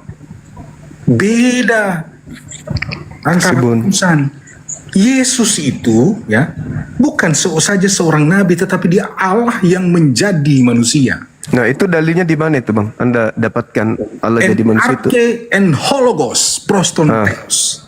Yohanes 1 yang kemudian ayat 14. Bang, buka, Bang. Bukan Allah yang menjadi manusia, Bang. Di situ ada dua. Firman bersama-sama dengan Tuhan. Yes. Nah, bersama-sama di situ satu apa dua? Saya tanya. Abang mau tanya yang Jangan ke situ dulu, Bang, ya. Itu terlalu mimpi, terlalu jauh mimpinya. Ya, saya mau kita bilang bahas. Tunggu. Iya, saya paham. Kalau itu saya udah tamat. Saya udah paham kalau itu NRK hologos proteon. Ya, udah. Jadi gini, Bang. Ketika Anda membaca Matius 26 nomor 39, Yesus menyerahkan kehendak Bapa kan, kepada kehendak Bapa kan? Iya.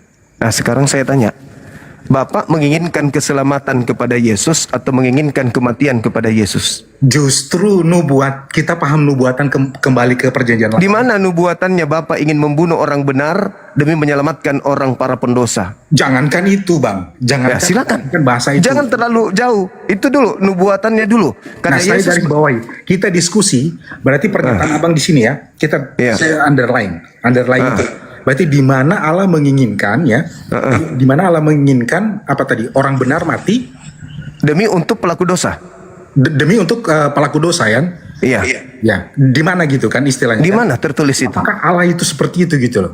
Iya. Anda kan yang menuduh nih bahwa Tuhan menginginkan pembunuhan terhadap orang benar demi menyelamatkan orang-orang pelaku dosa. Nah, itu tertulis di mana? Makanya. Karena yang harus berlaku, Bang, kehendak Bapak. Betul. Nah, sekarang di mana kehendak Bapaknya ingin menyelamatkan pelaku dosa dengan mengorbankan orang benar, itu di mana tertulis? Banyak, Bang. Oke, silakan satu aja dulu. Banyak. Satu aja. Banyak ya. Saya silakan. Silakan. Kelahiran Yesus. Ya. Saya cerita kelahiran Yesus, mungkin Abang lupa. Walaupun Bapaknya yang berkehendak, Bang, bukan Matius. Bukan Matius, bukan malaikat, Bapak. Ya, kan Yesus mengatakan, biarkanlah cawan ini berlalu daripada aku, tapi bukan atas kehendakmu, tapi atas kehendak. Kalau berbicara mengenai kehendak Bapak itu tertulis di perjanjian lama. Jangan bawa Matius. Loh. Halo? Allah itu berdaulat ya. Itu Anda yang membias kalau begitu. Anda yang loncat-loncat. Yesus mengatakan dalam Lukas 24 nomor 44, harus digenapi semua yang tertulis tentang aku di dalam kitab Taurat, kitab Nabi-Nabi dan kitab Mazmur. Oke. Nah, tidak ada Matius, tidak ada kitab Paulus di situ. Oke. Berapa tadi Lukas berapa, Bang? Biar saya baca lagi. Lukas 24 nomor 44. Tadi Abang katanya sudah belajar Alkitab 17 tahun, saya angkat topi. 18 tahun Abangku. 18 tahun saya angkat topi juga untuk Abang baca Alkitab. Sayangnya Abang lompat-lompat, mungkin lupa, saya maklumi. Karena kalau saya tidak lompat-lompat, berarti saya harus baca kitab Kejadian sampai Wahyu. 2 kitab agama ini harus kubaca berarti. Yes, pemahaman secara menyeluruh, Bang.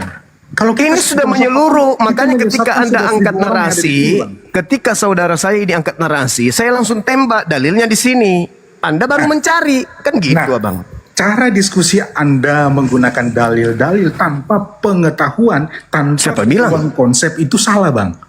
Sekarang benar nggak kalau saya berkata bahwa Yesus sendiri yang mengatakan harus digenapi tentang Dia yang tertulis dalam kitab Taurat? Benar nggak? Betul. Nah, itu berarti nggak salah aku kan?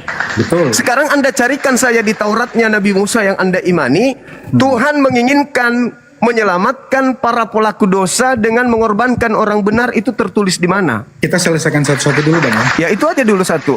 Oke, di mana ya? Saya cari ya. Silakan. Para nubuatan tentang kedatangan Yesus kan?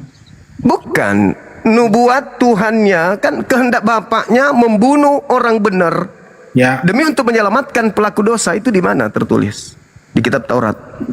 Abang menambah subjek pelaku dosa ya? Lah, Yesus mati untuk menebus siapa? Pelaku dosa atau? Iya. Saya hanya mengkonfirmasi pengetahuan. Iya, silakan. Silakan saudara, silakan. Jangan emosi, Bang ya. Enggak, sama sekali enggak emosi. Saya suka orang yang mencintai ilmu. Saya suka. Yang tenang, kita diskusi saling memberikan ini. Iya, silakan. Di mana sebentar ya, saya buka referensi. Saya juga kadang lupa kan. Nah, kita punya referensi. Silakan. The secondary source yang kemudian kita lihat. Iya.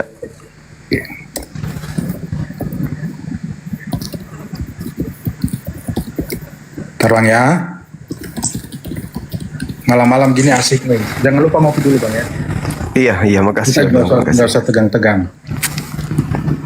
Enggak, saya berharap ada dari pihak Kristen yang mampu kemudian untuk keluar dari masalah ini. Silakan. Saya sepakat, Bang. Kalau sebelum-sebelumnya mungkin mereka orang Kristen yang taat, tapi mungkin belum punya pemahaman yang ya bukan gini. Kita mungkin sedikit membaca saja. Ya. Coba kita lihat Mazmur 22 Yesaya 53, Bang. Mazmur 22 yang teriak siang malam. Mazmur 22 ayat 16.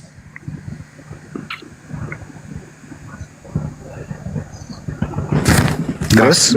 Ya, Mazmur 22 17. Mazmur 22 18. Oke.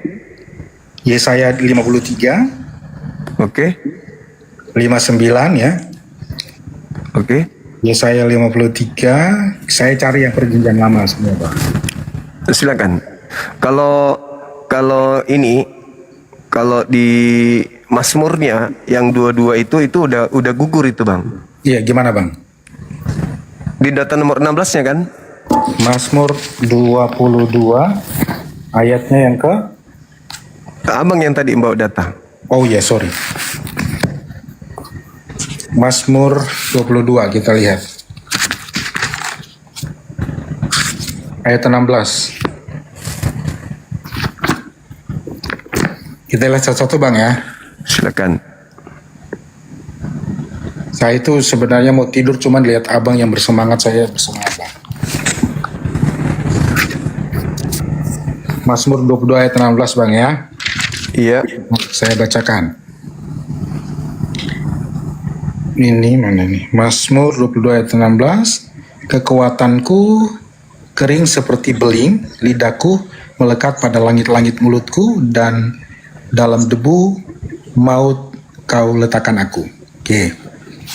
Itu Mazmur ini ditulis oleh Daud, lagu rusa Mazmur Daud ya. Ya. Mazmur Daud. Mazmur 22 ayat 16 atau 15-16. Seperti air aku tercurah dan segala tulangku terlepas dari sendiku. Hatiku menjadi seperti lilin, hancur lulu di dalam dadaku. Kekuatanku kering seperti beling, lidahku melekat pada langit-langit mulutku, dan darah debu maut kau letakkan aku. Ya. Pertama, ayat ini sedang menceritakan sebuah suasana atau kondisi di mana seorang juru selamat, atau kita bilang Yesus atau Allah yang menjadi manusia itu kemudian mengorbankan dirinya, menggambarkan sebuah suasana penderitaan. Tidak ada penebusan dosa tanpa ada penumpahan darah. Ini menceritakan tentang suasana, Bang. Jadi bagaimana kemudian kesakitan, kemudian penderitaan itu harus diambil oleh Yesus untuk menebus setiap dosa manusia. Karena kenapa harus Yesus? Karena dialah yang sempurna. Karena konsep kosmologi, cara pandang orang Bani Israel waktu itu tentang penebusan adalah domba itu harus sempurna. Kalau manusia berdosa kayak kita, kayak abang bilang, di Nusa Kambangan banyak yang tertusuk apa tadi sebelumnya itu. Itu tertusuk, kakinya tertusuk paku dan sebagainya. Banyak orang seperti ini. Bedanya mereka bukan orang sempurna. Kalau abang mau mengorbankan satu domba, ya, dalam tradisi pengorbanan orang Yahudi, itu harus domba yang sempurna. Makanya Yesus itu adalah yang sempurna. Tidak ada yang bercacat. Kalau orang Nusa Kambangan banyak yang tertusuk paku, bukan penebusan dosa. Itu karena ketusuk paku, Bang. Boleh saya tanggapi ya, Bangku? Oke, silakan Abang. Ya. Jadi gini, ketika muncul pertanyaan terkait dengan doa Yesus, baik itu yang ada di Matius 26 nomor 39 atau yang ada di dalam Lukas 22, ya kita harus paham dong bahwa Yesusnya menyerahkan semuanya kepada Bapa. Sehingga saya bertanya, mana kehendak Bapa membunuh orang benar, menyerahkan orang benar demi menyelamatkan para pelaku dosa. Nah, saudara saya ini mencoba mengambil Mazmur berapa tadi? Mazmur 22 ayat 16. Nah, data nomor 1, nomor 2 itu sudah nggak cocok dengan Yesus. data 19, data 20, data 21 itu mempermalukan saudara. Kenapa? Karena di data 21 itu ternyata doanya orang tersebut dikabulkan oleh Tuhan. Dia berdoa untuk diselamatkan dan Tuhan mendengarkan doanya. Sehingga tidak salah Ibrani 5 nomor 7, sebagai manusia Yesus memanjatkan doa kepada Bapa yang sanggup menyelamatkannya dari maut, dan atas kesolehannya doanya dikabulkan. Coba Anda baca nomor 19 ya. Bang, aku potong intinya di sebentar, data Bang. nomor 21. Bang, sebentar, abang boleh pakai perjanjian baru, saya nggak boleh, nggak fair bang. Enggak, saya mengatakan benarlah apa yang fair, dikatakan oleh Ibrani 5 nomor 7, doanya Ibrani itu dikabulkan. perjanjian lama tuh baru bang.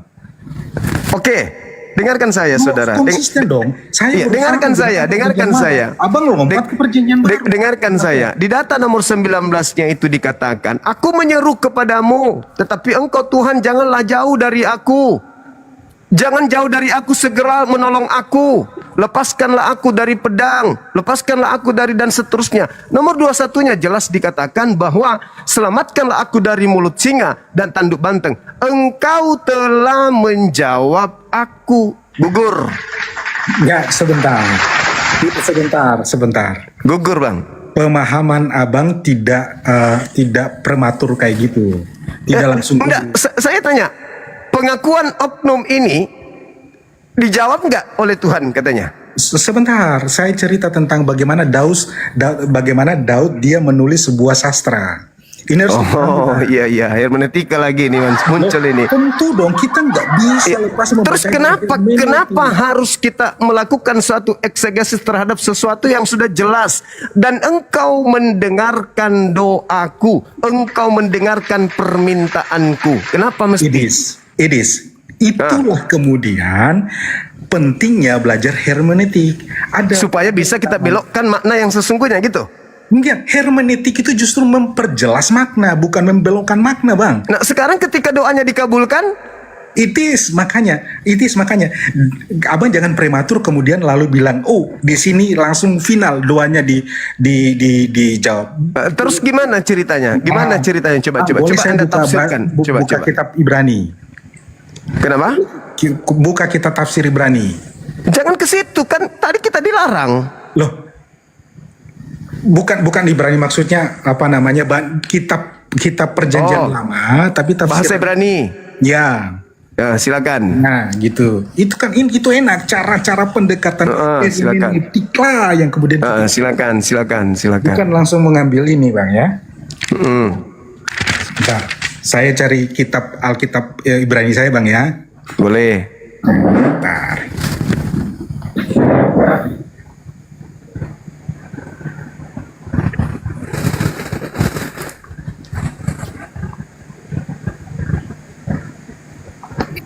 Ya, buka di laptop aja lah. Iya. Oke, mantap kita ini kan.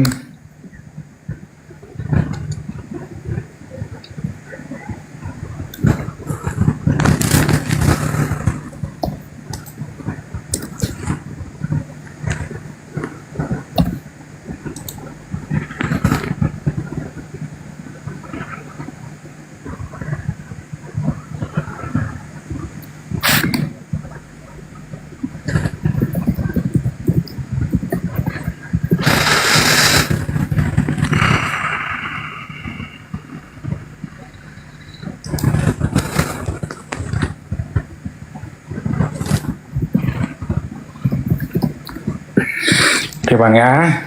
Ya.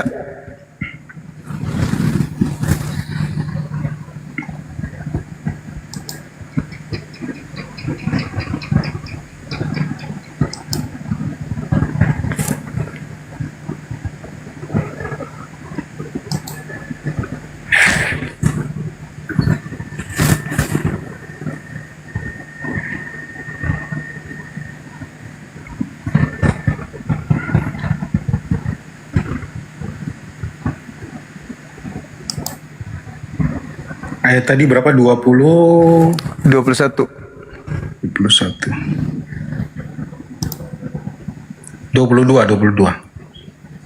Iya, kalau di Ibraninya mungkin. Kalau di terjemahan Mazmur yang engkau. Mazmur 22, oke.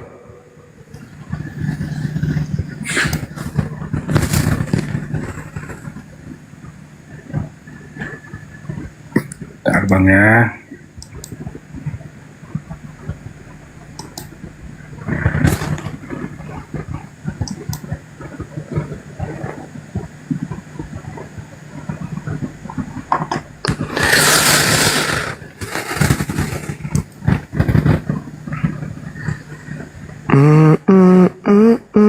Nah, kepada saudara.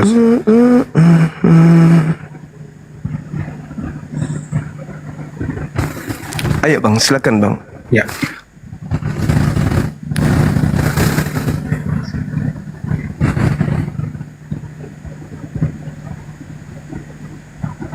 Ya. Nah,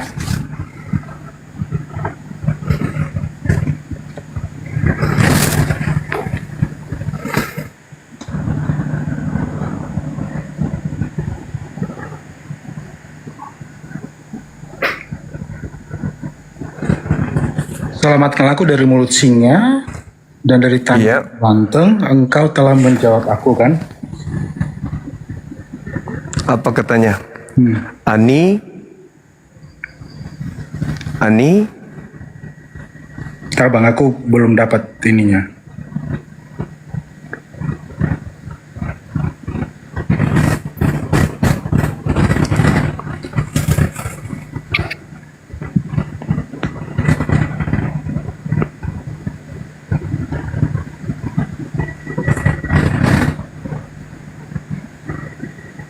kan dia teriak tuh, Hawasi Eni, selamatkanlah aku.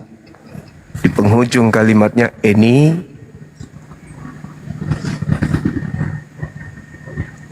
ini mensuruhkan penderitaan kecil. Ani, saya kata Mas.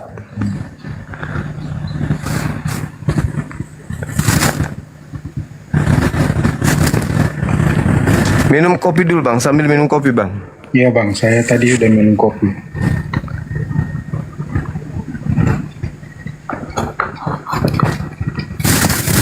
Alhamdulillah.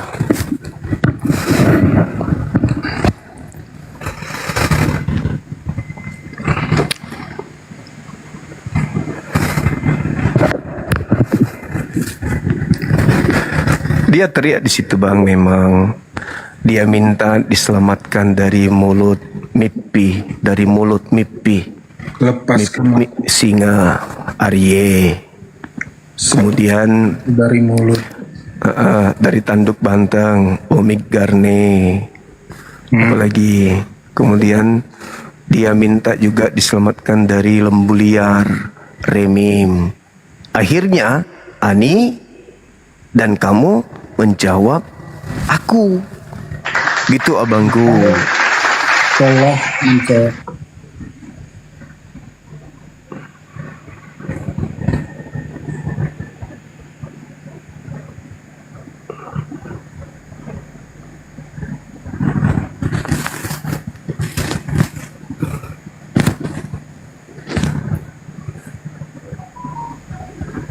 Ani Gibran halal enggak teruang ya.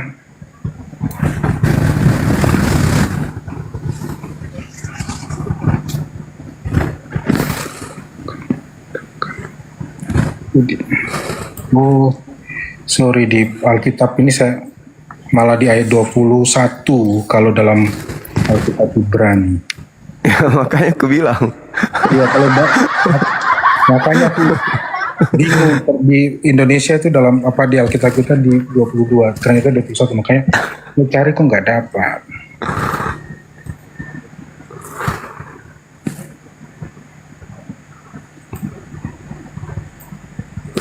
Teman-teman di YouTube, terima kasih banyak dukungannya, Masya Allah. Ya Anita nih ya. Ya. Hoseni ya. Ya kan? Mimpi Arye. Ya. Umi Karnei. Anitani ya. Anitani, dan kamu mendengarkan aku.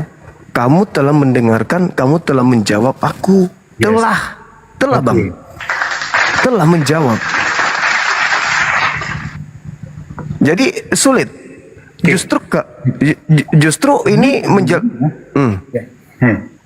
itu kan Gimana Bang? Justru ini menjelaskan kalau Yesus dipaksakan duduk di Mazmur 22, berarti Yesus itu diselamatkan, abangku.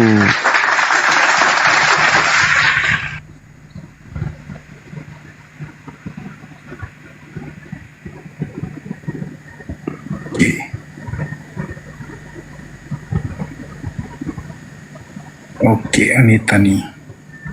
Oke, Anita nih. Oke. Ya, mari Bang, kita melakukan pendekatan hermeneutik Anita nih. Ya, silakan. Nah, jadi pemazmur, ya kan? Pemazmur sedang menceritakan sebuah kondisi bagaimana Yesus itu menderita, ya kan? Sampai sini Abang sepakat ya? Iya. Oke, makanya kemudian ada bahasa kiasan yang diangkat, yaitu tentang mulut singa berbicara tentang sesuatu yang berbahaya. Kemudian di sana ada tanduk banteng yang melambangkan tentang kejahatan, ya kan? Dan berbagai macam hal yang di atas. Lalu dikatakan engkau telah menjawab aku. Nah, lalu kata Anitani ini kan kemudian dirujuk itu kan ke ke beberapa teks Yuma Soretnya, ya kan? Nah, kita refer ke teks Yuma Soretnya, Pak Bang ya. Sampai sini Abang bisa sepakat nggak Bang? Ya, silakan Anda berselancar kemana aja pergi. Ya, sampai di sini kan. Iya. Mazmur, bentar Bang. Ini kita recall kembali kan.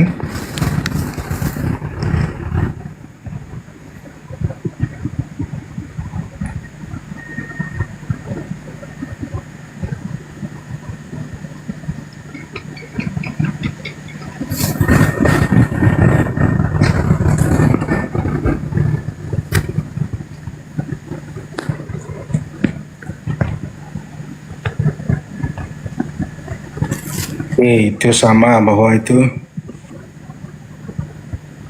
menusuk sama.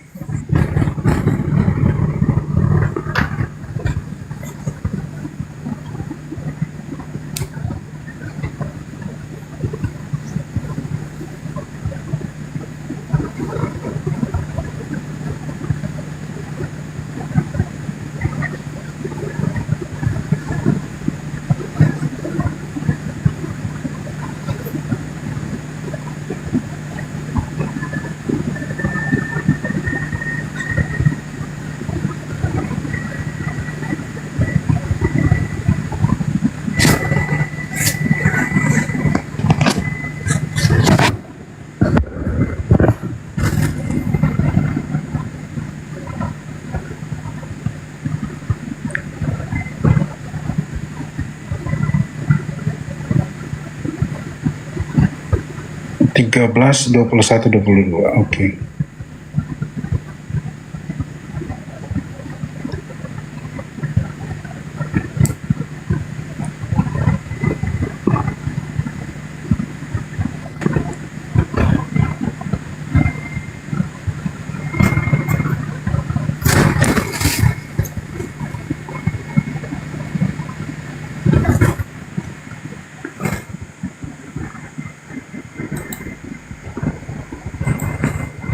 Oke, nah, jadi ayat Mazmur 22 ini kan menggambarkan tentang yang namanya proses penyiksaan Yesus persis seperti yang terjadi kalau kita ke yang namanya Yuma Soret kan.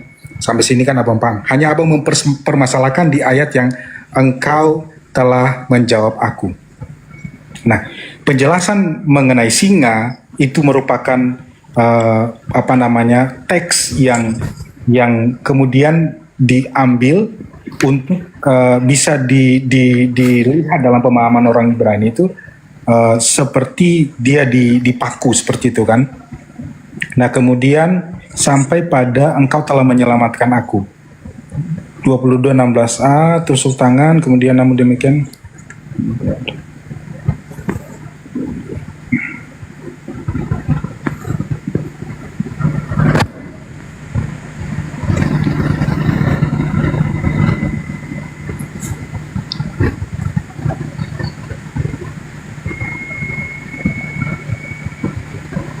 Oke, kita jadikan PR dulu abang untuk saat ini. Nanti saya akan cari.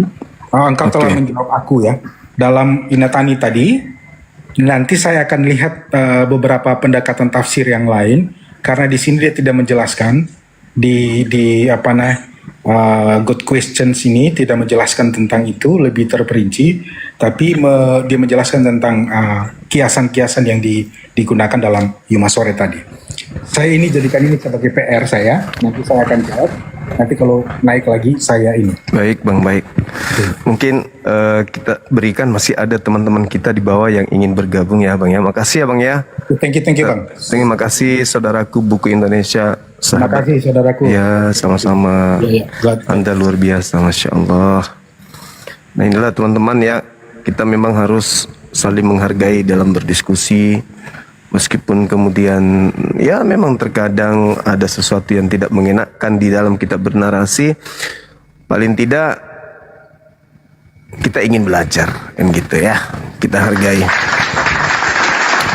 Makanya kalau teman-teman itu berilmu, punya kompetensi, sudah pernah datang ke Yerusalem, berhadapan dengan Bang Zuma, sebisa mungkin saya akan menghadapi saudara. Anda mau berselancar kemana saja, kita ikut. Yang penting Anda mengikuti aturan mainnya kita, bahwa jangan menghujat, jangan menista, ya jangan mencaci maki.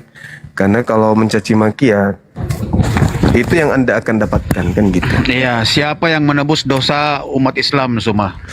Buka kamera saudara, buka kamera. Yahudi dan Kristen. Buka kamera, buka kamera. Saya lagi tidur-tiduran ini. Oh, bagaimana mau berdiskusi kalau gitu? Iya, jawab dulu. Siapa yang mau? Jangan merusak suasana. Orang yang berilmu aja menghargai komal kita ini. Nah, kamu datang-datang ke orang kesurupan.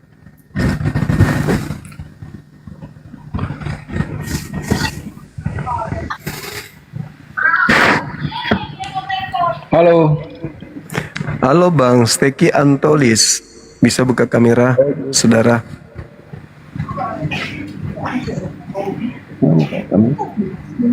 Iya, buka kamera biar kita lebih asik. Kayak tadi saya dengan abang kita itu, Masya Allah, luar biasa ilmunya ya. Sampai dia harus buka Ibrani, Masore dan seterusnya. Hebat, luar biasa. Mantap. Pokoknya teman kita itu luar biasa ilmunya, dan beliau ya saya loncat-loncat menurut beliau gitu. Ayo buka kameranya Bang.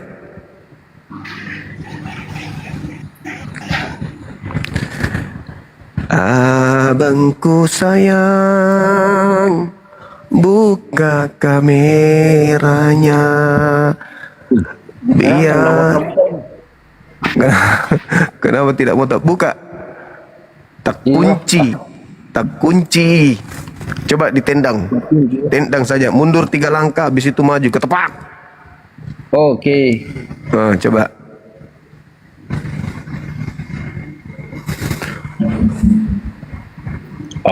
Sondang mau tahu buka.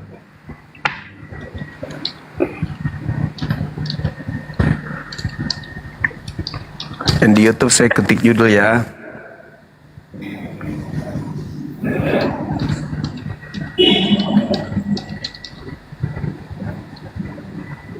Bang. Yes. Apa kabar?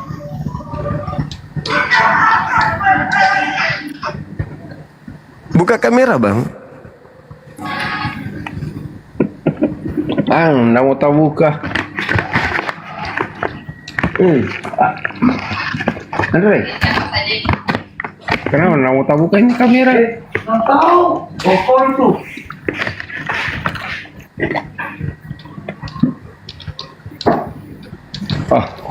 Rugi kita. Lempar Jo.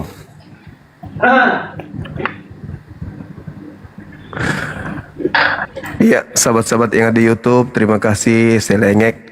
Maunya disapa kata dia gitu. Teman-teman yang ada di YouTube, makasih ya. Rumah Medan yang ada di YouTube. Makasih, Masya Allah. Anda luar biasa. Selengke. Bang. Ya. Nggak ada bisa bahas agama lain kah? Lah ini dua arah ini bang. Bahas ke agama Hindu, Buddha, adakah? Boleh? Kalau Hindu itu kan ini bang. Hindu bukan agama syiar, bukan agama yang diajarkan untuk dianut orang lain. Berbeda dengan Islam Kristen. Kalau Kristen itu diperintahkan untuk diseru. Yang mau berakal, yang menelaah dengan akal, silakan masuk. Kristen juga begitu. Jadi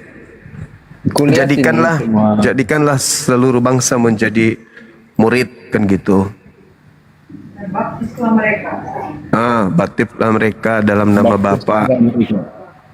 Dalam nama Bapa, Putra dan Roh Kudus. Nah, itu dia. Tapi aku ini bang, orang Buddha. Kenapa kan tidak ada bahas agama lain, Buddha kah, Hindu kah? Ya, karena agama lain itu tidak tampil ke Islam-Islaman. Buddha tetap percaya diri dengan ajarannya. Kalau agama yang satu ini kan tampil, kalau banyak Yahudi tampil seperti Yahudi. Kalau dia banyak Islam tampil seperti Islam. Oh gitu ya. Iya. Oke bang, kalau iya kita naikkan yang Kristen ya. Ya. Makasih, salam kenal. Oke.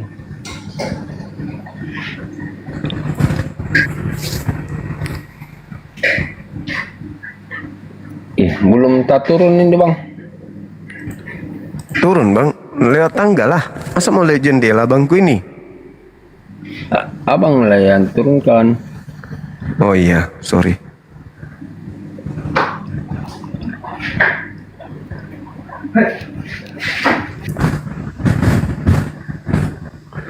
Halo saudara Regar, Siregar, Bang Siregar. Halo. Halo. Halo Bang Siregar.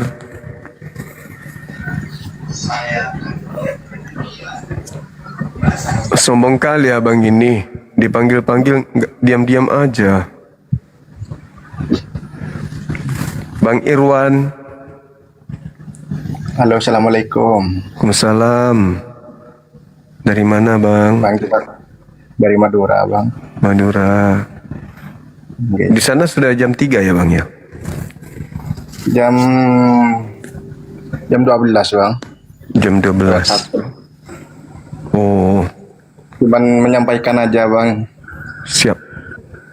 Cuma semangat terus ya. Abang yang nggak semangat loh, lemah sekali abang. Gimana mau suruh kita semangat? No, kita udah semangat 45. Abang semangat ya bang. Apa pula mau kasih semangat? Harus lebih semangat lagi abangku. Halo saudara Bomel, apa kabar? Adakah onde-onde? Sekarang ini aku lagi pingin makan ubi singkong yang diparut lalu dibulatkan, di dalamnya itu ada kelapa parut dengan gula merah. Pingin kali makan itu. Kenapa pingin makan itu? Karena kalau ada yang patwa-twai bisa dilempar kedepak kayak bola kasti. Oh itu onde-onde ya namanya. Pingin kali makan itu. Ada nggak yang bisa buatkan habis itu kirim ke sini? Halo. Halo.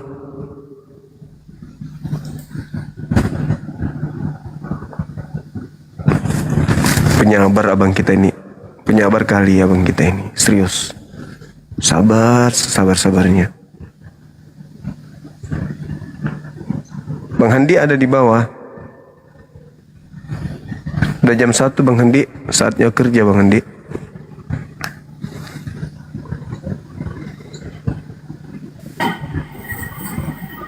Assalamualaikum Bang Zuma. Waalaikumsalam warahmatullahi wabarakatuh. Dulu kali tadi Bang Zuma, aku memang seru tadi.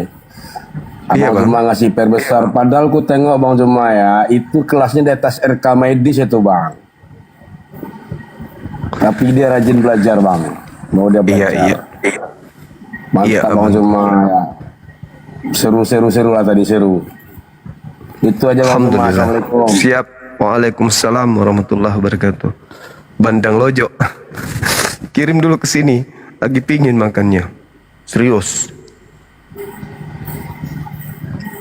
Assalamualaikum Bang Andi. Waalaikumsalam warahmatullahi wabarakatuh. Iya. Wah, Ambil alih dulu Bang Andi. wah ini buku Indonesia balik lagi nih Abang. Wah, Ada yang disampaikan Bang. Terima kasih saudara-saudaraku di forum ini. Saya berterima kasih karena berdialog dengan Bang Zuma yang luar biasa ini. Saya Bang. Ya, saya buka kembali kan bacaan-bacaan saya kan, jadi saya dikasih kesempatan kita lanjut Bang ya. Kalau boleh kan? Sekarang Kalau boleh fokus lah, jangan terlalu melebar kemana-mana gitu. Oke, siap Bang Andi. Ya. Jadi betul ya. Jadi Bang Zuma gimana? Saya izin jelaskan dulu tadi. Boleh, silakan. Jadi Bang Handi, Bang Zuma dan teman-teman semua yang saksikan ini, tadi saya mengawali yang namanya juga kita itu mencari ya. Jadi there is nothing paripurna kan, tidak ada yang sempurna. Nah, ayat 22 dalam kitab bahasa Indonesia, tetapi dalam kitab Ibraninya itu dia jatuhnya di ayat 21. Selamatkanlah aku dan mulut singa dan dari tanduk banteng. Itu kan kalau ke Yumasoretnya itu menggambarkan tentang persis seperti penderitaan Yesus di kayu salib.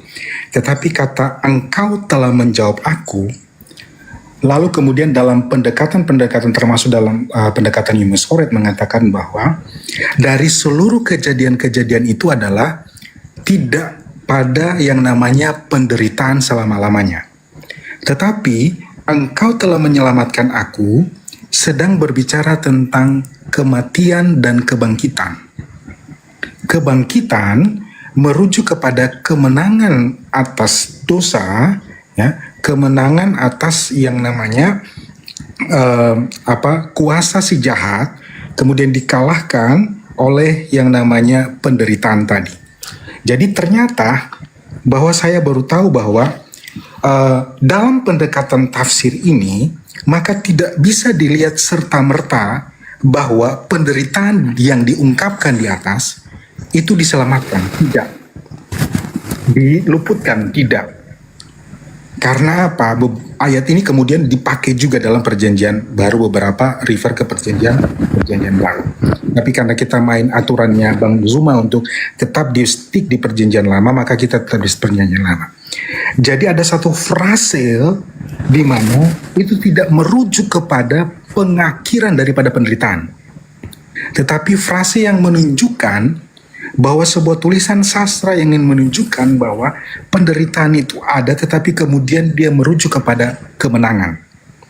Jadi bukan berarti ayat 21 dalam kitab Ibrani, kemudian 22 dalam kitab bahasa Indonesia ini, itu sedang merujuk kepada ternyata luput tuh penderitaan.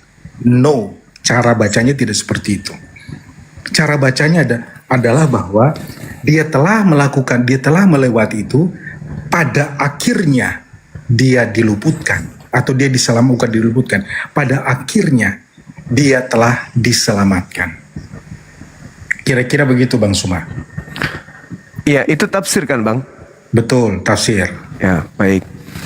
Nah, kalau kita mentafsirkan di Mazmur yang sedang abangku baca ini, satu hal yang kemudian kita harus pahami bahwa data selanjutnya kan di data 22 itu, setelah oknum tersebut doanya dikabulkan, beliau masih mengajar, melancarkan kemudian pengajarannya kepada umatnya, kepada kaumnya, kepada saudara-saudaranya.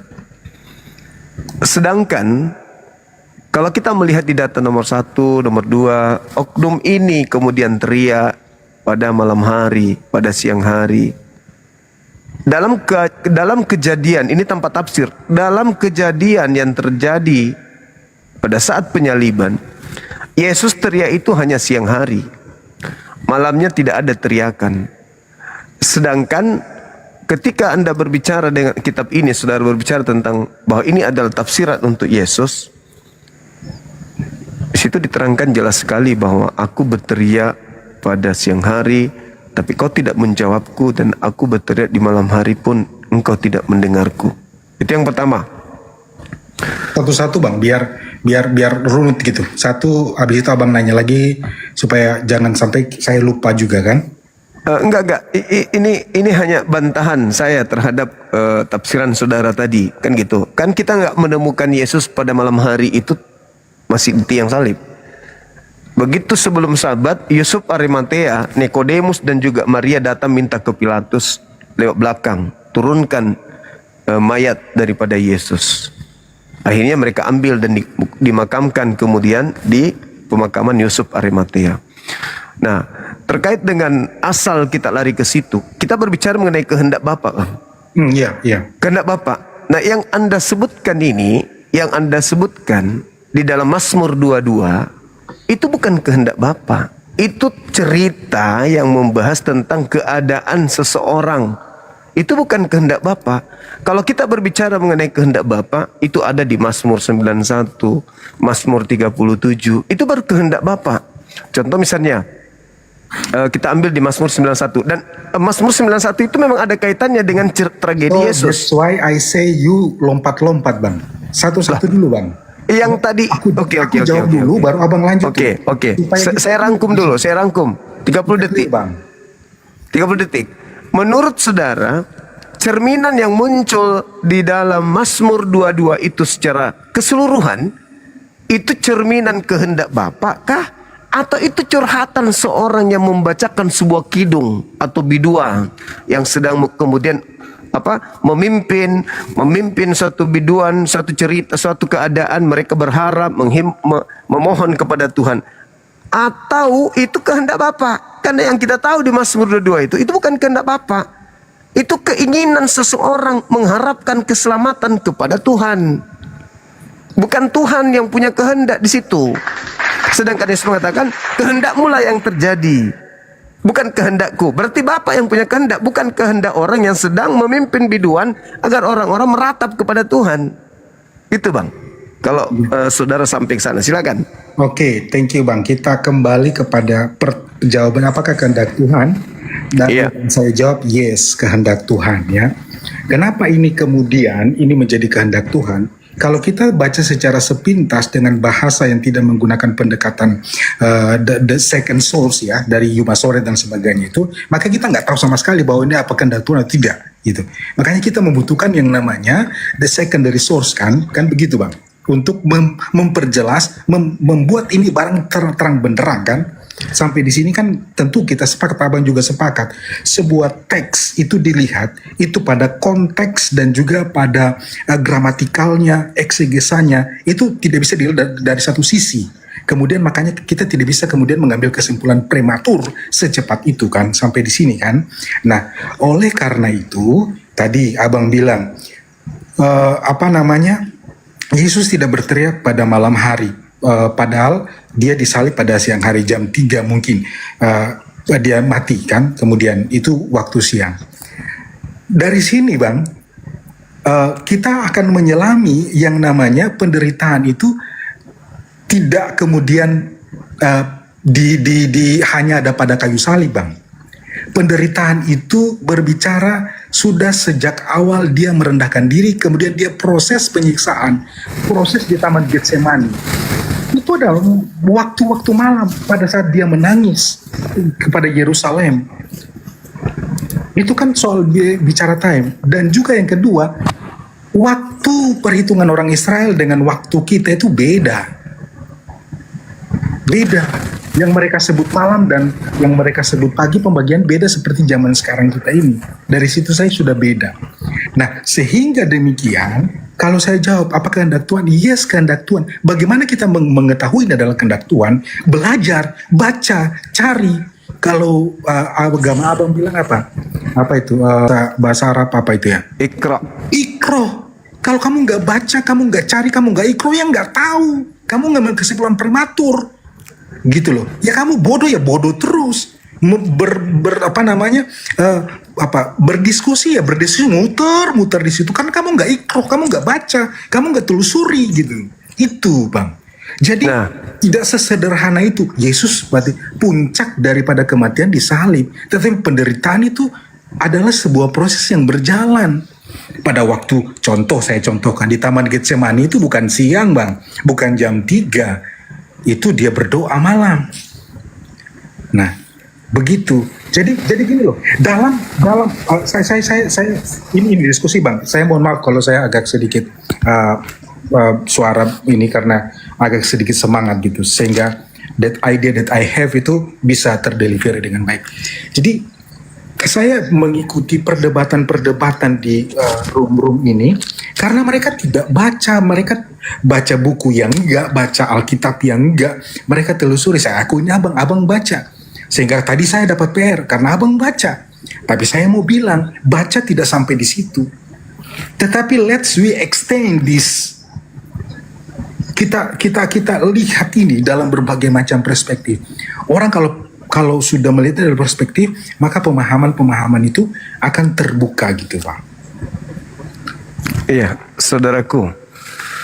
Menurut pemahaman saudara nih, dalam cakupan narasi-narasi yang muncul di Mazmur 22 secara keseluruhan, itu tangisan atau ratapan manusia kepada Tuhan, atau itu adalah catatan-catatan yang mencakup tentang kehendak Tuhan terhadap seseorang? Oke, saya jawab itu ratapan orang hamba kepada Tuhannya, atau itu adalah putusan-putusan Tuhan tentang orang benar yang sedang berdoa kepadanya? Betul. Pertama, betul apa yang abang bilang itu adalah sebuah ratapan. Nah, ratapan. Berarti bukan Tuhan punya kehendak, tapi kehendak manusia agar dia diselamatkan, kan gitu? Sebentar bang. Ya, saya belum selesai. Betul, ini adalah sebuah tulisan ya. Daud dikejar-kejar oleh Saul, kemudian dia menulis bagaimana perjalanan hidupnya, kemudian dia menulis di itu. Ingat bahwa dalam pendekatan pemahaman Alkitab, yaitu Allah mengilhamkan firman-Nya kepada orang-orang pada zaman itu, ya. Dia mengilhamkan itu, kemudian di sana kemudian dia mengungkapkan kebenaran-kebenaran, bisa melalui ratapan orang, bisa melalui cerita orang, misalnya cerita-cerita Nabi, cerita-cerita sahabat Nabi. Kalau saya bisa bilang, Allah mengungkapkan kebenaran ini melalui kisah orang, ratapan orang, sejarah bangsa Israel, jatuh bangunnya seseorang. Disitulah kan pasal-pasal kebenaran disusun. Kan begitu. Pasal-pasal kebenaran dicari. Karena kita ikroh, karena kita mencari, karena kita pengen tahu, disitulah. Jadi melalui ratapan itulah kebenaran terungkap. Saya kasih ilustrasi. Ada ibu yang nangis-nangis. Misalnya, ibu yang misalnya dia nangis-nangis sambil dia meratap anaknya dibunuh.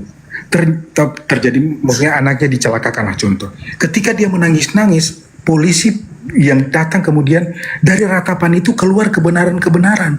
Oh, anak saya baru tadi baru bersepeda, baru main di depan ini, tiba-tiba dia sudah nggak ada pada pukul begini. Catatan-catatan itu mengungkapkan kebenaran, membantu polisi untuk mengkonfirmasi bahwa ternyata anak ini di sini. Kurang lebih ilustrasinya kayak gitu. Jadi saya bilang melalui ratapan orang-orang yang dipilih Tuhan, dia menyampaikan kebenaran-kebenaran. Menyampaikan pasal-pasal, menyampaikan potongan-potongan supaya manusia memahami apa kehendaknya. Jadi abang jangan berharap bahwa Tuhan itu datang dengan suara guntur yang besar, kemudian dia berbicara, hai manusia, engkau harus bertobat. Tidak seperti itu. Justru Tuhan memakai sejarah manusia, Tuhan memakai cerita manusia, Tuhan memakai ratapan manusia untuk menyatakan kehendaknya.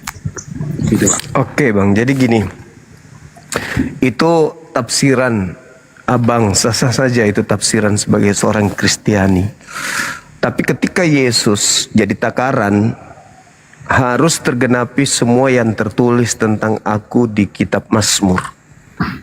Berarti merujuk kepada kehendak Tuhan terhadap dirinya. Yesus ini orang benar. Yesus ini bukan pelaku dosa, dia adalah orang yang dikasihi. Berarti kita harus mencari di dalam kitab Taurat, di kitab Mazmur yang membahas tentang keinginan Tuhan, kehendak Tuhan kepada orang yang benar, kepada orang yang dikasihi. Contoh, Mazmur 37, nomor 28 sampai nomor berapa? Nomor 40. Bang, yang Mazmur 22 selesai belum? Kita pindah ke 37. Ya, saya punya kesimpulan, itu kesimpulan saudara. Kesimpulan saya tadi di awal sebelum Anda terakhir berbicara, bahwa Mazmur 22 itu adalah ratapan manusia kepada Tuhannya, bukan kehendak Bapa. Maksudnya, kalau yang saya ingin sampaikan ini, seperti di dalam Mazmur 37 itu kehendak Bapa. Contoh misalnya,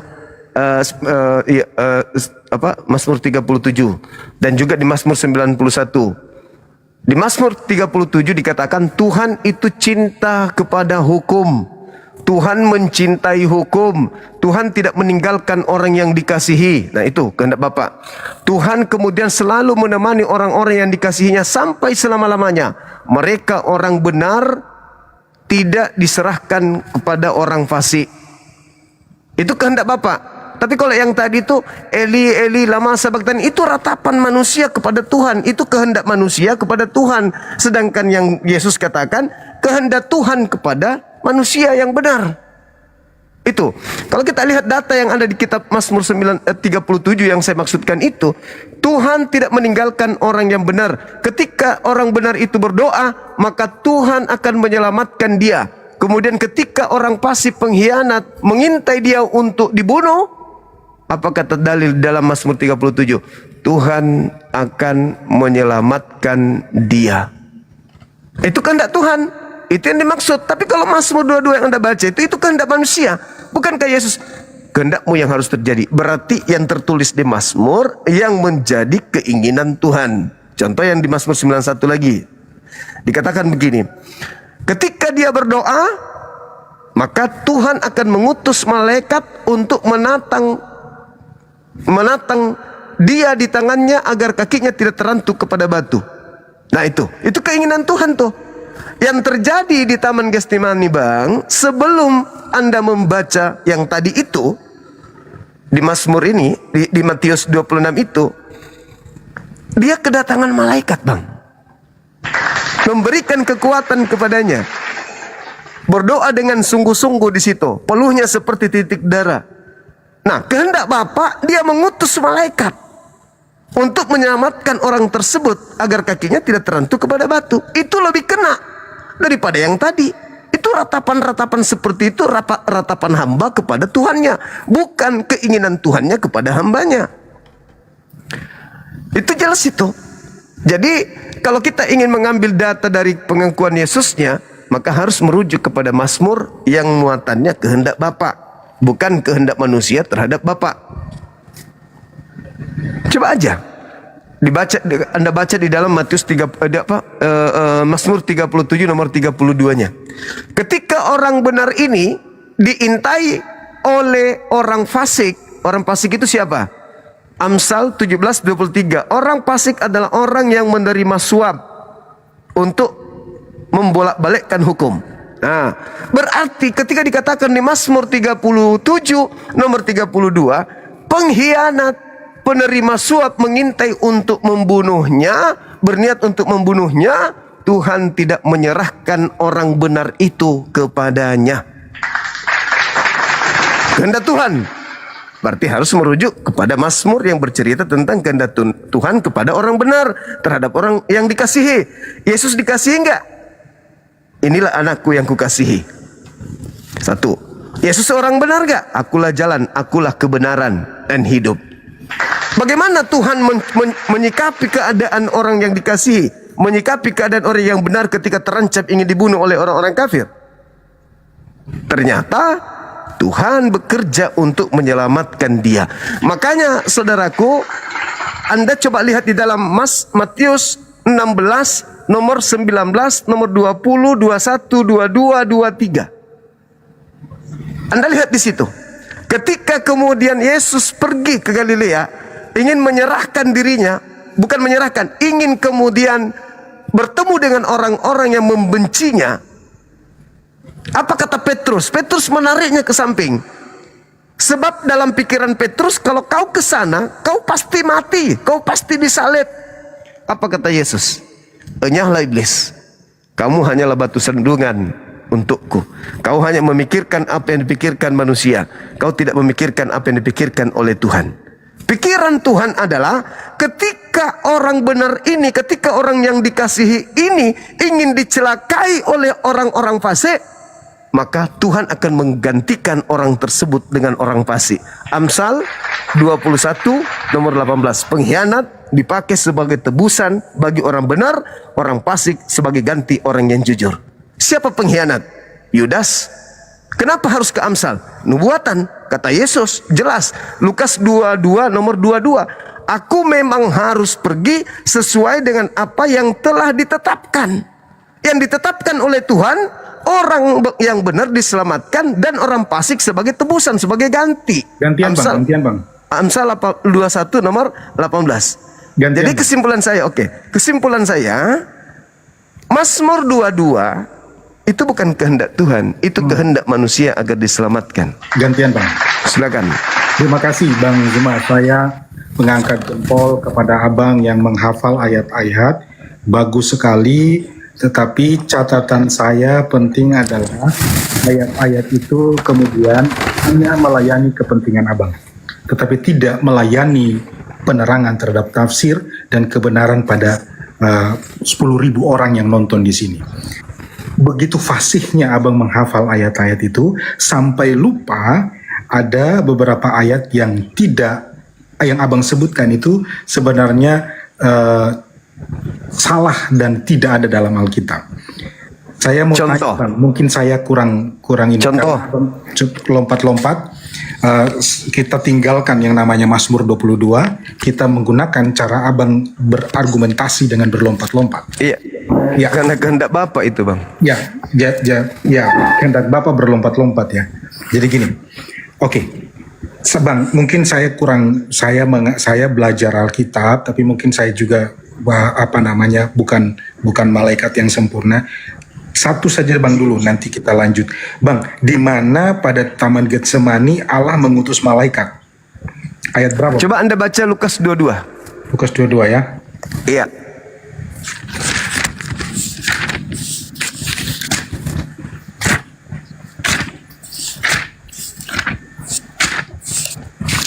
Ayat berapa? Datanya itu nomor berapa ya? 3946 ya? Bukan.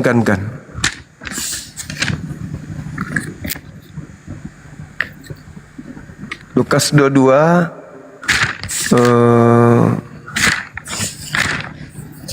43. Insyaallah.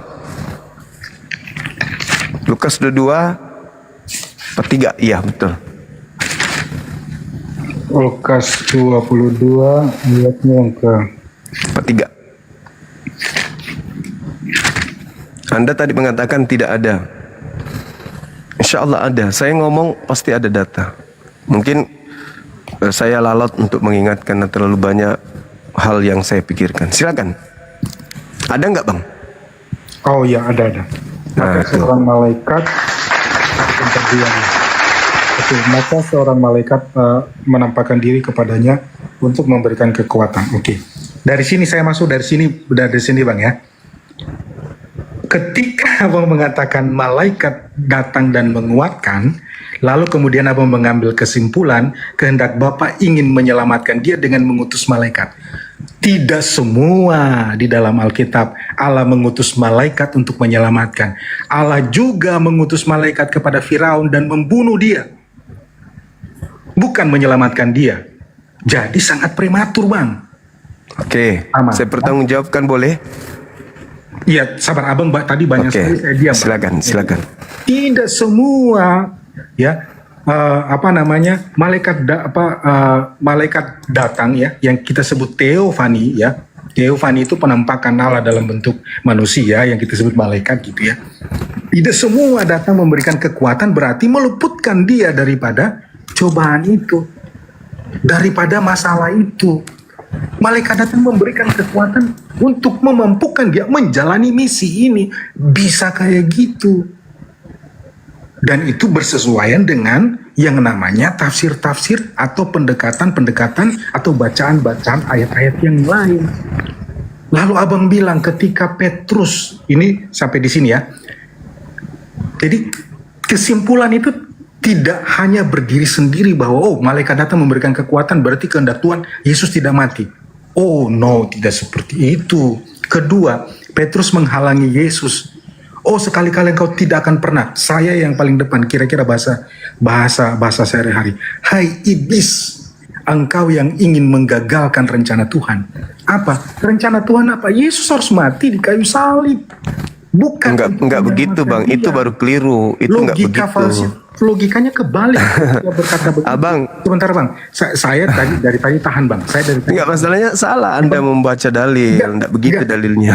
Nah, Abang Petrus bilang, aku yang akan paling depan. Hai Petrus, nyala iblis dalam pikiran. Enggak ada kayak gitu, Apa artinya Bang? Apa artinya bahwa Yesus, Petrus kan sebagai manusia ingin menyelamatkan Yesus. Jangan sekali-kali. Karena Petrus berpikir Yesus akan dibunuh. Nah, itu pemikiran iblis. Nah, itu pemikiran iblis. Pemikiran yang tidak percaya kepada kuasa Tuhan. Saya dulu Bang. Ya, Abang tadi panjang sekali. Petrus bilang Yesus akan dibunuh. Dia sebagai manusia menghalangi. Lalu Yesus bilang itu adalah rencana iblis untuk menggagalkan misi penyelamatan Allah. Itu Yesus. Salah. Anda salah tafsir. Anda salah tafsir di situ. Bang, Anda salah tafsir. Kalau abang belajar 17 tahun, saya dari lahir sudah Kristen, Bang. Bang, iblis merasuki Yudas untuk apa? Nah, iblis merasuki Yudas untuk apa? Mari kita cari potongan Bagaimana ceritanya? Iblis merasuki Yudas untuk menyalib Yesus. Sekarang Anda mengatakan iblis ingin membatalkan salib. Mana yang betul? Yes.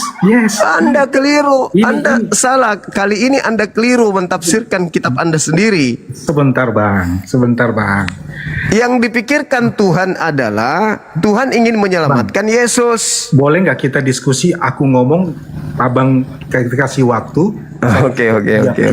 Silakan. Tapi izin bang. Tapi Anda fokus, bang izin bang. Anda fokus sama topik dan pertanyaan gitu loh bang.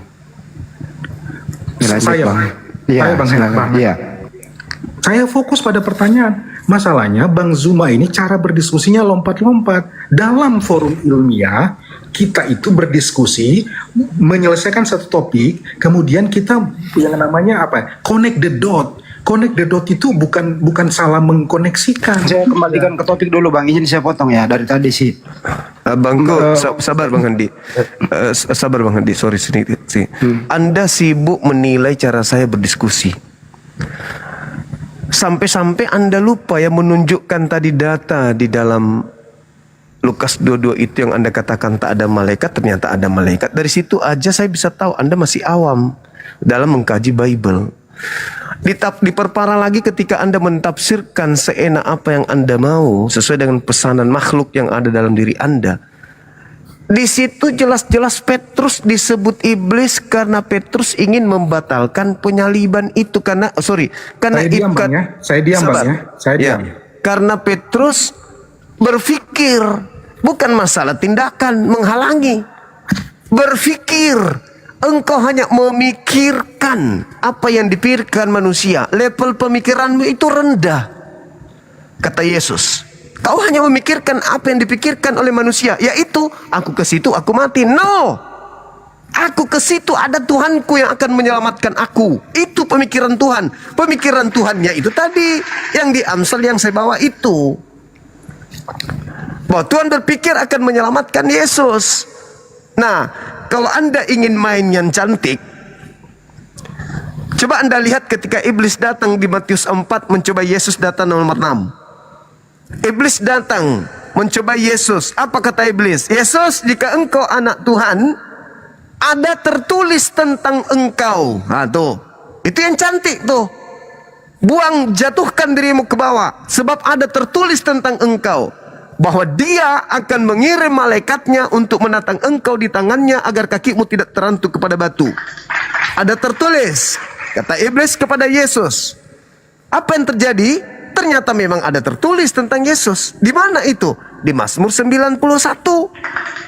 Malaikat akan datang menatang Yesus di tangannya, agar kakinya Yesus itu tidak terantuk kepada batu, tidak celaka. Makanya Mazmur 91, kalau Anda dalami itu, untuk Yesus, mulai dari nomor 1 sampai nomor 16 selesai. Bukan Yesus yang disalib. Karena ternyata Tuhan sangat apik penjagaannya terhadap Yesus. Hanya iblis yang menginginkan kematian kepada Yesus. Mohon maaf, ini bahasa guyon, tapi coba Anda renungkan. Hanya iblis yang menginginkan kematian kepada Yesus bersama dengan orang-orang Kristen yang mau Yesus itu disalib. Tuhan tidak mau Yesus disalib. Umat Islam tidak mau Yesus disalib. Hanya iblis dan orang Kristen yang mau Yesus disalib. Coba Anda baca tuh. Jika engkau anak Tuhan, Tuhan akan mengutus malaikat untuk menjaga engkau di tangannya, agar kakimu tidak terantuk kepada batu.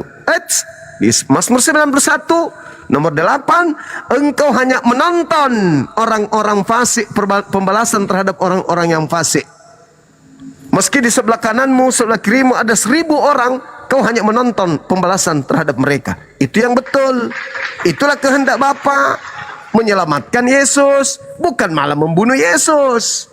Begitu saudara. Tapi gak apa-apa, Anda adalah orang yang harus menjadikan pelaku-pelaku penyaliban sebagai pahlawan Anda, termasuk yang merasuki Yudas, termasuk imam kepala mahkamah agama.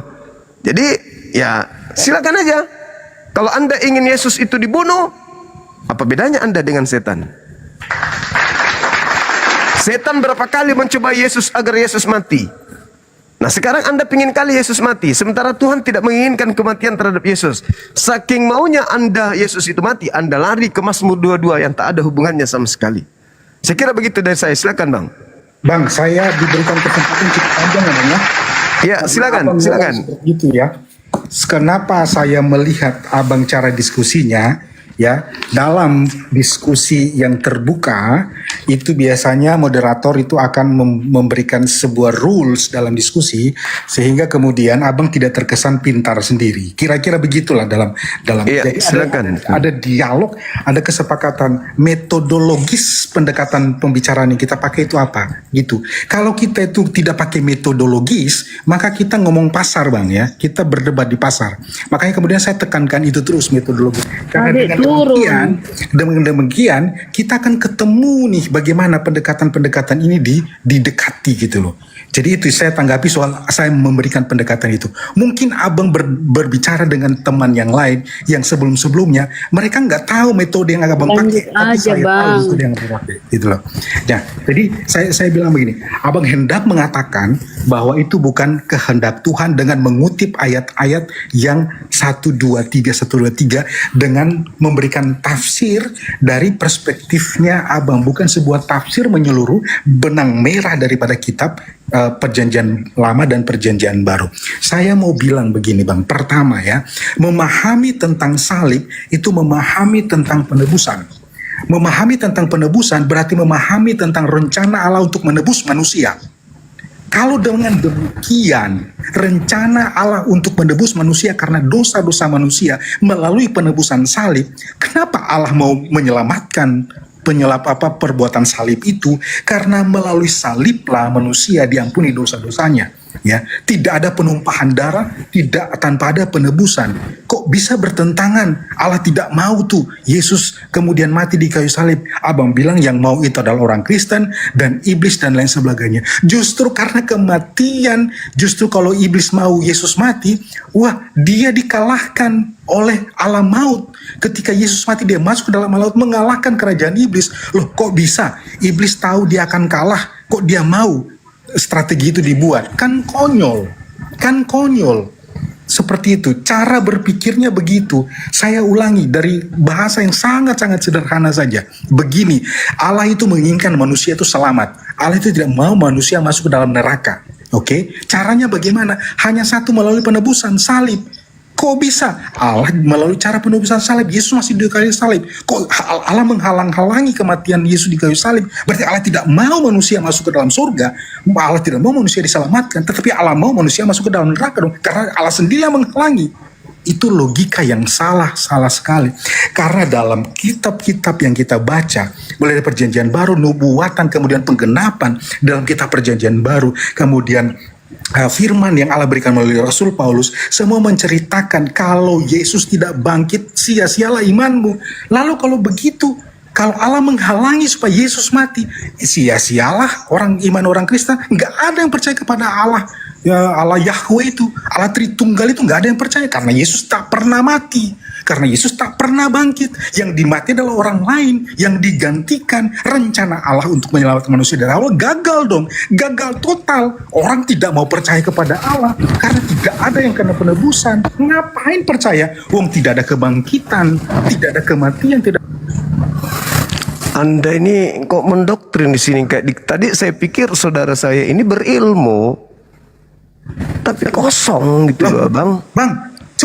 Jangan dimatikan dong mic saya. Saya tidak temukan sedikit pun ilmu. Ini argumen dong. Abangku, yang Anda sampaikan ini doktrin gereja, doktrin murahan. Tidak laku bagi saya. Justru cara pikir doktrin, saya tadinya terkesima di awal dengan nama abangku ini buku Indonesia. Kupikir orang berilmu, ternyata cuman doktrinnya ini alamak. Doktrin murahan yang tidak laku bagi orang-orang sehat akal. Tuhan datang menyelamatkan manusia dengan membunuh manusia. Itu nggak ada poinnya itu. Itu doktrin itu, Pak. Doktrin batil. Yang Yesus sendiri murka terhadap itu. Abangku lihat dalam Yohanes 8. Nomor 37 sampai seterusnya. Yesus mengatakan yang ingin membunuhnya adalah anak-anak setan. Gimana ceritanya saudara-saudara Kristen ini selalu mengecewakan saya terus. Yesusnya mengatakan ketika ditanya apa yang harus aku kerjakan supaya aku bisa memperoleh hidup yang kekal. Kata Yesus, jangan kau membunuh. Oh, jadi sekarang membunuh itu adalah keselamatan. Harus tergenapi apa yang tertulis tentang aku di Mazmur, kehendak Bapaknya. Anda bawa Mazmur 22, saya jawab nih, supaya jangan salah penonton. Anda yang entah kemana-mana perginya jualan doktrin di sini. Ini kali Anda jual doktrin. Doktrin tidak laku bagi kami yang berakal. Nggak laku. Agama yang datang dengan doktrin mematikan akal itu nggak laku bagi kami umat Islam, abangku. Rencana Tuhan mana yang ingin menyelamatkan manusia dengan membunuh manusia secara keji? Bahkan dikatakan itu adalah dirinya sendiri. Itu di mana kita bisa terima yang kayak gitu-gitu? Gini Bang, moderator jangan matikan mic dong. Saudaraku, Yesus mengatakan di dalam di dalam Lukas 22:44 harus tergenapi apa yang tertulis tentang aku di dalam Taurat. Dalam Taurat, Keluaran 23 nomor 7 nomor 8. Anda bilang lagi nanti saya loncat. Bagaimana saya tidak loncat? Anda hanya menyampaikan doktrin. Loh, di situ dikatakan jangan kau membunuh orang yang benar. Saya sampai di sini Bang, kasih kesempatan, jangan membunuh. Stop Bang. Silakan. Boleh nggak Yesus dibunuh berdasarkan dalil itu? Gini. Konsep pengorbanan yang dipahami ya oleh orang-orang Ibrani, orang-orang Yahudi, Bani Israel adalah pengorbanan domba. Memang betul. Terus dari mana Kristen dapatkan konsep pengorbanan Tuhan? Konsep dari mana itu? Tuhannya sendiri dikorbankan. Di mana konsepnya? Imamat 1 nomor 2. Katakanlah kepada orang Israel, apabila mereka hendak mempersembahkan kurban persembahan penghapus dosa, hendaklah mereka mempersembahkan hewan ternak, kambing, sapi, lembu. Nggak ada manusia, apalagi Tuhan. Imamat 18, Tuhan marah terhadap orang yang mempersembahkan anak manusia kepada dewa Molok. Wah, ini moderator nggak turun. Bukan mic saya terus. Nah, coba saudara jelaskan ke kita di sini. Ya. Ketika Tuhan mengatakan jangan kau membunuh orang yang benar, jangan kau membunuh orang yang bersalah, menurut sidang Yesus orang bersalah atau orang benar? Oke, Yesus adalah orang benar sebentar. Boleh nggak dibunuh menurut Tuhan? Begini, jawabannya tidak langsung seprematur itu, tidak seperti. Harus muter-muter dulu untuk cuci otaknya orang gitu. Ya tentu, abang juga. Jelas perintahnya, jangan kau membunuh orang yang benar, jangan kau membunuh orang yang tidak bersalah. Betul, jangan membunuh. Yesus orang benar, Yesus orang Yesus bersalah atau orang gimana? Benar. Boleh nggak dibunuh? Begini, saya akan jawab, tapi saya harus jelaskan karena orang akan missing cara pemahaman. Boleh nggak dibunuh, abangku? Kehendak Allah dia mati di kayu salib. Kalau bahasa abang, kehendak Allah jangan bunuh orang yang benar. Mana ada kehendak Allah bunuhlah orang benar demi untuk menyelamatkan orang yang bersalah? Matikan mic dong. Saya jelaskan dimatikan. Enggak fair. Di mana dalilnya? Di mana dalilnya, Bang? Setegas dalil. Sabar. Di mana dalilnya setegas dalil yang saya bacakan, Keluaran 23 nomor 7 nomor 8, jangan kau membunuh orang yang tidak bersalah, jangan kau bunuh orang yang benar, sebab aku Tuhan tidak akan membenarkan orang-orang yang bersalah. Oke Bang, saya jawab ya. Ya, silakan kasih saya dalil, bunuhlah orang benar, sebab aku akan membenarkan orang yang bersalah. Coba, di mana itu tertulis? Moderator saya minta jangan dimatikan mic saya biar. Jangan berdoktrin Bang ya, silakan. Ya, bukan doktrin. Ini adalah pemahaman Alkitab ya, pemahaman Alkitab. Jadi begini, konsep ya, konsep orang Ibrani, orang Yahudi, Bani Israel. Ini kok mic saya dimatikan terus, ini gimana? Jangan Bang. Matikan kok, nggak ada yang matikan. Jangan dimatikan. Oke. On terus itu kok. Oke, ini tadi mati. Oke. Jadi gini, konsep tentang penebusan dosa itu harus pertumpahan darah. Premis 1. Iya. Binatang. Premis 1 pertumpahan darah. Binatang. Ya, binatang. Nah, Oke. Binatang.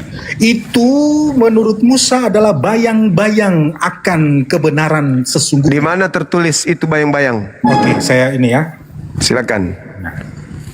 Bentar.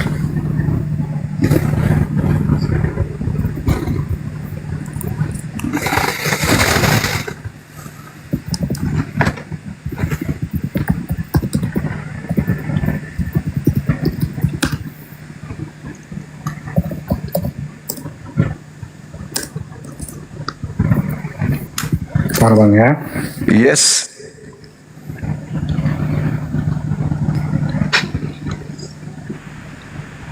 Dua jam kemudian. Kalau nggak dapat itu turun lagi nanti ya PR ya. Sebentar saya cari gini loh. Saya kalau gini saya ini ya. Kayak tadi ya Bang ya. Gimana Bunda Rahman? Kayak tadi nggak dapat. Bunda jangan diganggu Jangan diganggu, dia lagi nyari. Gini. Saya kalau sudah setiap hari ada di sini dengan mengulang-ulang mutar ayat-ayat itu, saya mungkin akan hafal semuanya. Tapi kan saya baru masuk, kemudian saya lanjut Bang. Dengan ini. Oke, saya lanjutkan ya. Gini ya. Saya jelaskan ya. Di mana bayang-bayang Bang? Datanya Bang tadi mana? Ya, katanya nanti kalau saya lama diturunin. Karena saya akan recall kembali orang proses recall itu. Kali memutar lidah Abang. Ibrani 10 ya Bang ya? Bukan perjanjian lama ini. Iya, silakan. Di mana dikatakan bahwa kurban hewan itu adalah bayang-bayang? Yes. Nah. Sebentar. Paling Ibrani 10 abangku. Tak ada di Taurat itu. Iya. Di dalam Ibrani kan? Di dalam Ibrani kan? Ya, Ibrani. Nah, Ibrani 10 nomor 1 itu. Sedangkan buku Ibrani itu tidak diketahui siapa penulisnya. Sebentar, Abang jangan langsung kemudian mendiskreditkan tentang penulis. Karena emang nggak ada yang tahu siapa penulis Ibrani itu, Bang. Nanti Abang lompat lagi, kita bicara tentang kanonisasi Alkitab lagi. Saya kan panjang gitu loh. Oke. Saya hanya menjelaskan bahwa saya hanya itu memberikan tahu sehingga orang tidak bising. Sebuah buku yang tidak diketahui asal-usulnya jangan digunakan untuk mematikan firman Tuhan yang ada dalam kitab Taurat Musa. Nanti kita bicara kanonisasi. Abang ngerti nggak proses kanonisasi? Alamak. Lanjut Bang, lanjut. Di mana Anda katakan bahwa itu pembunuh kurban hewan sebagai penebus dosa adalah bayang-bayang. Selain dari Ibrani, ada nggak di dalam kitabnya Nabi Musa? Ya, nanti saya akan cari bagaimana kemudian Musa merekonstruksi tentang merekonstruksi tentang tabernakel itu sebagai sebuah bayang-bayang. Nah, silakan. Itu yang saya tunggu. Jangan bawa Ibrani. Ya.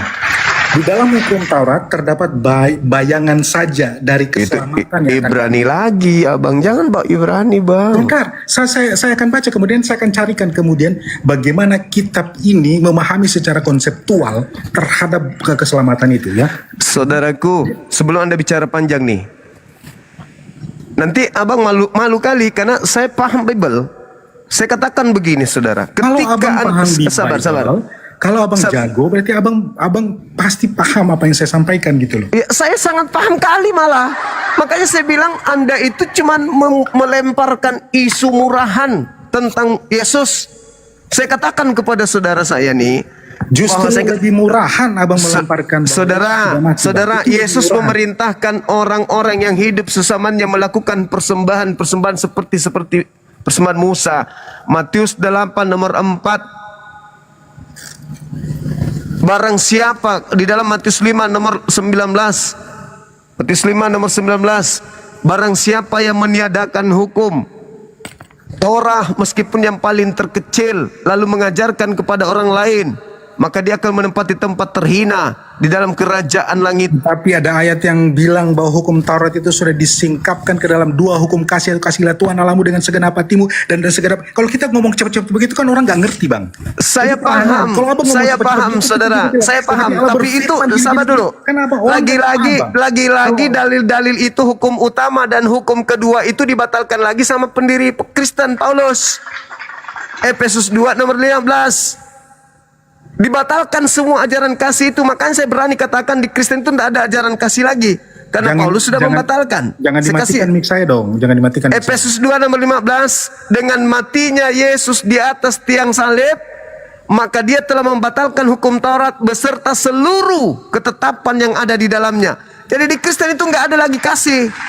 Hukum pertama dan hukum kedua sudah dibatalkan oleh Paulus. Makanya Paulus dalam suratnya jemaat dia ada di Filipi, dia katakan bahwa hukum Taurat beserta segala aturannya itu adalah tinja, sampah, kotoran. Baik, saya pakai cara abang untuk cara berkata dengan harus kemudian menggunakan dalil. Pakai Yesus data. berkata, kasihilah Tuhan Allahmu dengan segenap hatimu dan dengan segenap akal budimu dan dengan segenap kekuatanmu. Hukum yang pertama dan hukum yang kedua yang sama dengan itulah, kasihilah sesama manusia seperti dirimu sendiri.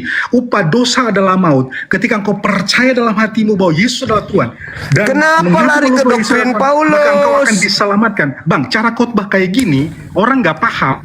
Kenapa lari ke khotbah Paulus? Ente ujung-ujungnya ente kenapa berlari-lari gini? Ente kenapa cara-cara gimana ceritanya orang ini? Aduh, sebentar, parah. Maksud saya berharap diskusi kita ini tersistematis. Lah, Anda yang lari-lari loh, saudaraku. Loh, bukan saya loh. Coba penonton bisa nulis siapa sih yang lari-lari. Aku stay pada Mazmur 22. Saya minta data. Anda mengatakan bayang-bayang. Saya minta data. Anda kasih Ibrani. Apa sih? Ini kan gini abangku. Kehendak Tuhan, jangan kau membunuh orang yang benar. Yesus orang benar. Jangan kau bunuh. Itu adalah bayang-bayang. Kau katakan itu bayang-bayang. Menyanggat kata firman Tuhan, saudara katakan bayang-bayang dengan menggunakan buku yang tidak jelas siapa penulisnya. Kan lucu. Mari kita bicara kanonisasi. Abang bilang kanonisasi. Ada berapa buku sih yang dikanonisasi? Abangku, jangan cerita kanonisasi kalau abang nggak tahu siapa penulisnya. Lagi ke topik Ibrani itu penulisnya siapa? Kita cerita, abang tahu nggak bagaimana proses kanonisasi, kemudian Katolik punya Deuterokanonika. Jangan kanonisasi, penulisnya aja dulu sebelum dikanon kitab itu siapa penulis buku ini. Justru singkatnya kanonisasi itu adalah ya gini, ini kita kembali kepada kanonisasi. Jadi abang tidak langsung kepada dalil, tapi kepada buku. Nanti kalau buku nggak dapat, abang lagi lompat kepada hal yang lebih besar lagi. Bagaimana Anda mematahkan firman Tuhan menggunakan buku yang tidak bertuan? Kan lucu. Bagaimana mungkin sebuah buku yang bukan firman Tuhan mematahkan firman Tuhan? Jangan kau membunuh orang yang benar, jangan kau membunuh orang yang tidak bersalah. Yesus ditemukan Matius 27 nomor 18. Di situ dikatakan mereka tidak menemukan kesalahan Yesus, mereka menyerahkan Yesus disalib karena dengki. Mereka tidak menemukan kesalahan sedikit pun. Karena Yesus orang benar. Jangan kau membunuh orang benar. Anda mengatakan itu cuma bayang-bayang. Mana dalilnya? Baca di Ibrani 10 nomor 1. Kan lucu abangku ini. Loh, kan lucu juga kalau abang bilang kartu kanonisasi itu abang gak ngerti kanonisasi, lucu juga bagi saya. Apa dari tadi antum bagi saya. Anda itu dari tadi cerita intelektual sama seperti pendeta-pendeta yang lain. Loh, tapi bagi saya itu bullshit. Loh, abang yang lucu ketika Anda membantah dalil firman Tuhan katanya. Menggunakan data-data kanonisasi lah, hermeneutika lah, harus belajar. Kenapa nggak belajar filologi sekalian? Tepat sekali apa yang abang bilang. Harus menggunakan pendekatan kalau keluar. Aduh, saudaraku ini payah, payah bangku ini. Pertanyaan sederhana tadi loh bang, di mana datanya boleh membunuh orang yang apa yang pertanyaannya jangan kemana-mana. Sebuah pernyataan yang dengerin dulu. Di mana datanya tertulis boleh membunuh orang yang tidak bersalah? Itu kan pertanyaannya bang. Oke, saya jawab bang Hendy ya. Iya, silakan. Ya, bang Hendy ya. Nah, saya jawab ya. Penggenapan itu harus penumpahan darah. Enggak ditanya penggenapan, data bang, data. Penumpahan darah manusia katanya. Gini. Orang dilarang membunuh orang benar, malah dia cari orang benar mau dibunuh, gimana itu bang? Yes, karena itu adalah penggenapan. Atau kalau boleh diputar pertanyaannya bang, sederhana. Boleh nggak membunuh orang yang tidak bersalah bang? Sesuai perintah Tuhan, boleh atau tidak? A boleh, B tidak. Jawab. Tidak boleh membunuh, ya. Tidak boleh membunuh. Tidak boleh membunuh. Membunuh orang benar. Tidak boleh. Yang namanya juga perintah kasihlah Tuhan Allahmu. Boleh. Cukup. Udah bang. Udah jawab. Kasihi Tuhan saja itu Anda nggak paham maksudnya di situ. Loh, kok Anda nggak paham? Kasih kepada Tuhan maksudnya melanggar firman Tuhan atau taat perintah Tuhan? Ya. Kasih itu jika engkau adalah muridku, engkau melakukan segala apa yang dikatakan. Saya ulang lagi. Kasih kepada Tuhan, kepada Bapa itu mentaati perintahnya atau melanggar perintahnya? Kasih kepada Bapa. Mentaati.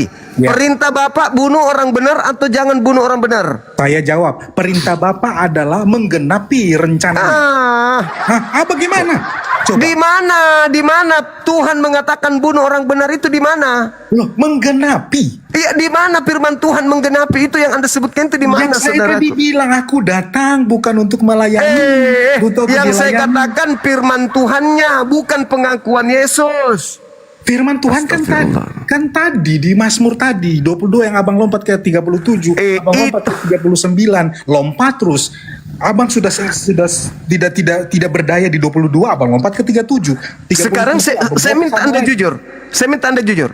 Mazmur 22 itu ratapan manusia atau ratapan Tuhan? Ratapan manusia, tetapi manusia udah selesai. Kebenaran. Selesai. Yang saya minta berdasarkan doa Yesus, kehendak Bapa, bukan kehendak manusia yang meratap.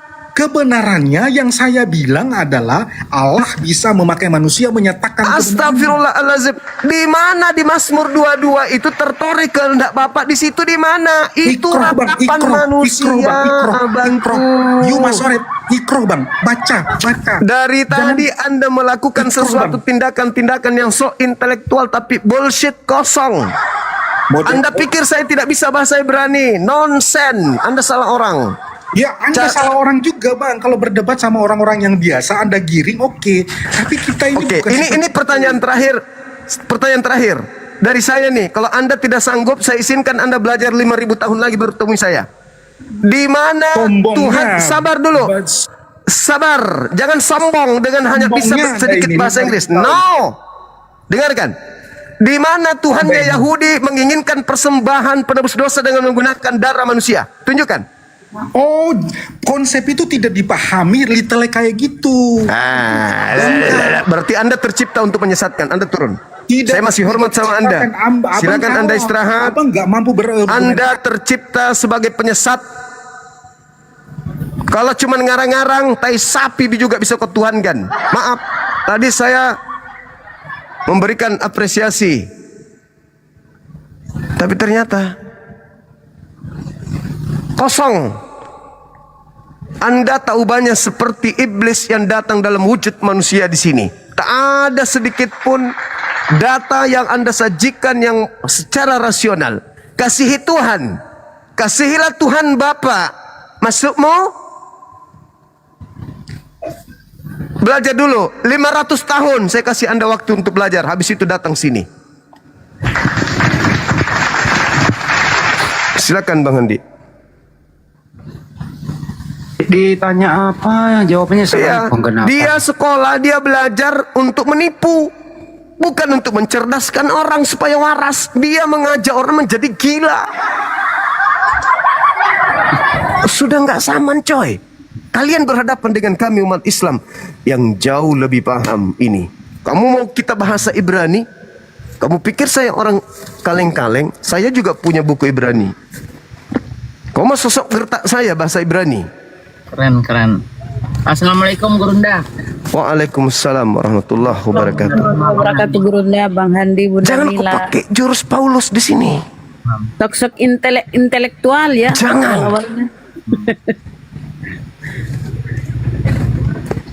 Tipu-tipu. Itu penipu itu namanya. Kalau Anda berbicara, ois. Dia pendeta ya Gurunda. Dia pendeta ya.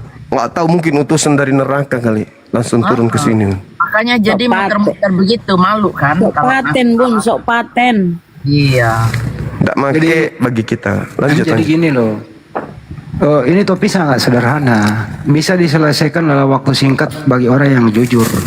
Itu satu. Karena ini komunikasinya pakai bahasa Indonesia. Sama-sama orang Indonesia. Pertanyaan sederhana. Boleh nggak membunuh orang yang tidak bersalah? Ada nggak perintah Tuhan membolehkan membunuh orang yang tidak bersalah? Sederhana. Jawabannya selalu apa? Penggenapan, bayang-bayang. Apa nyambung nggak tuh teman-teman? Ibrani 10 itu dibuatnya, diambilnya. Ibrani 10 dibawa. Kanonisasi. Ngapain kau bawa saya ke sana? Kamu bawa saya ke sana nanti kau mencret kelereng. Apa dasar pijakannya kemudian otoritas daripada gereja, bapak-bapak mula-mula melenserkan Injil Filipus? Apa takarannya? Sementara yang dipanggil untuk memberitakan Injil berdasarkan penyelidikan daripada Markus, Yohanes, Lukas, itu adalah Filipus. Tidak pernah Yesus memanggil Lukas. Tidak pernah Yesus memanggil orang yang menulis Ibrani itu. Siapa yang memiliki otoritas untuk itu? Pengkanonan itu. Ada Yesus memberikan otoritas. Sedangkan yang diberi otoritas Yesus untuk melakukan penginjilan adalah Filipus. Kenapa Injilnya ditolak? Hah? Ada apa? Bukankah Filipus ikutlah denganku. Mari kita ke Galilea. Setelah Yohanes Pembaptis itu ditangkap, Yesus datang bersama muridnya Filipus, mengajarkan Injil Kerajaan Allah. Kisah para Rasul, Filipus kemudian bertolak dari nas itu, mengajarkan Injilnya Yesus. Mana Injilnya Filipus? Ada? Nggak ada kan? Untuk apa kalian berkanun-kanun ria? Kalau data-data yang bersumber dari sumber yang akurat Anda tolak. Atau jangan-jangan Filipus tahu kalau Yesus tadinya itu menikah. Sampai-sampai Injilnya ditolak. Injil Lukas lah kau pakai, Injil Markus entah dari mana itu, Ibrani yang kau pakai, surah Paulus lagi yang kau ambil. Apa pula yang kayak gitu-gitu? Emang Paulus pernah menerima langsung Injil dari Yesus? Sedangkan Filipus pernah baca Yohanes 1.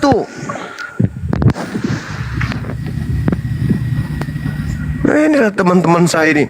Kalau sudah injak Yerusalem, datang ke Bukit Tengkorak, udah merasa hebat. Kau ke sana juga cuma datang diludahi sama Yahudi kok. Malam Abang Suma. Malam. Lanjut nanti sebentar. Lanjut. Nama dulu Pak De Sugi. Assalamualaikum Pak De. Waalaikumsalam warahmatullahi wabarakatuh. Bang Suma, itulah yang saya bingung-bingung juga, saya Kristen Bang Suma. Iya bang, lanjut bang. Iya, yang bingung saya gini Bang Suma, semua agama mengklaim bahwa kitab suci adalah perkataan Tuhan yang seperti itu ya. Tapi sampai saat ini saya nggak pernah dapat data bahwa Tuhan yang berkata seperti itu. Apakah itu perlu diklarifikasi bahwa kitab suci itu jangan disebut perkataan Tuhan, karena Tuhan nggak pernah berkata gitu, nggak ada bukti yang valid. Jadi metode pewahyuan yang harusnya Anda kaji. Ya memang saya Bang Suma udah mengkaji itu sih. Kalau dalam Al-Quran Bung, malah lari ke apa ya, terlalu sadis kalau Tuhan menurunkan wahyu itu kepada nabi-nabi yang berbeda sehingga terjadi sebuah propaganda, pertentangan yang menerapkan bahwa agamaku paling benar, Tuhanku paling benar. Apakah Tuhan sejahat itu?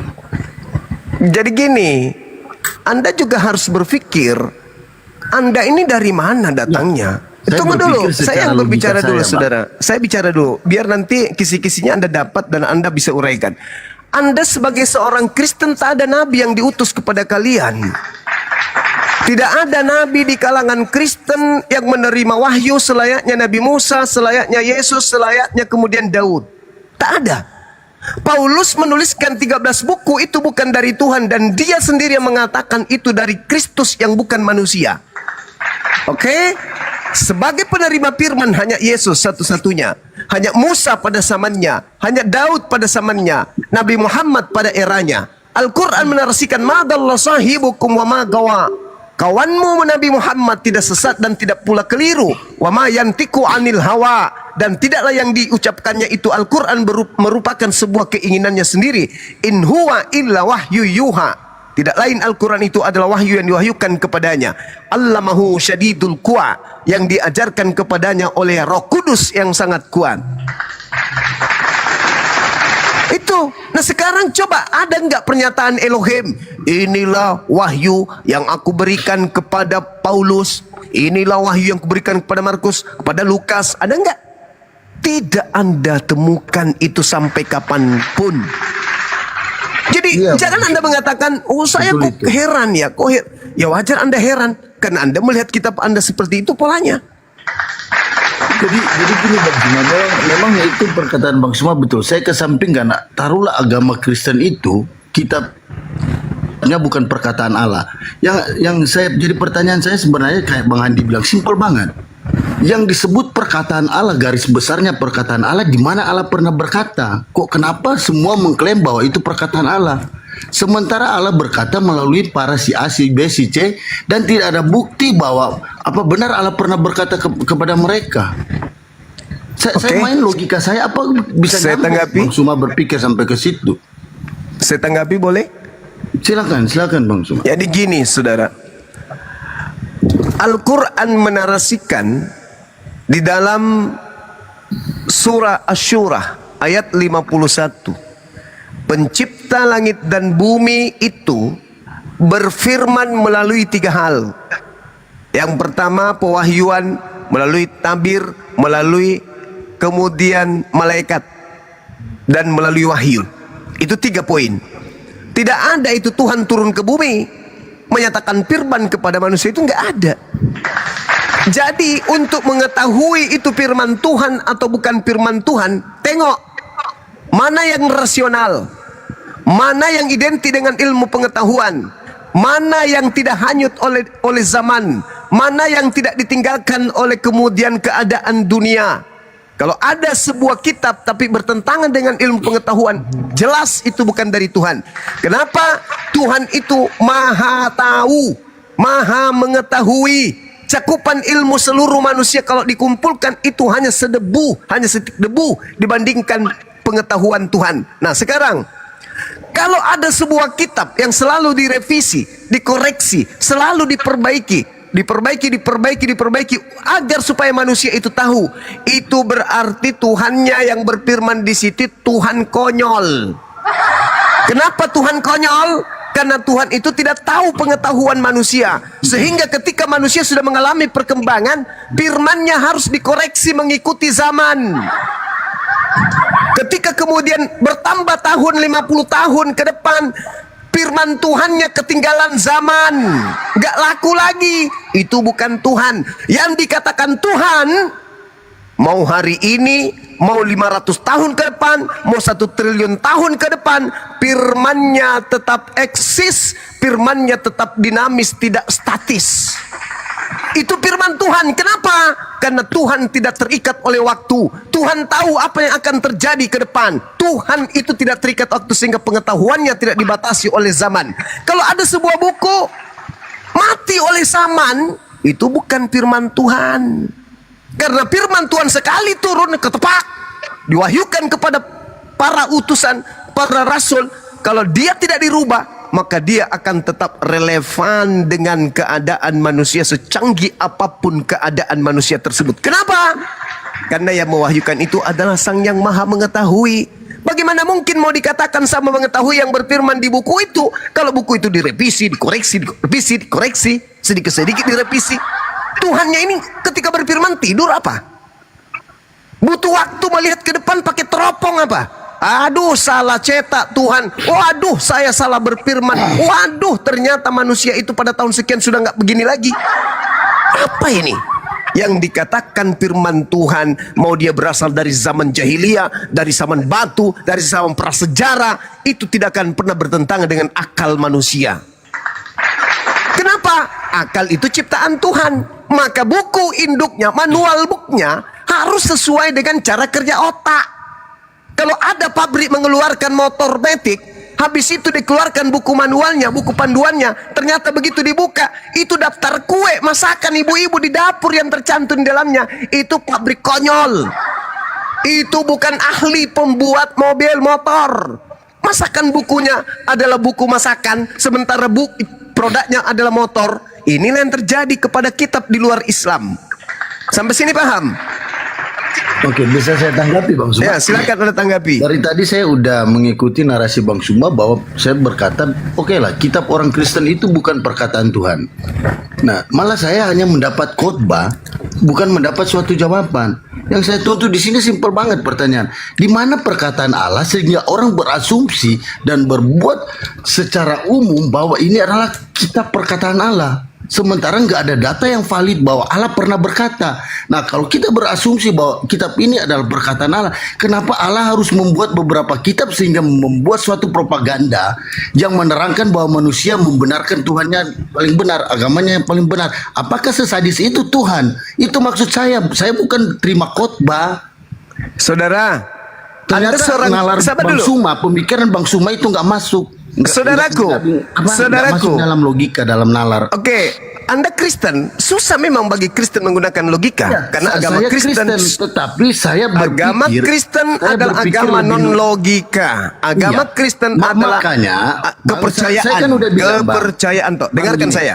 Saya kan udah bilang, saya udah kesampingkan Kristennya. Oke, saya ikut narasi Bang Ya, Suma. maka dari itu Kristen Anda itu diam. bukan Anda jangan so intelektual di sini. Hanya modal air liur. Dengarkan saya. Bagi Kristen, kamu sabar bodoh dulu, kali sabar saya dulu. itu. Dengarkan saya, dengarkan Kamu saya. itu bodoh loh. Cara berpikir Anda bodoh. Gantian bos, gantian. Dengarkan saya. Biar enak kita, Anda mau gantian. keras-keras. Emang Anda siapa? Dengarkan kayak saya, anjing di dengarkan sini, saya, saudaraku gantian. yang Ikuti lahir narasi jadi Anda, manusia yang berasal dari sperma babi. Dengarkan. Iya. Yesus Tuhan, Tuhan Anda- Anda itu konon katanya turun Anda ke bumi. khotbah. X, dengar. Tuhan Anda Makanya itu Anda bisa kata kalah sama- Turunin aja, turunin. Kalau nggak bisa gantian, Kalah turunin sama aja. Edis karena kebodohan Anda. manusia Udah yang jadi lahir ricu dari nanti, sperma turunin. babi, diam. Diam. Orang tua Anda makan babi.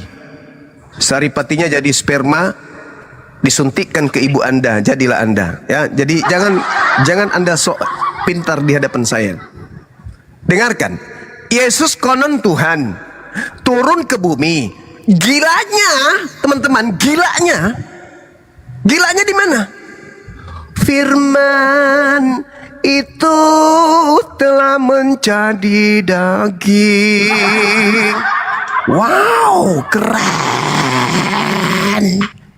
Sang firman jadi daging. Begitu turun turun jadi daging, masih menerima firman. Apa enggak konyol itu? Sang firman turun menjadi daging, tapi setelahnya masih menerima firman dari mana? Dari mana? Dari mana? Nerima firman lagi. Dari mana? Hah? Dari gorong-gorong. Konyol. Yang benar itu Al-Quran. Apa konsep yang ada dalam Al-Quran? Bismillahirrahmanirrahim. Qul nazzalahu ruhul qudus min rabbika bil haqqa liyuthabbital ladzina amanu wa hudaw wa busyara lil muslimin. Ini baru rasio. Dikatakan apa? Katakanlah wahai Nabiku Muhammad, Roh Kudus menurunkan Al-Quran dari Tuhan pencipta langit dan bumi dengan kebenaran. Itu baru firman Tuhan. Bukan Tuhannya turun ke bumi, tapi sekali turun masih menerima firman. Koplak. Yang benar adalah pencipta langit dan bumi, sang firman, mengutus kemudian utusannya untuk sampai kepada corong yang ada di bumi sebagai pelanjut tongkat estafet kalam yang keluar dari Tuhan. Ulangan 18 nomor 18. Aku akan mengutus seorang nabi yang sama seperti engkau Musa. Aku akan menaruh firmanku di mulutnya. Firman turun dari langit, dibawa oleh Roh Kudus ke mulut seorang nabi. Qul nazzalahu ruhul qudusi min rabbik bil haqqa. Itu baru betul. Dialah Roh Kudus yang menurunkan Al-Quran itu dari Tuhanmu dengan kebenaran. Di ayat yang lain dikatakan, Qul man kana aduwwan li Jibril fa innahu nazzalahu ala qalbika bi iznillah. Itu baru betul. Katakanlah wahai Nabi Muhammad, barang siapa yang menjadi musuh dari roh kebenaran, dari musuh menjadi Roh Kudus, dari Roh Kudus, kata Allah, maka ketahuilah bahwa dialah Roh Kudus yang telah menurunkan Al-Quran ke dalam hatimu dengan izin Allah. Itu baru betul. Bukan Tuhannya yang turun ke bumi, habis itu kayak orang apa itu, masih menerima firman. Yang betul, Sang Maha Sumber mengutus Roh Kudus sampai kepada corong penolong sebagai pembimbing manusia. Makanya dikatakan sang pembimbing apa? Ya ayyuhan nas inni rasulullahi ilaikum jami'a. Itu baru betul. Halo, jadi, ya sabar Bang. Sabar. Jadi kalau ada yang mengatakan Tuhannya sudah turun ke bumi, tapi tidak bisa berkata-kata dari dirinya sendiri, wah, masih perlu dikader Tuhan itu. Belum lulus ospek P4. Kenapa? Katanya Tuhan, katanya sang firman. Tapi kok nggak bisa berkata-kata dari dirinya sendiri? Jadi dia harus berkata-kata dari diri siapa? Dari diri tetangga. No, tidak main bagi orang berakal menuhankan hakikat seperti itu. Yang namanya sang sumber, ini yang betul. Mazmur 33 nomor 9, Yesaya 55 nomor 11. Itu baru Tuhan. Aku hanya memberi perintah, semuanya jadi. Innama amruhu idza arada shay'an ayyakula lahu kun fayakun. Itu baru Tuhan. Apa yang keluar dari mulutku tidak akan sia-sia, tidak akan kembali kepadaku sebelum apa yang kuperintahkan itu terjadi. Itu baru Tuhan. Kalau yang satu ini, aku tidak dapat berkata-kata dari diriku sendiri. Berhenti sudah, kau bukan Tuhan. Dah, selesai. Silakan, Akhi Sugi. Silakan Akhi. Ya gini Bang Suma, iman aku kan goyah kan, iman aku udah goyah ya. Di sini karena penjelasan Abang Suma buat aku ketar-ketir ya untuk mencari mana yang sebenarnya ini. Ya di sini saya mau tanya kepada Abang Suma aja. Kalau Abang Suma jawab pertanyaan saya, berarti ya saya mau mencari ya keyakinan yang benar. Ya, gini Abang Suma, saya di sini cuma bertanya tadi tentang kitab-kitab atau firman-firman dari Allah atau dari Tuhan.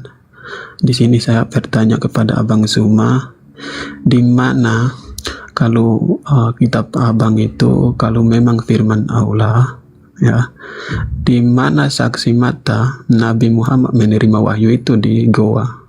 Saya pengen tahu siapa saksi mata. Kalau memang itu benar-benar firman Allah, tunjukkan satu saksi mata kepada saya, supaya saya pengen tahu mana yang benar dan mana yang tidak benar. Karena saya ini orang yang rawan, yang pikirannya kemana-mana gitu. Kalau memang ada saksi mata ya saya akui gitu. Tapi kalau tidak ada saksi mata, karena saya pernah membaca itu di tempat yang gelap ya, yang di goa gitu. Oke Bang Suma. Oke. Jadi gini Bang, saya kasih analogi. Ada seorang wanita yang datang kepada saudara, perutnya udah kembung 7 bulan hamil. Lantas Anda ditanya, Pak, kenapa? Wanita ini hamil. Aku nggak percaya. Hamil Bang? Nggak percaya. Kenapa Abang nggak percaya? Itu ukurnya buncit. Aku tidak lihat dia disetubuhin. Aku butuh saksi. Kalau nggak ada saksinya wanita ini nggak hamil. Habis itu melahirkan di situ, di tempat itu juga. Bang, ini kan sudah melahirkan Bang. Masih butuh saksi? Iya. Kalau dia tidak bisa menunjukkan saksi bahwa dia pernah ditidurin sama laki-laki, aku tidak percaya kalau dia hamil. Bang, dia sudah melahirkan. Juga tidak percaya kalau dia sudah melahirkan. Alamak. Kalau Anda sudah punya prinsip seperti itu, saudaraku, maka tempat Anda hanya cocok di gereja. Tapi kalau Anda masih bisa sembuh, silakan kita lanjut. Al-Quran mengatakan begini, lakinillah yashhadu bima ansala ilaika ansalahu bi'ilmih wal malaikatu yashhadun wa kafa billahi syahida. Apa kata Quran? Tetapi Allah menjadi saksi atas Al-Quran yang diturunkan kepadamu wahai Nabi Muhammad. Dia menurunkannya dengan ilmunya dan para malaikat pun menyaksikan, dan cukuplah Allah yang menjadi saksi. Yohanes 8, nomor 17, nomor 18, nomor 19 dan seterusnya. Apa kata Yesus? Kalau engkau menghakimi, silakan. Aku tidak menghakimi siapapun. Tetapi kalau aku menghakimi, penghakimanku itu benar. Kenapa? Kan aku tidak seorang diri. Aku bersama dengan Bapakku. Bukankah di dalam kitab Tauratmu dikatakan bahwa dua saksi sudah sah. Akulah yang menjadi saksi tentang diriku, dan Bapakku juga menjadi saksi kepada diriku. 2. Yesus dan Bapak. Gak perlu saksi yang lain. Al-Quran mengatakan, lakinillah yashhadu bima ansala ilaika ansalahu bi'ilmi wal malaikatu yashhadun wa kafa billahi syahida. Saksi Al-Quran adalah Allah, saksi Al-Quran adalah malaikat. Di ayat lain dituliskan gini. Di ayat yang lain ketika berbicara mengenai kesaksian, surah Al-Isra ayat 96, Allah Subhanahu wa taala menjelaskan, cukup aku dan Nabi Muhammad yang menjadi saksi tentang kebenaran Al-Quran. Tapi tunggu dulu. Orang-orang yang melihat wanita tadi hamil, orang-orang yang melihat wanita tadi melahirkan, boleh nggak mengatakan, saya berikrar, saya punya prinsip teguh, yakin sepenuh hati, wanita ini habis digauli oleh laki-laki, meskipun mata saya tidak melihat ketika digauli, tapi karena kebenaran yang muncul di depan saya, dia hamil dan melahirkan seorang laki-laki bayi dari perutnya, maka saya bersaksi wanita ini habis digauli oleh seorang laki-laki. Pertanyaan saya, apakah kesaksiannya, ikrarnya itu bohong? Tidak. Al-Quran kita tidak lihat pada saat diwahyukan, tapi ketika Al-Quran bercerita 1400 tahun silam tentang alam semesta, tentang ilmu pengetahuan, tentang embrio, tentang isi kepala, cara otak bekerja, cara kemudian sidik jari, alam semesta ini berapa lapisan dan seterusnya, apakah masih butuh saksi untuk menyatakan ini sebuah kebenaran? Aku tolak. Iya, ini tidak pernah ditiduri, kan aku tidak hadir pada saat ini. Nonsense, bullshit, otakmu sedikit berarti. Kecil otak kau itu. Jadi Al-Quran yang menjadi saksi ini alam semesta. Karena tidak mungkin kemudian kita bisa membenarkan sesuatu yang tidak berasal dari pencipta langit dan bumi ketika di tengah-tengahnya ada sesuatu yang tidak benar. Al-Quran apa yang keliru? Ketika di Al-Quran berbicara mengenai embrio, ketika Al-Quran berbicara mengenai alam semesta, ketika Al-Quran berbicara mengenai proses terjadinya hujan, ketika Al-Quran mengatakan ada dua sungai yang tidak bersatu, ketika Al-Quran mengatakan di bawah dasar laut ada api dan seterusnya. Siapa yang menjadi saksi pada saat itu? Kenapa bisa benar semuanya berdasarkan ilmu pengetahuan? Masih butuh saksi ya? Masih butuh saksi? Hanya orang bodoh yang menutup diri dari Al-Quran. Lukas, Markus, Matius, ribuan saksi, 5.000 saksi. Oke, coba kita takar kebenarannya. Apa kebenaran yang bisa ditorehkan di sana? Pencipta langit dan bumi turun ke bumi. Terus nonotnya dipotong pada hari ke-8. Terus apa itu kebenarannya? Kemudian dia mati, dibunuh, disalib dan seterusnya. Terus masuk akalmu itu Tuhan dibunuh? Enggak. Lalu apa fungsinya saksi-saksi itu yang banyak kalau tidak masuk akal? Jadi nonsen kalau Anda mengatakan tak ada saksi. Al-Quran menjelaskan Al-Isra 96, An-Nisa 166.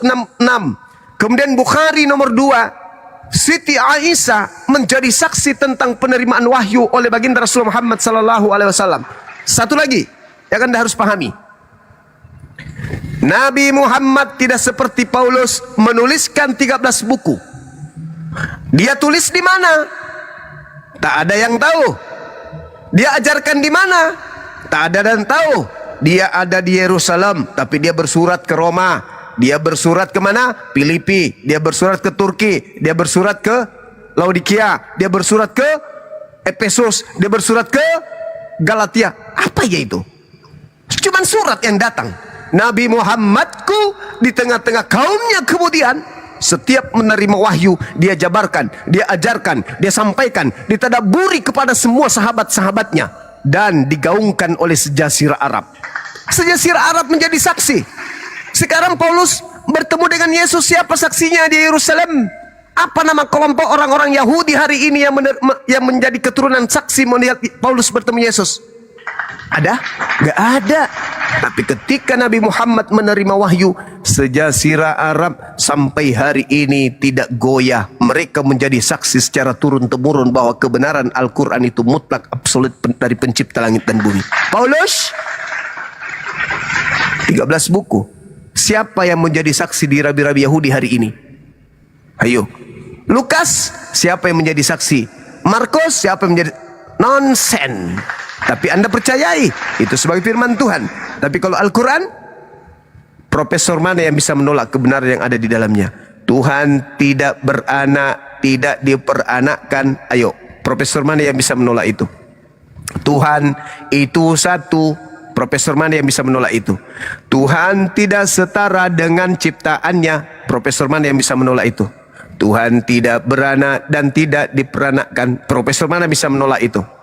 Tuhan tempat bergantungnya semua alam semesta. Profesor mana yang bisa menolak itu? Tapi kalau dikatakan Tuhan turun ke bumi, masuk ke dalam perut wanita, habis itu brojol jadi bayi, diajarin jalan, disuapin, dinetein, nonotnya dipotong hari ke-8. Jangankan profesor, monyet, kalau sekiranya monyet itu bisa berbicara, monyet pun akan mengatakan, aku tidak percaya, sorry. Ayo, kemana akal Anda pergi? Oke, Bang Zuma. Ya. Oke, silakan. Abang Zuma sendiri udah mengakui ya bahwa tidak ada saksi mata Nabi Muhammad. Tadi saya sebutkan yang saksi mata malaikat dan Allah, Siti Aisyah, orang-orang yang ada pada zamannya. Sekarang Anda mengatakan, oke, Bang Zuma sudah mengakui bahwa tidak ada saksi mata yang melihat Nabi Muhammad menerima wahyu. Ini Anda mabok apa? Begitu panjang saya menarasikan, begitu apik serendah-rendahnya pesan yang saya sampaikan, Anda belum sampai ke sana juga ternyata. Gini Bang Zuma. Iya. Saksi mata itu adalah manusia, supaya bisa manusia melihat dan bisa menyaksikan dan bisa menyampaikan kepada manusia lain.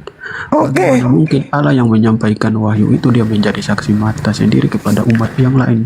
Sekarang Anda boleh baca Yohanes 8. Akulah yang bersaksi tentang diriku sendiri dan Bapa yang bersaksi tentang aku. Bagaimana bisa dilihat Bapa itu? Ada yang bisa melihat Bapa atau hanya Yesus? Makanya kalau Abang Suma berbicara tentang itu, maka di situ Abang Suma meyakinkan kami orang Kristen bahwa Allah kami itu benar-benar ada, karena Dia menyatakan diri lewat firman-Nya yang menjadi manusia.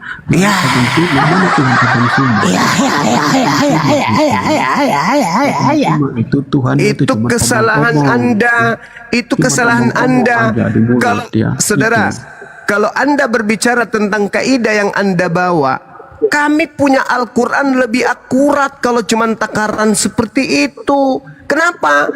Di surah Ali Imran, Allah Subhanahu wa Ta'ala menjelaskan kepada kami bagaimana kemudian Nabi Isa diturunkan kepadanya, diturunkan oleh Allah kepada Maryam. Lalu Maryam kemudian melahirkan seorang manusia dan berkata, "Biiznillah."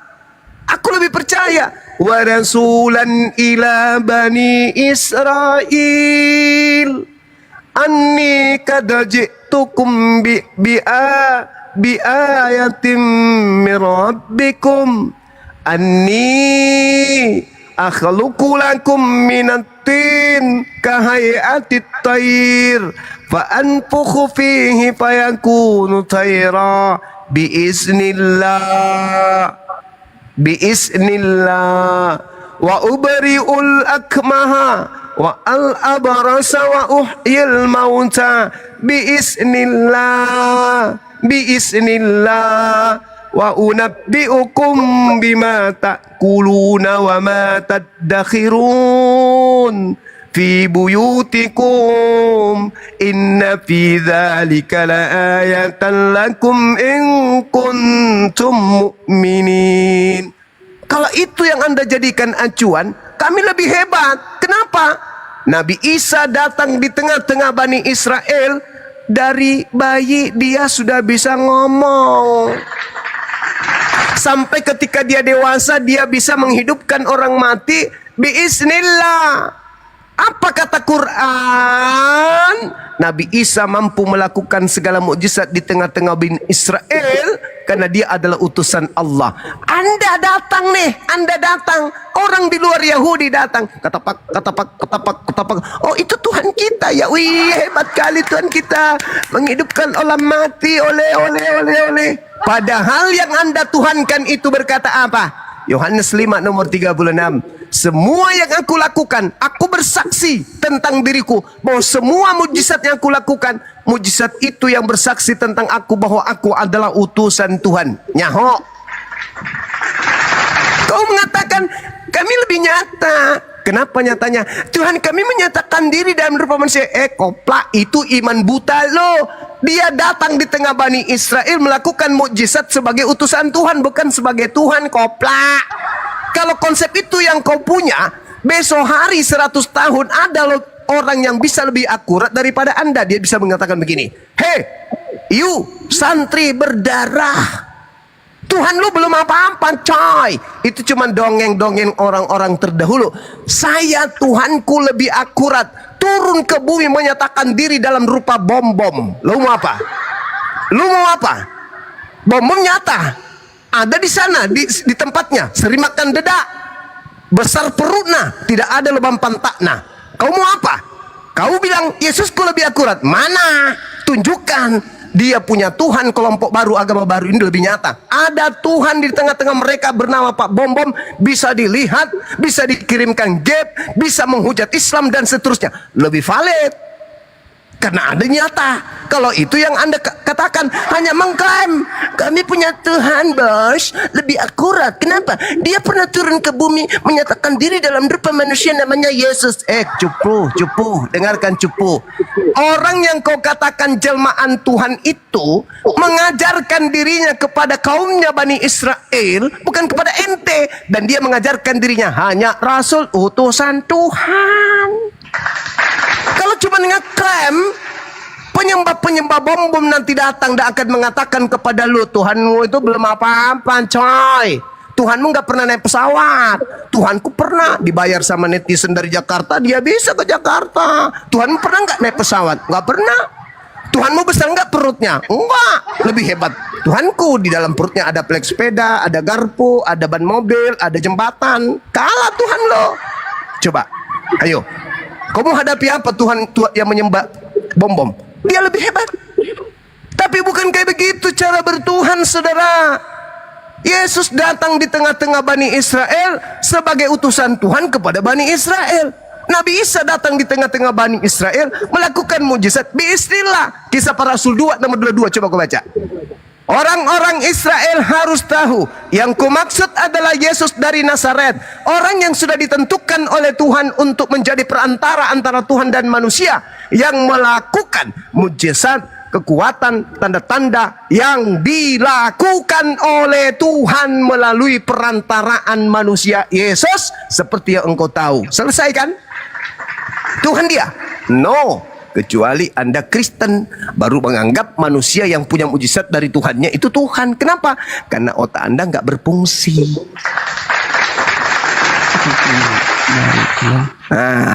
Tanggapi dulu ya. Gini Bang, nangis. Gini Bang Suma, dengar dulu ya. Nangis. Yang benar. Pak Santri, itu Yahweh. gantian lagi ya. Nabi yang benar turun pakai nonot gitu. Tuhan yang benar itu turun. Jadi bayi diajarin sama emaknya jalan gitu. Tuhan yang benar. Alamak, sudahlah kawan, kau mandi dulu, mandi dulu. Yahweh yang benar menjanjikan Mesias itu untuk kepada Bani Israel. Kepada Bani Israel. Sekarang kepada Bani Israel, Bung. Kau baca suratnya Paulus Galatia 4 nomor 5. Baca surat Paulus Galatia 4 nomor 5. Yesus ini adalah penebus orang-orang yang takluk di bawah hukum Torah. Ada siapa itu? Bani Israel. Galatia 3 nomor 13. Kristus telah menebus Bani Israel dari kutu hukum Torah. Di mana bukan kepada Yahweh menjanjikan Nabi itu biar kau tahu ya. Lebih baik Anda sekarang ambil sabuk kelapa, pakai rinso, gosok gigi, habis itu tidur. Nah, di mana Yahweh menjanjikan nabimu itu biar orang tahu di sini. Saya sebutkan dalilnya. Jangan kemana-mana. Yahweh. Ya, saya sebutkan dalilnya. Di mana Yahweh menjanjikan Nabi saya. Kamu jangan goyang kemana-mana. Saya bacakan dalilnya. Nih. Saya bacakan dalilnya. Jangan kau ngomong sendiri. Saksi mata. Ulangan 33 nomor 2. Nih, kutunjukkan dalilnya tentang nabiku Nabi Muhammad. Kau baca itu kitabnya Yahudi. Kalau Anda membantah silakan kasih data. Diam dulu. Anda bintangan. Berkatalah dia, Tuhan datang dari Sinai, terbit kepadanya dari Mesir, dari Seir, ia nampak bersinar dari pegunungan Paran, datang di tengah-tengah 10.000 orang suci yang sudah bersunat, di sebelah kanannya tampak kepada mereka api yang menyala. Ini siapa? Siapa yang datang dari pegunungan Paran? Siapa? Membawa 10.000 orang yang sudah bersunat. Siapa? Yahweh menjanjikan Nabi Muhammad. Kau tahu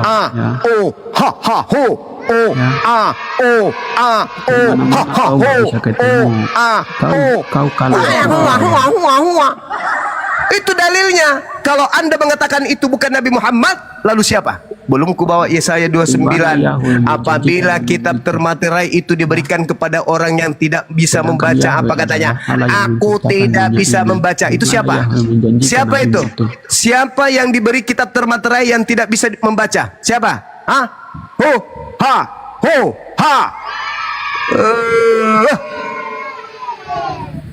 Gimana teman-teman? Cukup menghibur nggak? Menghibur nggak?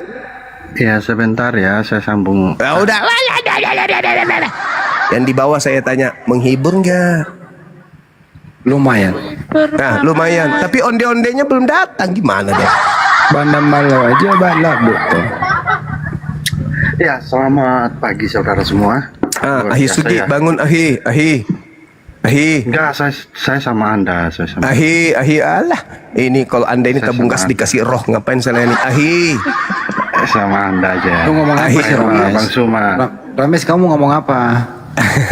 Ahi, tolong layani dulu tabung gas yang dikasih roh ini. Ahi, ya lanjut. Masya Allah. Lanjut Ahi. Enggak mau saya sama Bang Sugi sama Bang Hadi. Sama Bang Suma aja. Ilmu kau nyampe nggak tuh? Sama Bang Suma aja. Yo Bang Suma, ayo. Kita ngobrol santai aja. Lu mau diatur apa mengatur? Waduh. Bro, mau ngatur apa mau diatur? Mau diatur. Ya udah, kepada Sugi tuh. Apa? Topik apa? Saya nggak ada pembahasan. Udah saya diam Ya aja. udah, kalau begitu saya eksekusi. Bang Handi, Bang Handi izin, Bang Handi. Iya Bunda, silakan Bunda. Belum mulai, ini dong tap-tap layar, follow akun yang di atas, akun Bunda Mila, akun Bang Sugi yang kecil juga ini kayaknya ya. Nggak, ini besar nih. Bang Handi, 15 ini yang gede ribuan ya? juga ini. Ya masih perlu tambahan lah biar kalau buka sendiri itu banyak yang ngelihat. Ayo Iwan Villa 10.000 nih. Masa ya nggak ada yang ini? Ayo biar lebih semangat lagi nih. Masih pagi, belum subuh. Jam berapa di Makassar? Udah jam 3 kayaknya. Setengah tiga bun. Lanjut. 3. Ayo kalian follow saya 4.000. Kalian tinggal pilih mau kasih Bang Zuma apa. Ayo semangat.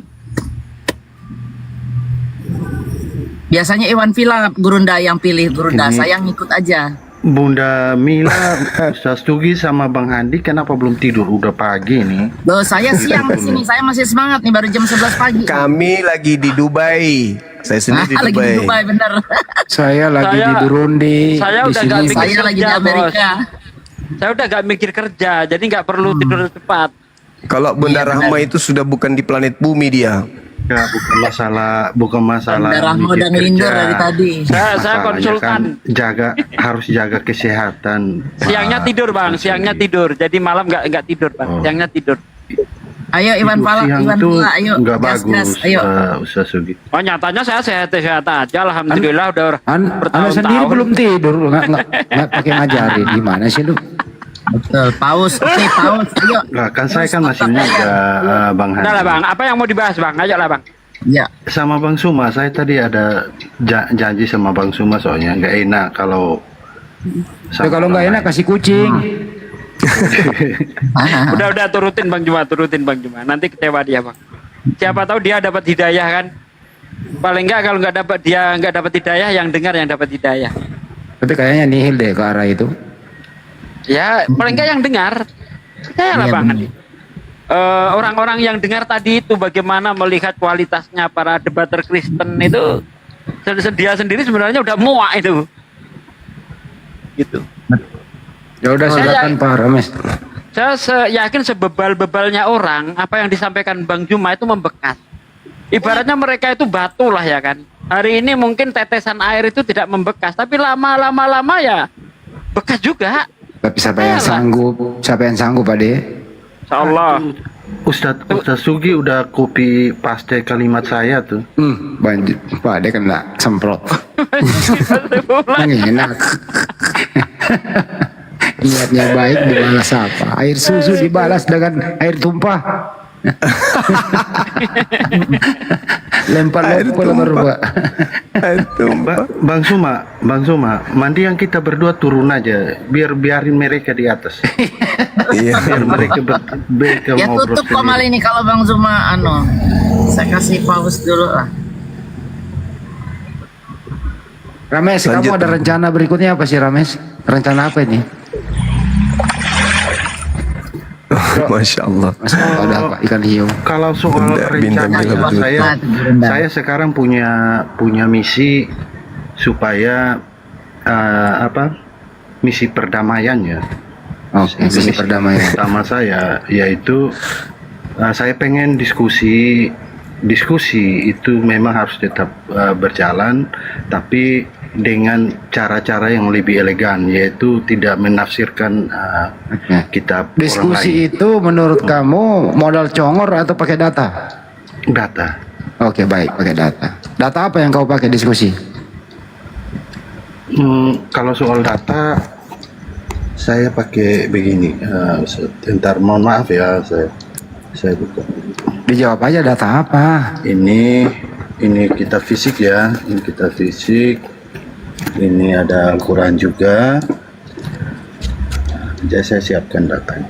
Kalau Oke. Bible aja dulu. Bible dulu. Tunjukkan di situ data di Bible itu. Paham ini. Dengerin dulu lah. Enggak saya sama. Katanya mau diskusi tadi pakai data. Ya kan? Enggak, kita ngobrol-ngobrol santai aja. Menurut berarti nggak diskusi, mau ngobrol gitu loh. Ya ngobrol aja. Menurut Topik Bang apa Andi, mau diobrolin? Menurut Bang Andi, kira-kira dalam keimanan Bang Andi itu ada nggak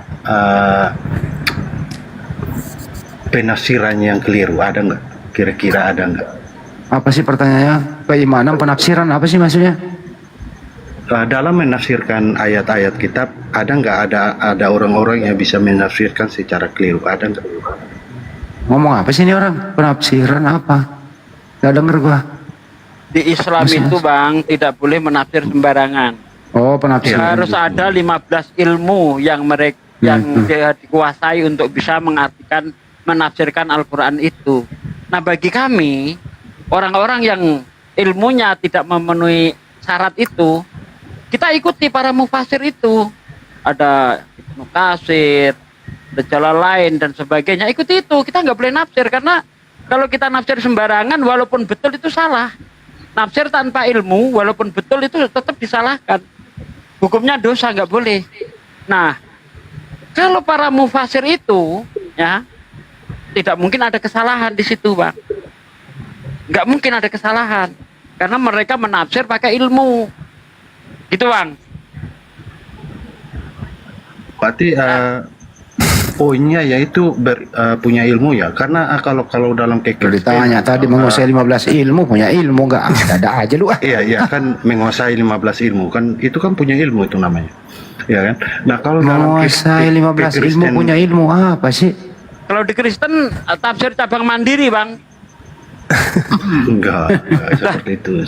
Coba kalau saya punya satu pertanyaan, saya tanyakan kepada 10 orang Kristen, pasti saya akan mendapat jawaban 11 jawaban yang berbeda-beda. Soal ketuhanan aja. Tuh. Padahal yang ditanya 10.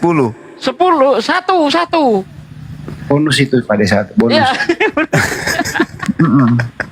Iya, Bang. Apa Anda nggak merasa? Ya, setiap orang Kristen bebas menafsir. Coba. Bebas menafsir. Kalau kami orang Islam nggak ada yang menafsir. Penafsiran dalam kekristenan itu tidak boleh ayat yang satu bertentangan dengan ayat yang lain. Itu poin pertamanya. Pokoknya ya itu sebelum memaknai satu ayat itu harus benar-benar hikmat, bukan hikmat yang bukan standar bagi dunia. Ilmu apa? Ya. Ilmunya ilmu apa? Yang harus dikuasai untuk bisa menafsir Bible itu ilmu apa namanya? Ilmu paluka. Kalau di Islam tuh ada namanya ilmu tajwid, ya, nausorob, jagang. macam-macam ada 15 lah. Sekarang ilmu apa supaya saya bisa menafsir Bible sesuai dengan kaidah? Ilmunya itu adalah ilmu rumah sakit Hermina. Hermina. Ilmu apa, Bang? Biar saya pelajari, Bang. Ya, jadi ilmu untuk menafsirkan Bible, jangan merasa bahwa Anda sudah lebih berakal. Kok ilmu jangan merasa gimana sih? Itu karena itu kesombongan ya. Kesombongan Tuhan benci sombong. Nah, itu harus kamu ditanya pakai ilmu dulu, apa, menafsir. Setelah berdoa, minta hikmat langsung dari Tuhan karena Nah, justru itulah yang membuat Kristen ini semakin bobrok karena setiap orang mengaku memiliki Roh Kudus. Sehingga penafsirannya berbeda-beda. Ya kan? Kalau kami enggak, ilmu yang dipakai, akal dipakai. Sehingga jawaban kami tidak ada yang berbeda. Coba kau tanya seluruh orang Islam, Tuhanmu siapa? Allah. Allah itu Akal seperti mana yang apa? lebih tinggi, Ustaz Sugi? Apa? Akal mana yang lebih tinggi manusia daripada Tuhan? Akal mana yang lebih tinggi? Gimana sih? Emang Tuhan itu harus pakai akal gitu? Sumber segala akal adalah Tuhan. Sumber segala hikmat. Dengar. Akal itu dari bahasa Arab yang artinya mengikat. Nah, akal itu dari bahasa Arab yang artinya mengikat. Apakah Tuhan itu terikat? Dia baru bisa membuat kebijakan, dia baru bisa mikir kalau dia berakal. Menggunakan otak. Tuhan tidak seperti itu. Tuhan itu maha berilmu. Untuk mengetahui sesuatu, untuk membuat kebijakan, Tuhan nggak mikir dulu. Namanya maha berilmu dia. Dia sudah mengetahui apa yang akan terjadi, yang sebelum yang dahulu, sekarang, dan yang akan datang. Itu Tuhan udah tahu semua. Jadi nggak perlu pikir dulu lah, saya mau menciptakan ini. Dan tidak seperti itu Tuhan. Jadi salah pertanyaan Anda, mana lebih tinggi akal Anda atau Tuhan? Oh, bukan begitu. Nah, justru karena itu, saudara sudah mengakui hal itu, saya sangat setuju ya. Nah, tadi kenapa saat saya bilang minta hikmat dari Tuhan, saudara malah, kalau kami harus berakal dulu. Seolah-olah akal manusia itu lebih tinggi daripada Tuhan. Kenapa harus diandalkan akal manusia? Sedangkan hikmat tertinggi adalah hikmat dari Tuhan itu sendiri. Seseorang tidak mungkin bisa menafsirkan satu ayat kitab suci dengan baik dan benar apabila di hatinya itu ada kekotoran gitu loh. Saya jawab, Bang. Dia mau sekolah tembus bumi juga tidak akan mampu dia. Saya jawab. Ya, jadi gini. Mau ngomong apa? Aku sampai lupa ya. Jadi gini. Tuhan, ya kan, memberi akal kepada kita itu untuk membedakan ini benar, ini salah. Bukan iman. Kalau iman dijadikan sebagai tolak ukur untuk membedakan mana benar, mana salah, maka di dunia ini nggak ada orang yang salah ketika nyembah Tuhan. Nggak ada yang salah berdasarkan iman. Ada nyembah sapi benar bagi iman mereka. Akal yang dipakai. Nah, di Islam itu bukan cuma akal, tapi iman. Iman dan akal harus seiring sejalan. Iman tanpa akal itu buta. Akal tanpa iman pincang, jadinya ateis. Iman tanpa akal bodoh. Makanya orang Kristen di abad-abad pertengahan pernah mengalami zaman kebodohan. Karena mereka hanya mengandalkan iman. Ini sejarah. Ini bukan hujatan. Sejarah membuktikan orang Kristen pernah mengalami zaman kebodohan. Sehingga seorang ilmuwan ya yang terkenal, Galileo Galilei, itu dihukum oleh gereja. Karena apa yang disampaikan oleh Galileo Galilei itu bertentangan dengan gereja, bertentangan dengan Bible.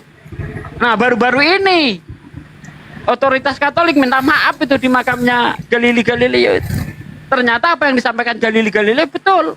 Nah, di Islam bagaimana? Iman dan akal harus seiring sejalan.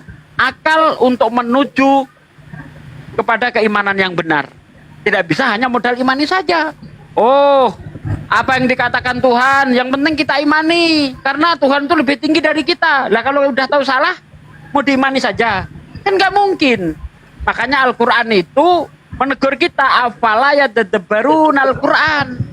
Apa kamu itu nggak neliti Al-Quran? Telitilah Al-Quran itu, teliti. Jadi kita itu dilarang hanya modal imani saja. Tidak boleh. Afala yatafakkarun. Apa kamu nggak mikir? Afala yatawakilun. Apa kamu nggak menggunakan akalmu? Jadi orang Islam dituntut menggunakan akal. Begitu, Bang. Lantas kenapa tadi Ustadz mengatakan bahwa penafsiran kitab suci saudara itu harus mempunyai beberapa ilmu, ya kan, tadi sudah dikatakan demikian, sehingga seseorang tidak memiliki satu kebebasan dalam bisa menafsirkan ayat kitab suci yang diimaninya, selagi hal itu tidak bertentangan dengan ayat yang lain. Kenapa dibatasi?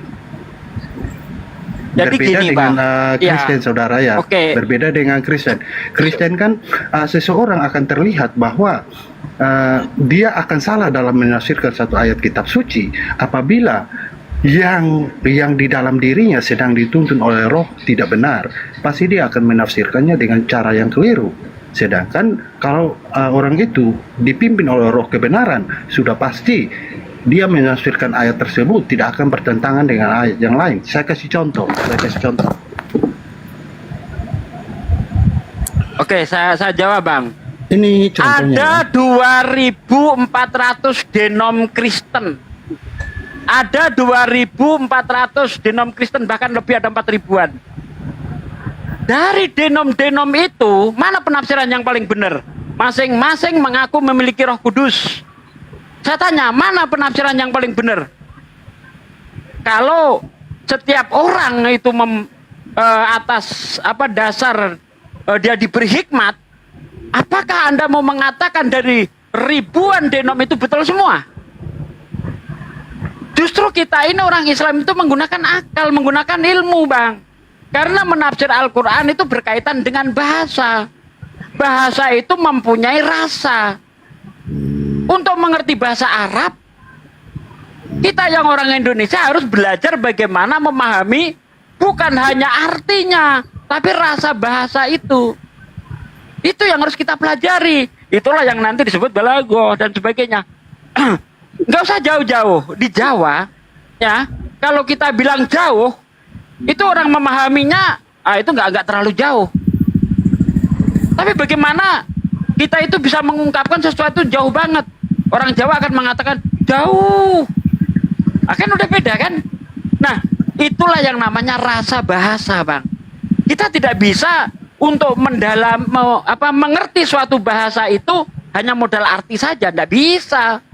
Tidak bisa, Bang. Karena setiap bahasa pasti punya rasa bahasa itu sendiri. Begitu, Bang. Bagaimana coba? Anda mau mengerti makna yang sebenarnya itu, kalau tidak ngerti rasa bahasa itu, tidak bisa. Itulah yang namanya ilmu. Tidak hanya modal imani saja. Diperlukan ilmu, Bang. Untuk mengetahui segala sesuatu ilmu. Nah, dari ilmu itu nanti menumbuhkan iman. Begitu, Bang. Ya, kalau soal ilmu kan tadi saya sudah sepakat dengan hal itu. Tapi ilmu tertinggi kan adalah Tuhan itu sendiri. Nah, bagaimana standar kita bisa menilai seseorang itu bisa berilmu tinggi apabila dalam kehidupan sehari-harinya itu sangat jauh dari kebenaran. Nah, orang yang jauh dari kebenaran mustahil dia bisa mendapatkan ilmu yang tertinggi daripada Tuhan itu sendiri, karena roh yang sedang memimpin dia adalah roh yang tidak benar. Ya kan? Oke. Yang kita bahas bukan perilaku orang. Kalau Anda membahas perilaku orang untuk menentukan orang itu untuk menentukan agama itu benar atau salah, tidak tepat. Karena perilaku penganut sebuah agama itu relatif, Bang. Di Islam ada yang jahat, ada yang baik. Di Kristen ada yang jahat, ada yang baik. Kita ilmunya yang kita ambil. Bagaimana dia menafsir? Ya, ketahuan bahwa dia itu menafsir itu benar, tentu tidak akan bertentangan dengan ajaran pokok. Gitu loh. Di Islam misalnya, orang menerangkan Allah. Kalau dia penafsirannya itu bertentangan dengan Quran, maka penafsirannya nggak benar. Nah, saya lihat semua orang Kristen ketika berbicara tentang Tuhan nggak ada yang benar. Makanya sudah 2000 tahun kalian itu masih cakar-cakaran masalah Tuhan. Kalau boleh saya bilang, Kristen ini agama prematur. Masalah yang paling dasar saja belum selesai 2000 tahun. Padahal sudah konsili berkali-kali. Ada konsili Yerusalem, konsili Nicea, konsili macam-macam lah. Tapi nggak kelar-kelar. Islam dalam waktu 13 tahun selesai urusan ketuhanan. Sebelum hijrah ke Madinah, Rasulullah itu menata keimanan dulu. Selesai 13 tahun. Kristen 2000 tahun masalah ketuhanan belum selesai. Ada yang mengatakan Yesus itu Tuhan sendiri. Ada yang mengatakan Bapa itu Tuhan itu sendiri, Yesus utusan. Ada yang mengatakan tiga-tiganya Tuhan, macam-macam lah. Ya, makanya kalian nggak kelar-kelar masalah ketuhanan. Islam selesai, Bang. Kenapa? Karena apa? Ketika kita menafsir itu pakai ilmu. Dan ilmu yang kita miliki tidak boleh bertentangan dengan Quran dan hadis. Gitu, Bang. Akhi Juma mau nyambut, silakan Akhi Juma.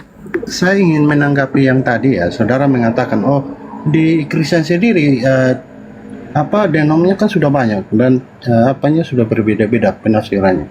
Nah, saudara, ini membuktikan, lagi-lagi membuktikan bahwa Tuhan itu tidak bisa mampu dijangkau oleh manusia. Tapi satu-satunya yang bisa dijangkau oleh manusia adalah firman Tuhan itu. Saya buktikan kepada saudara ya, semua Kristen ya, mau dia denom apapun itu, apabila dia mendasarkan kepada Alkitab ya, itu poin utamanya sudah pasti kasih. Karena ada dua hukum, saudara, yaitu kasihilah Tuhan Allahmu dengan segenap hatimu dan dengan segenap akal budimu, dan seterusnya. Yang kedua, kasihilah sesama manusia seperti dirimu sendiri. Itu semua sepakat akan hal itu. Bahkan tanpa kekristenan pun hal itu berlaku. Karena manusia dari dahulu mengenal Tuhan itu lewat firman-Nya. Bahkan saudara pun akan menyetujui hal itu. Karena apa? Kasih itu tidak bisa dibatasi. Nah, kalau soal Tuhan, itu membuktikan bahwa manusia tidak bisa menjangkau Tuhan itu. Ya, nah saya ingin tahu kalau memang saudara bisa menjelaskan tentang ketuhanan saudara, saya ingin tahu sejauh mana saudara mengenal Tuhan saudara. Karena mohon maaf saudara, setahu saya tidak ada seorang pun manusia yang bisa kenal Tuhannya kalau tanpa firman. Mau dia apapun itu. Terima kasih. Ya, Akhi Juma mau masuk, silakan. Akhi Juma, kayaknya tadi udah ngasih kode itu. Akhi. Ya, jadi gini, Bang. Anda tadi mengatakan setiap denom itu berdasarkan Bible, ya. Anda mengatakan, nah sekarang kalau setiap denom itu berdasarkan Bible, kenapa mereka itu mempunyai perspektif yang berbeda-beda mengenai Tuhan? Kenapa? Inilah karena apa? Karena mereka punya penafsiran-penafsiran mandiri, cabang mandiri mereka. Mereka masing-masing, oh kami memiliki Roh Kudus. Nah sekarang kalau masing-masing mengaku punya Roh Kudus, kenapa penafsirannya berbeda-beda? Apakah Roh Kudusnya banyak? Oh ini denom misalnya karismatik, Roh Kudusnya beda, denom ini beda, sehingga menafsirkan hasil yang berbeda-beda begitu. Kalau Roh Kudusnya sama, seharusnya penafsirannya sama. Tapi kenapa bisa berbeda-beda seperti itu? Wah, itulah Tuhan nggak bisa dijangkau manusia. Artinya Tuhanmu tidak bisa menerangkan dengan baik. Sehingga terjadilah perbedaan itu. Beda kami di umat Islam. Seluruh umat Islam mengenai ketuhanan semua sama. Karena Tuhan sendiri yang menjelaskan tentang dirinya. Gak usah banyak-banyak. Tuhan itu seperti apa?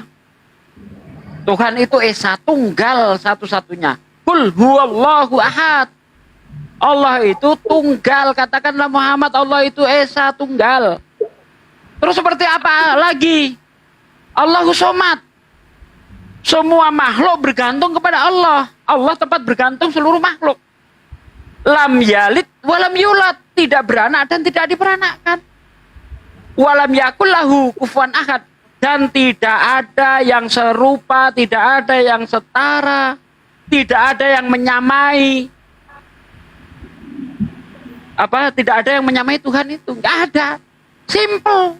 Di Islam itu tidak harus, oh Tuhan itu 3 pribadi, 1 hakikat. Belum ada orang Kristen lulus menerangkan tentang Trinitas. Belum ada. Belum ada, Bang. Coba orang Kristen mana yang lulus menerangkan tentang Trinitas? Belum ada. Saya debat bersama Bang Juma sudah 17 tahun. Belum ada orang Kristen lulus menerangkan tentang ketuhanan. Islam cukup dengan surah Al-Ikhlas selesai. Walaupun di dalam ayat Al-Quran itu bertebaran, banyak sekali bertebaran ayat-ayat yang menceritakan tentang bagaimana Tuhan itu. Ya, salah satunya laisa kamitslihi syai'. Allah itu tidak seperti makhluknya. Logis. Segala yang diciptakan pasti berbeda dengan yang menciptakan. Logis. Simple logis Bang di Islam itu untuk mengenal Tuhan. Izin, bertele-tele Bang. Bang Sugi izin. Malah sekarang ini ada yang mengaku menjadi Tuhan dan menjadi Nabi. Itu sering tuh naik ke komal kita tuh. Jadi dia membuat Bible baru. Nah, dia mengatakan diri dia Kristen sendiri. Gimana tuh? Seperti itu. Coba. Nggak kelar. Memang nggak kelar. Ketuhanan mereka ini nggak selesai. Biar udah bertahun-tahun. Ya, tadi dia mengatakan disuruh mengasihi.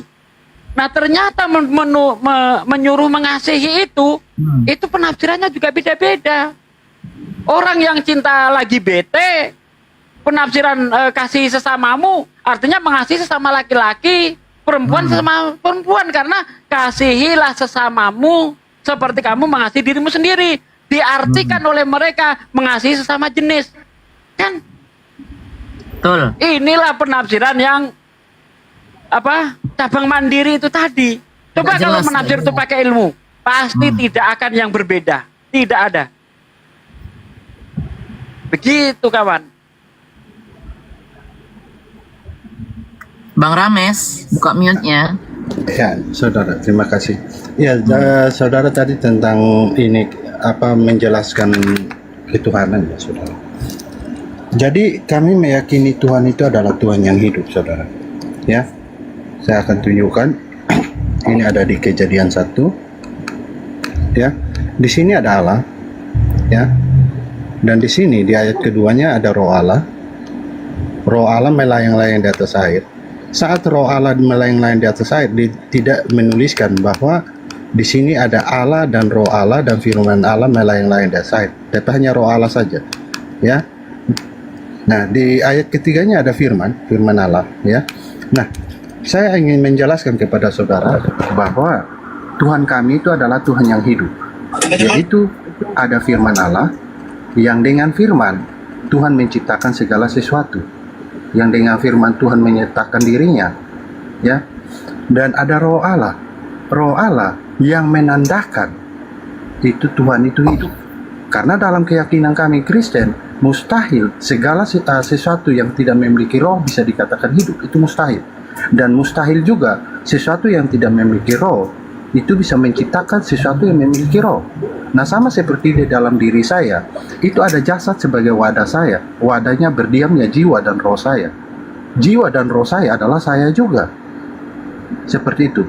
Nah, begitupun firman Allah ini, untuk memperkenalkan siapa Tuhan itu, diutuslah Allah Bapa, mengutus firman-Nya ke bumi untuk memperkenalkan siapa Bapa itu. Jadi kami mengenal Tuhan yang hidup itu dari sang firman ini. Apabila kami tidak percaya kepada firman ini, mustahil kami bisa percaya kepada Tuhan. Begitu. Nah, saudara, saya ingin tahu saudara mengenal Tuhan saudara itu dari apa? Apakah saudara berkenalan langsung atau mengenalnya dari firman juga? Silakan, saudara. Oke, udah. Jadi kalau Tuhanmu itu Tuhan yang hidup, masih kalah sama Tuhan saya. Tuhan saya bukan Tuhan yang hidup, tapi Tuhan yang maha hidup. Tuhan yang maha hidup, untuk bisa hidup nggak perlu roh. Kalau Tuhan hidup masih perlu roh, itu berarti Tuhan masih mengalami kekurangan. Apa bedanya dengan saya? Apa bedanya dengan monyet? Apa bedanya dengan anjing? Apa bedanya dengan babi? Babi bisa hidup karena punya roh. Tuhan tidak tergantung kepada sesuatu apapun. Allah itu maha hidup. Sehingga untuk hidup tidak perlu roh. Nah, itu bedanya. Tuhan saya lebih tinggi kali. Karena memang dia maha Allah itu. Ya. Nah, di ayat itu, Kejadian 1 ayat 1 sampai ayat 3 itu orang Yahudi tidak pernah memahami bahwa itu adalah roh Tuhan. Enggak. Orang yang paham bahasa Ibrani, orang Yahudi, kitabnya orang Yahudi, Tentu saya lebih percaya orang Yahudi daripada orang Kristen yang mengambil kitabnya orang Yahudi. Ya, misalnya ada orang Kristen menerangkan tentang Quran. Tentu saya lebih percaya kepada orang Islam yang menerangkan Quran karena itu kitab mereka, dia bisa baca. Orang Yahudi menerangkan itu adalah angin, bukan Tuhan punya roh. Orang Yahudi tidak pernah meyakini Tuhannya itu roh, tidak. Dan itu bukan 3 pribadi seperti keyakinan Anda. Firman itu pribadi sendiri, roh pribadi sendiri, Bapa pribadi sendiri. Yahudi tidak punya pemahaman itu. Sama sebagaimana kami orang Islam. Di ayat itu menunjukkan bahwa Tuhan menciptakan itu dengan cara berfirman. Kalau di Islam dikatakan innama amruhu idza arada syai'an ayyakula lahu kun fayakun. Jika Allah itu menghendaki segala sesuatu, Allah itu bilang aja kun, jadi, maka jadilah apa yang dia kehendaki. Berfirman dia, berfirmanlah jadilah terang. Maka terang itu jadi. Bukan firman itu yang bekerja berbentuk pribadi sendiri, bukan seperti itu. Yahudi juga nggak mengatakan itu. Bahkan kalau Anda lihat dalam kitab Yesaya 44 ayat 24, ya, apa kata Tuhan? Bukankah aku Tuhan yang membentuk bumi dan membentangkan langit seorang diri? Nggak gotong royong. Tetapi tadi sepertinya Anda mau menerangkan bahwa Tuhan itu gotong royong. Ada rohnya, ada firmannya, ada Bapa, sama-sama menciptakan. Kalau di orang Yahudi nggak seperti itu. Bahkan kitab Yesaya nggak seperti itu. Bahkan Yesus sendiri, dia tidak mengakui dia sang pencipta. Matius 19 ayat 4. Tidakkah engkau membaca? Ia yang menciptakan manusia laki-laki dan perempuan sejak semula. Oh, Yesus nggak pernah mengaku dia sang pencipta. Nggak ada Yesus mengaku sang pencipta, itu nggak ada. Gitu. Nah, bagaimana kita mengenal Tuhan? Dari firman-Nya. Dari firman Tuhan itulah. Di Al-Quran seperti yang saya jelaskan tadi itu. Innani anallah la ilaha illa ana fa'budu fa'budni wa aqimi sholati dzikri. Nah, aku ini Allah. Tidak ada Tuhan selain aku. Allah sendiri yang menerangkan. Anda meyakini Tuhan datang sendiri, mengenalkan dirinya, tetapi tidak beres selama 2000 tahun. Terbukti Kristen masih cakar-cakaran masalah Tuhan. Gak beres. Islam cukup mengutus, Allah cukup mengutus malaikat, sampaikan kepada nabinya, beres. Gitu Bang. Ya, jadi sangat luar biasa ya penjelasan dari saudara saya. Nah, saudara, tadi saudara mengatakan bahwa Tuhan orang Yahudi itu yang dikatakan yang di Kejadian itu bukan roh tapi angin. Nah, roh itu kenapa dikatakan angin? Karena roh itu tidak kelihatan, saudara. Ya, roh Allah itu tidak kelihatan seperti angin, ya kan? Nah, akan tetapi orang Yahudi tetap meyakini bahwa Tuhannya itu memiliki roh. Walaupun mereka tidak meyakini bahwa firman Allah jadi manusia, tapi mereka tetap percaya bahwa Tuhannya mereka Tuhan yang hidup, yaitu memiliki roh. Ya, nah saya ingin tahu, tadi saudara mengatakan bahwa Tuhan saudara tidak membutuhkan roh. Saudara, roh itu ada beberapa jenis, ya, yaitu roh yang diciptakan. Yaitu manusia itu termasuk roh yang diciptakan. Malaikat itu roh, ada rohnya juga, itu diciptakan. Menandakan mereka hidup karena mereka memiliki roh. Saya hidup karena saya memiliki roh. Nah, mana mungkin sesuatu yang tidak memiliki roh bisa menciptakan saya yang memiliki roh? Ya kan? Nah, begitupun jiwa. Mana mungkin sesuatu yang tidak memiliki jiwa bisa menciptakan saya yang memiliki jiwa? Saya tanpa jiwa, saya dikatakan sakit jiwa. Ya kan? Nah, saya ingin tahu saudara, tadi saudara mengatakan bahwa Tuhan saudara tidak membutuhkan roh. Saya minta saudara, di mana data saudara sampai saudara bisa mengatakan bahwa Tuhan saudara tidak membutuhkan roh? Lantas bagaimana dengan roh kami? Roh kami itu maknanya apa? Saya ingin tahu. Silakan. Ya, kan sudah saya terangkan tadi. Tuhan saya itu untuk hidup tidak perlu roh. Kenapa? Karena dia maha hidup. Kalau hidup itu masih perlu roh dia. Tuhan maha hidup. Mana dalilnya? Ya Hayyu, yang maha hidup. Di Islam namanya Ya Hayyu, yang maha hidup. Bukan cuma hidup dia. Kalau dia hidup, apa bedanya dengan kita? Apa tuh bedanya Tuhan sama kita? Kalau hidup masih perlu roh, seperti yang Anda katakan tadi. Kita hidup, perlu roh. Makanya kita dibilang hidup. Tapi kalau yang namanya maha hidup, tentu akan berbeda dengan kita. Allah maha melihat. Kita melihat. Karena kita melihat, untuk bisa melihat perlu namanya mata. Tapi kalau yang maha melihat nggak perlu pakai mata. Untuk menengok ke belakang, Tuhan nggak perlu noleh. Karena yang digunakan, karena Tuhan itu maha melihat.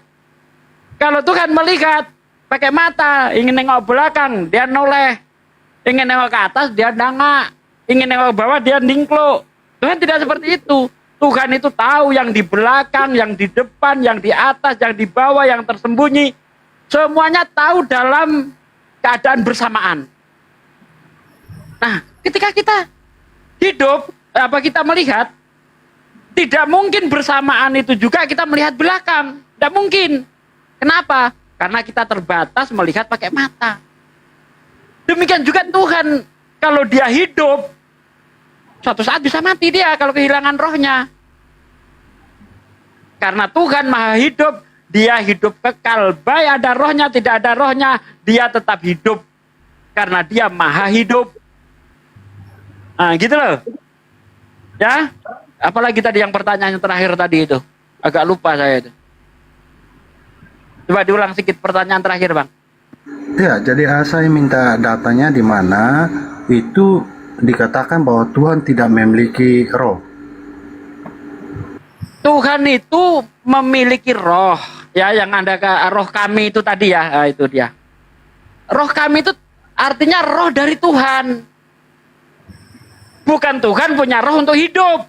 Tuhan itu memiliki roh, fungsinya untuk menghidupi segala yang ada. Gitu loh.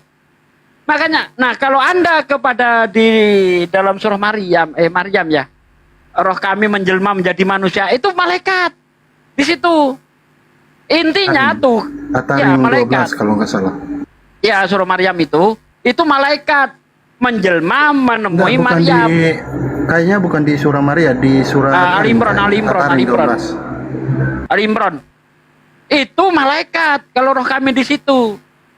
Bukan rohnya Tuhan, bukan. Maksudnya roh Allah itu roh dari Allah, roh miliknya Allah. Sama juga begini, Bang. Baitullah, rumah Allah. Apa Anda mau mengatakan bahwa Tuhan itu rumah? Kan tidak kan? Makanya ketika Yesus berkata di dalam Yohanes 4 ayat 24, Allah itu roh, Tuhan itu roh. Itu bukan maksudnya Yesus itu Tuhan itu roh, tidak. Karena Yesus berkata di dalam Yohanes 16 ayat 25, sesungguhnya semuanya ini aku katakan kepadamu dengan perumpamaan. Tapi ada saatnya nanti aku akan berkata kepadamu secara terus terang, memberitakan tentang Bapa. Artinya ketika Yesus berkata Allah itu roh, itu bukan maksud Yesus Allah itu roh, berupa roh, bukan. Maksud Yesus adalah Tuhan itu gaib. Makanya di dalam Yohanes 5 ayat 37, dia yang mengutus aku, rupanya tidak bisa kamu lihat, suaranya tidak bisa kamu dengar. Itulah maksudnya gaib, Bang. Dan Islam pun setuju. Allah itu gaib, maha gaib. Begitu, Bang.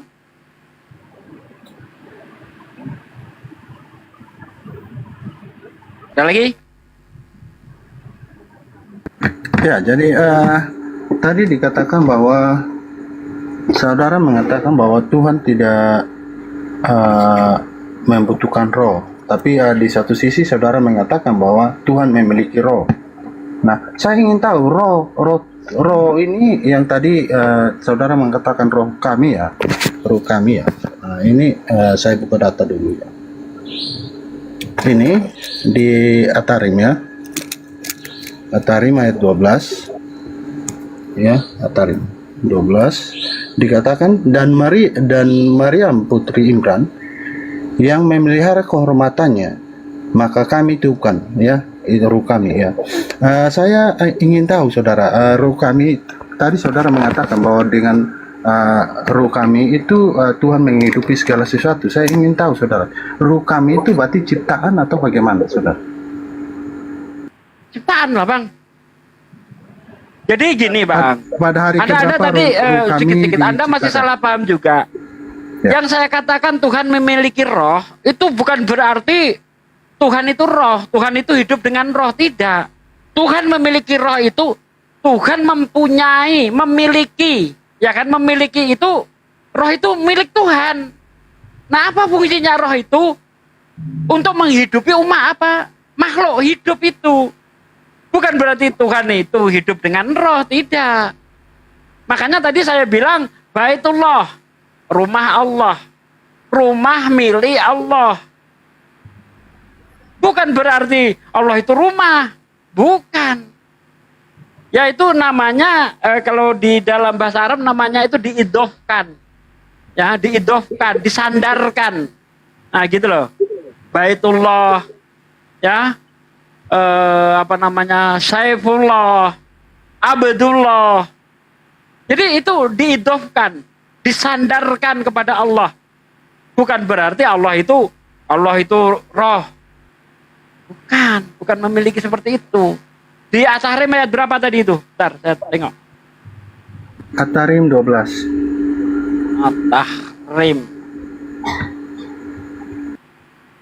At-Tahrim ayat 12. Oke. Wa Maryam mabnata Imran allati sonat farjaha. Oh, ini Allah itu meniupkan roh untuk menghidupkan janin yang ada di dalam diri diri Maria itu. Bukan Allah berupa roh masuk ke dalam rahim Maria, bukan seperti itu, Bang. Ya. Nih, nih. Dan Maryam putri Imran yang memelihara kehormatannya, maka kami tiupkan ke dalam rahimnya sebagian dari ruh ciptaan kami. Ya kan? Dari ruh ciptaan kami, dan dia membenarkan kalimat-kalimat Tuhannya dan kitabnya, dan dia termasuk orang yang taat. Nah, memang di ayat lain Allah itu meniupkan roh itu kepada Nabi Adam juga. Allah itu meniupkan roh kepada Nabi Adam. Untuk apa? Untuk menghidupkan. Begitu, Bang. Ya, terima kasih. Saya ingin menanggapi dulu ya jawaban pertanyaan saudara ya tentang kitab saya. Di sini saudara, saya bukakan data dulu ya.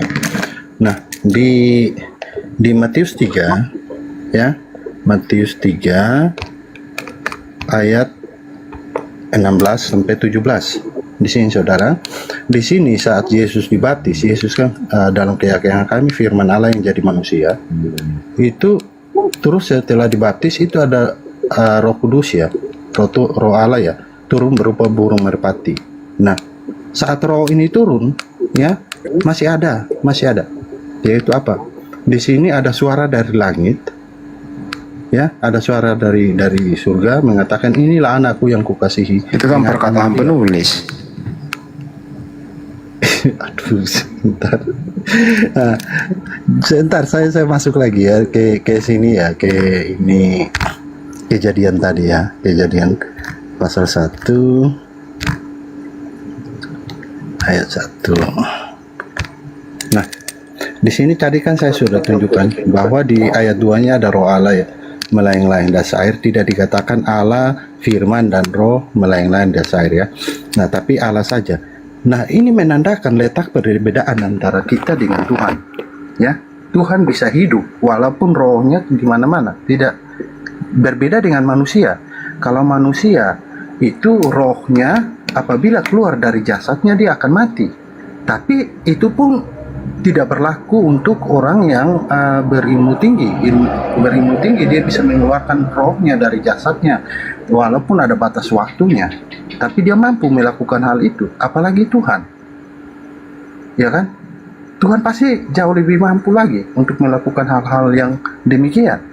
Nah, tapi pada poin dasarnya bahwa Tuhan memiliki roh, karena tanpa roh kita bisa lihat di dalam alam semesta ini segala sesuatu tidak memiliki roh tidak hidup, dan mustahil sesuatu yang tidak memiliki roh bisa menciptakan sesuatu yang memiliki roh. Itu mustahil. Yang memiliki roh saja belum tentu mampu kok menciptakan sesuatu yang hidup, apalagi yang tidak memiliki roh. Artinya Tuhan Anda untuk bisa hidup harus punya roh. Bukan harus punya roh, tapi dia memiliki roh. Nah, kalau memiliki roh itu bukan berarti dia itu hidup dengan roh, Bang. Orang Yahudi tadi belum saya bantah. Tidak ada orang Yahudi yang meyakini bahwa Tuhan itu untuk hidup punya roh. Tidak. Orang Yahudi mana seperti itu? Bahkan kalau Anda baca, Bang, ya, di dalam Kejadian 6 ayat 4, rohku, ya roh Allah, tidak akan tinggal selamanya di dalam diri manusia, melainkan hanya 120 tahun saja. Mau kamu maknanya apa itu? Itu roh Allah di situ. Maka benar yang saya katakan tadi ketika disebut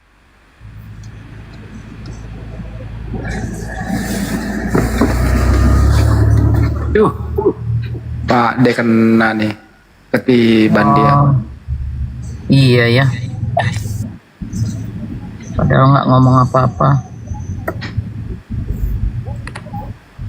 Rames, Tuhan kamu itu roh apa bukan sih? Aduh, gak enak saya itu pada udah turun lagi. Jangan sampai gara-gara saya nih. Enggak. Gue mau nanya sama lu, Tuhan kamu roh atau bukan? Aduh, nanti saya ngobrol lagi, nanti Bang Andi terpental juga. Udah kita diam-diam aja dah. Lu takut banget sih dengerin suara gue lu, Mes. Kenapa sih? Enggak enak Pak, dia udah turun tuh, jangan sampai dia marah saya lagi. Ya gantian aja, gantian.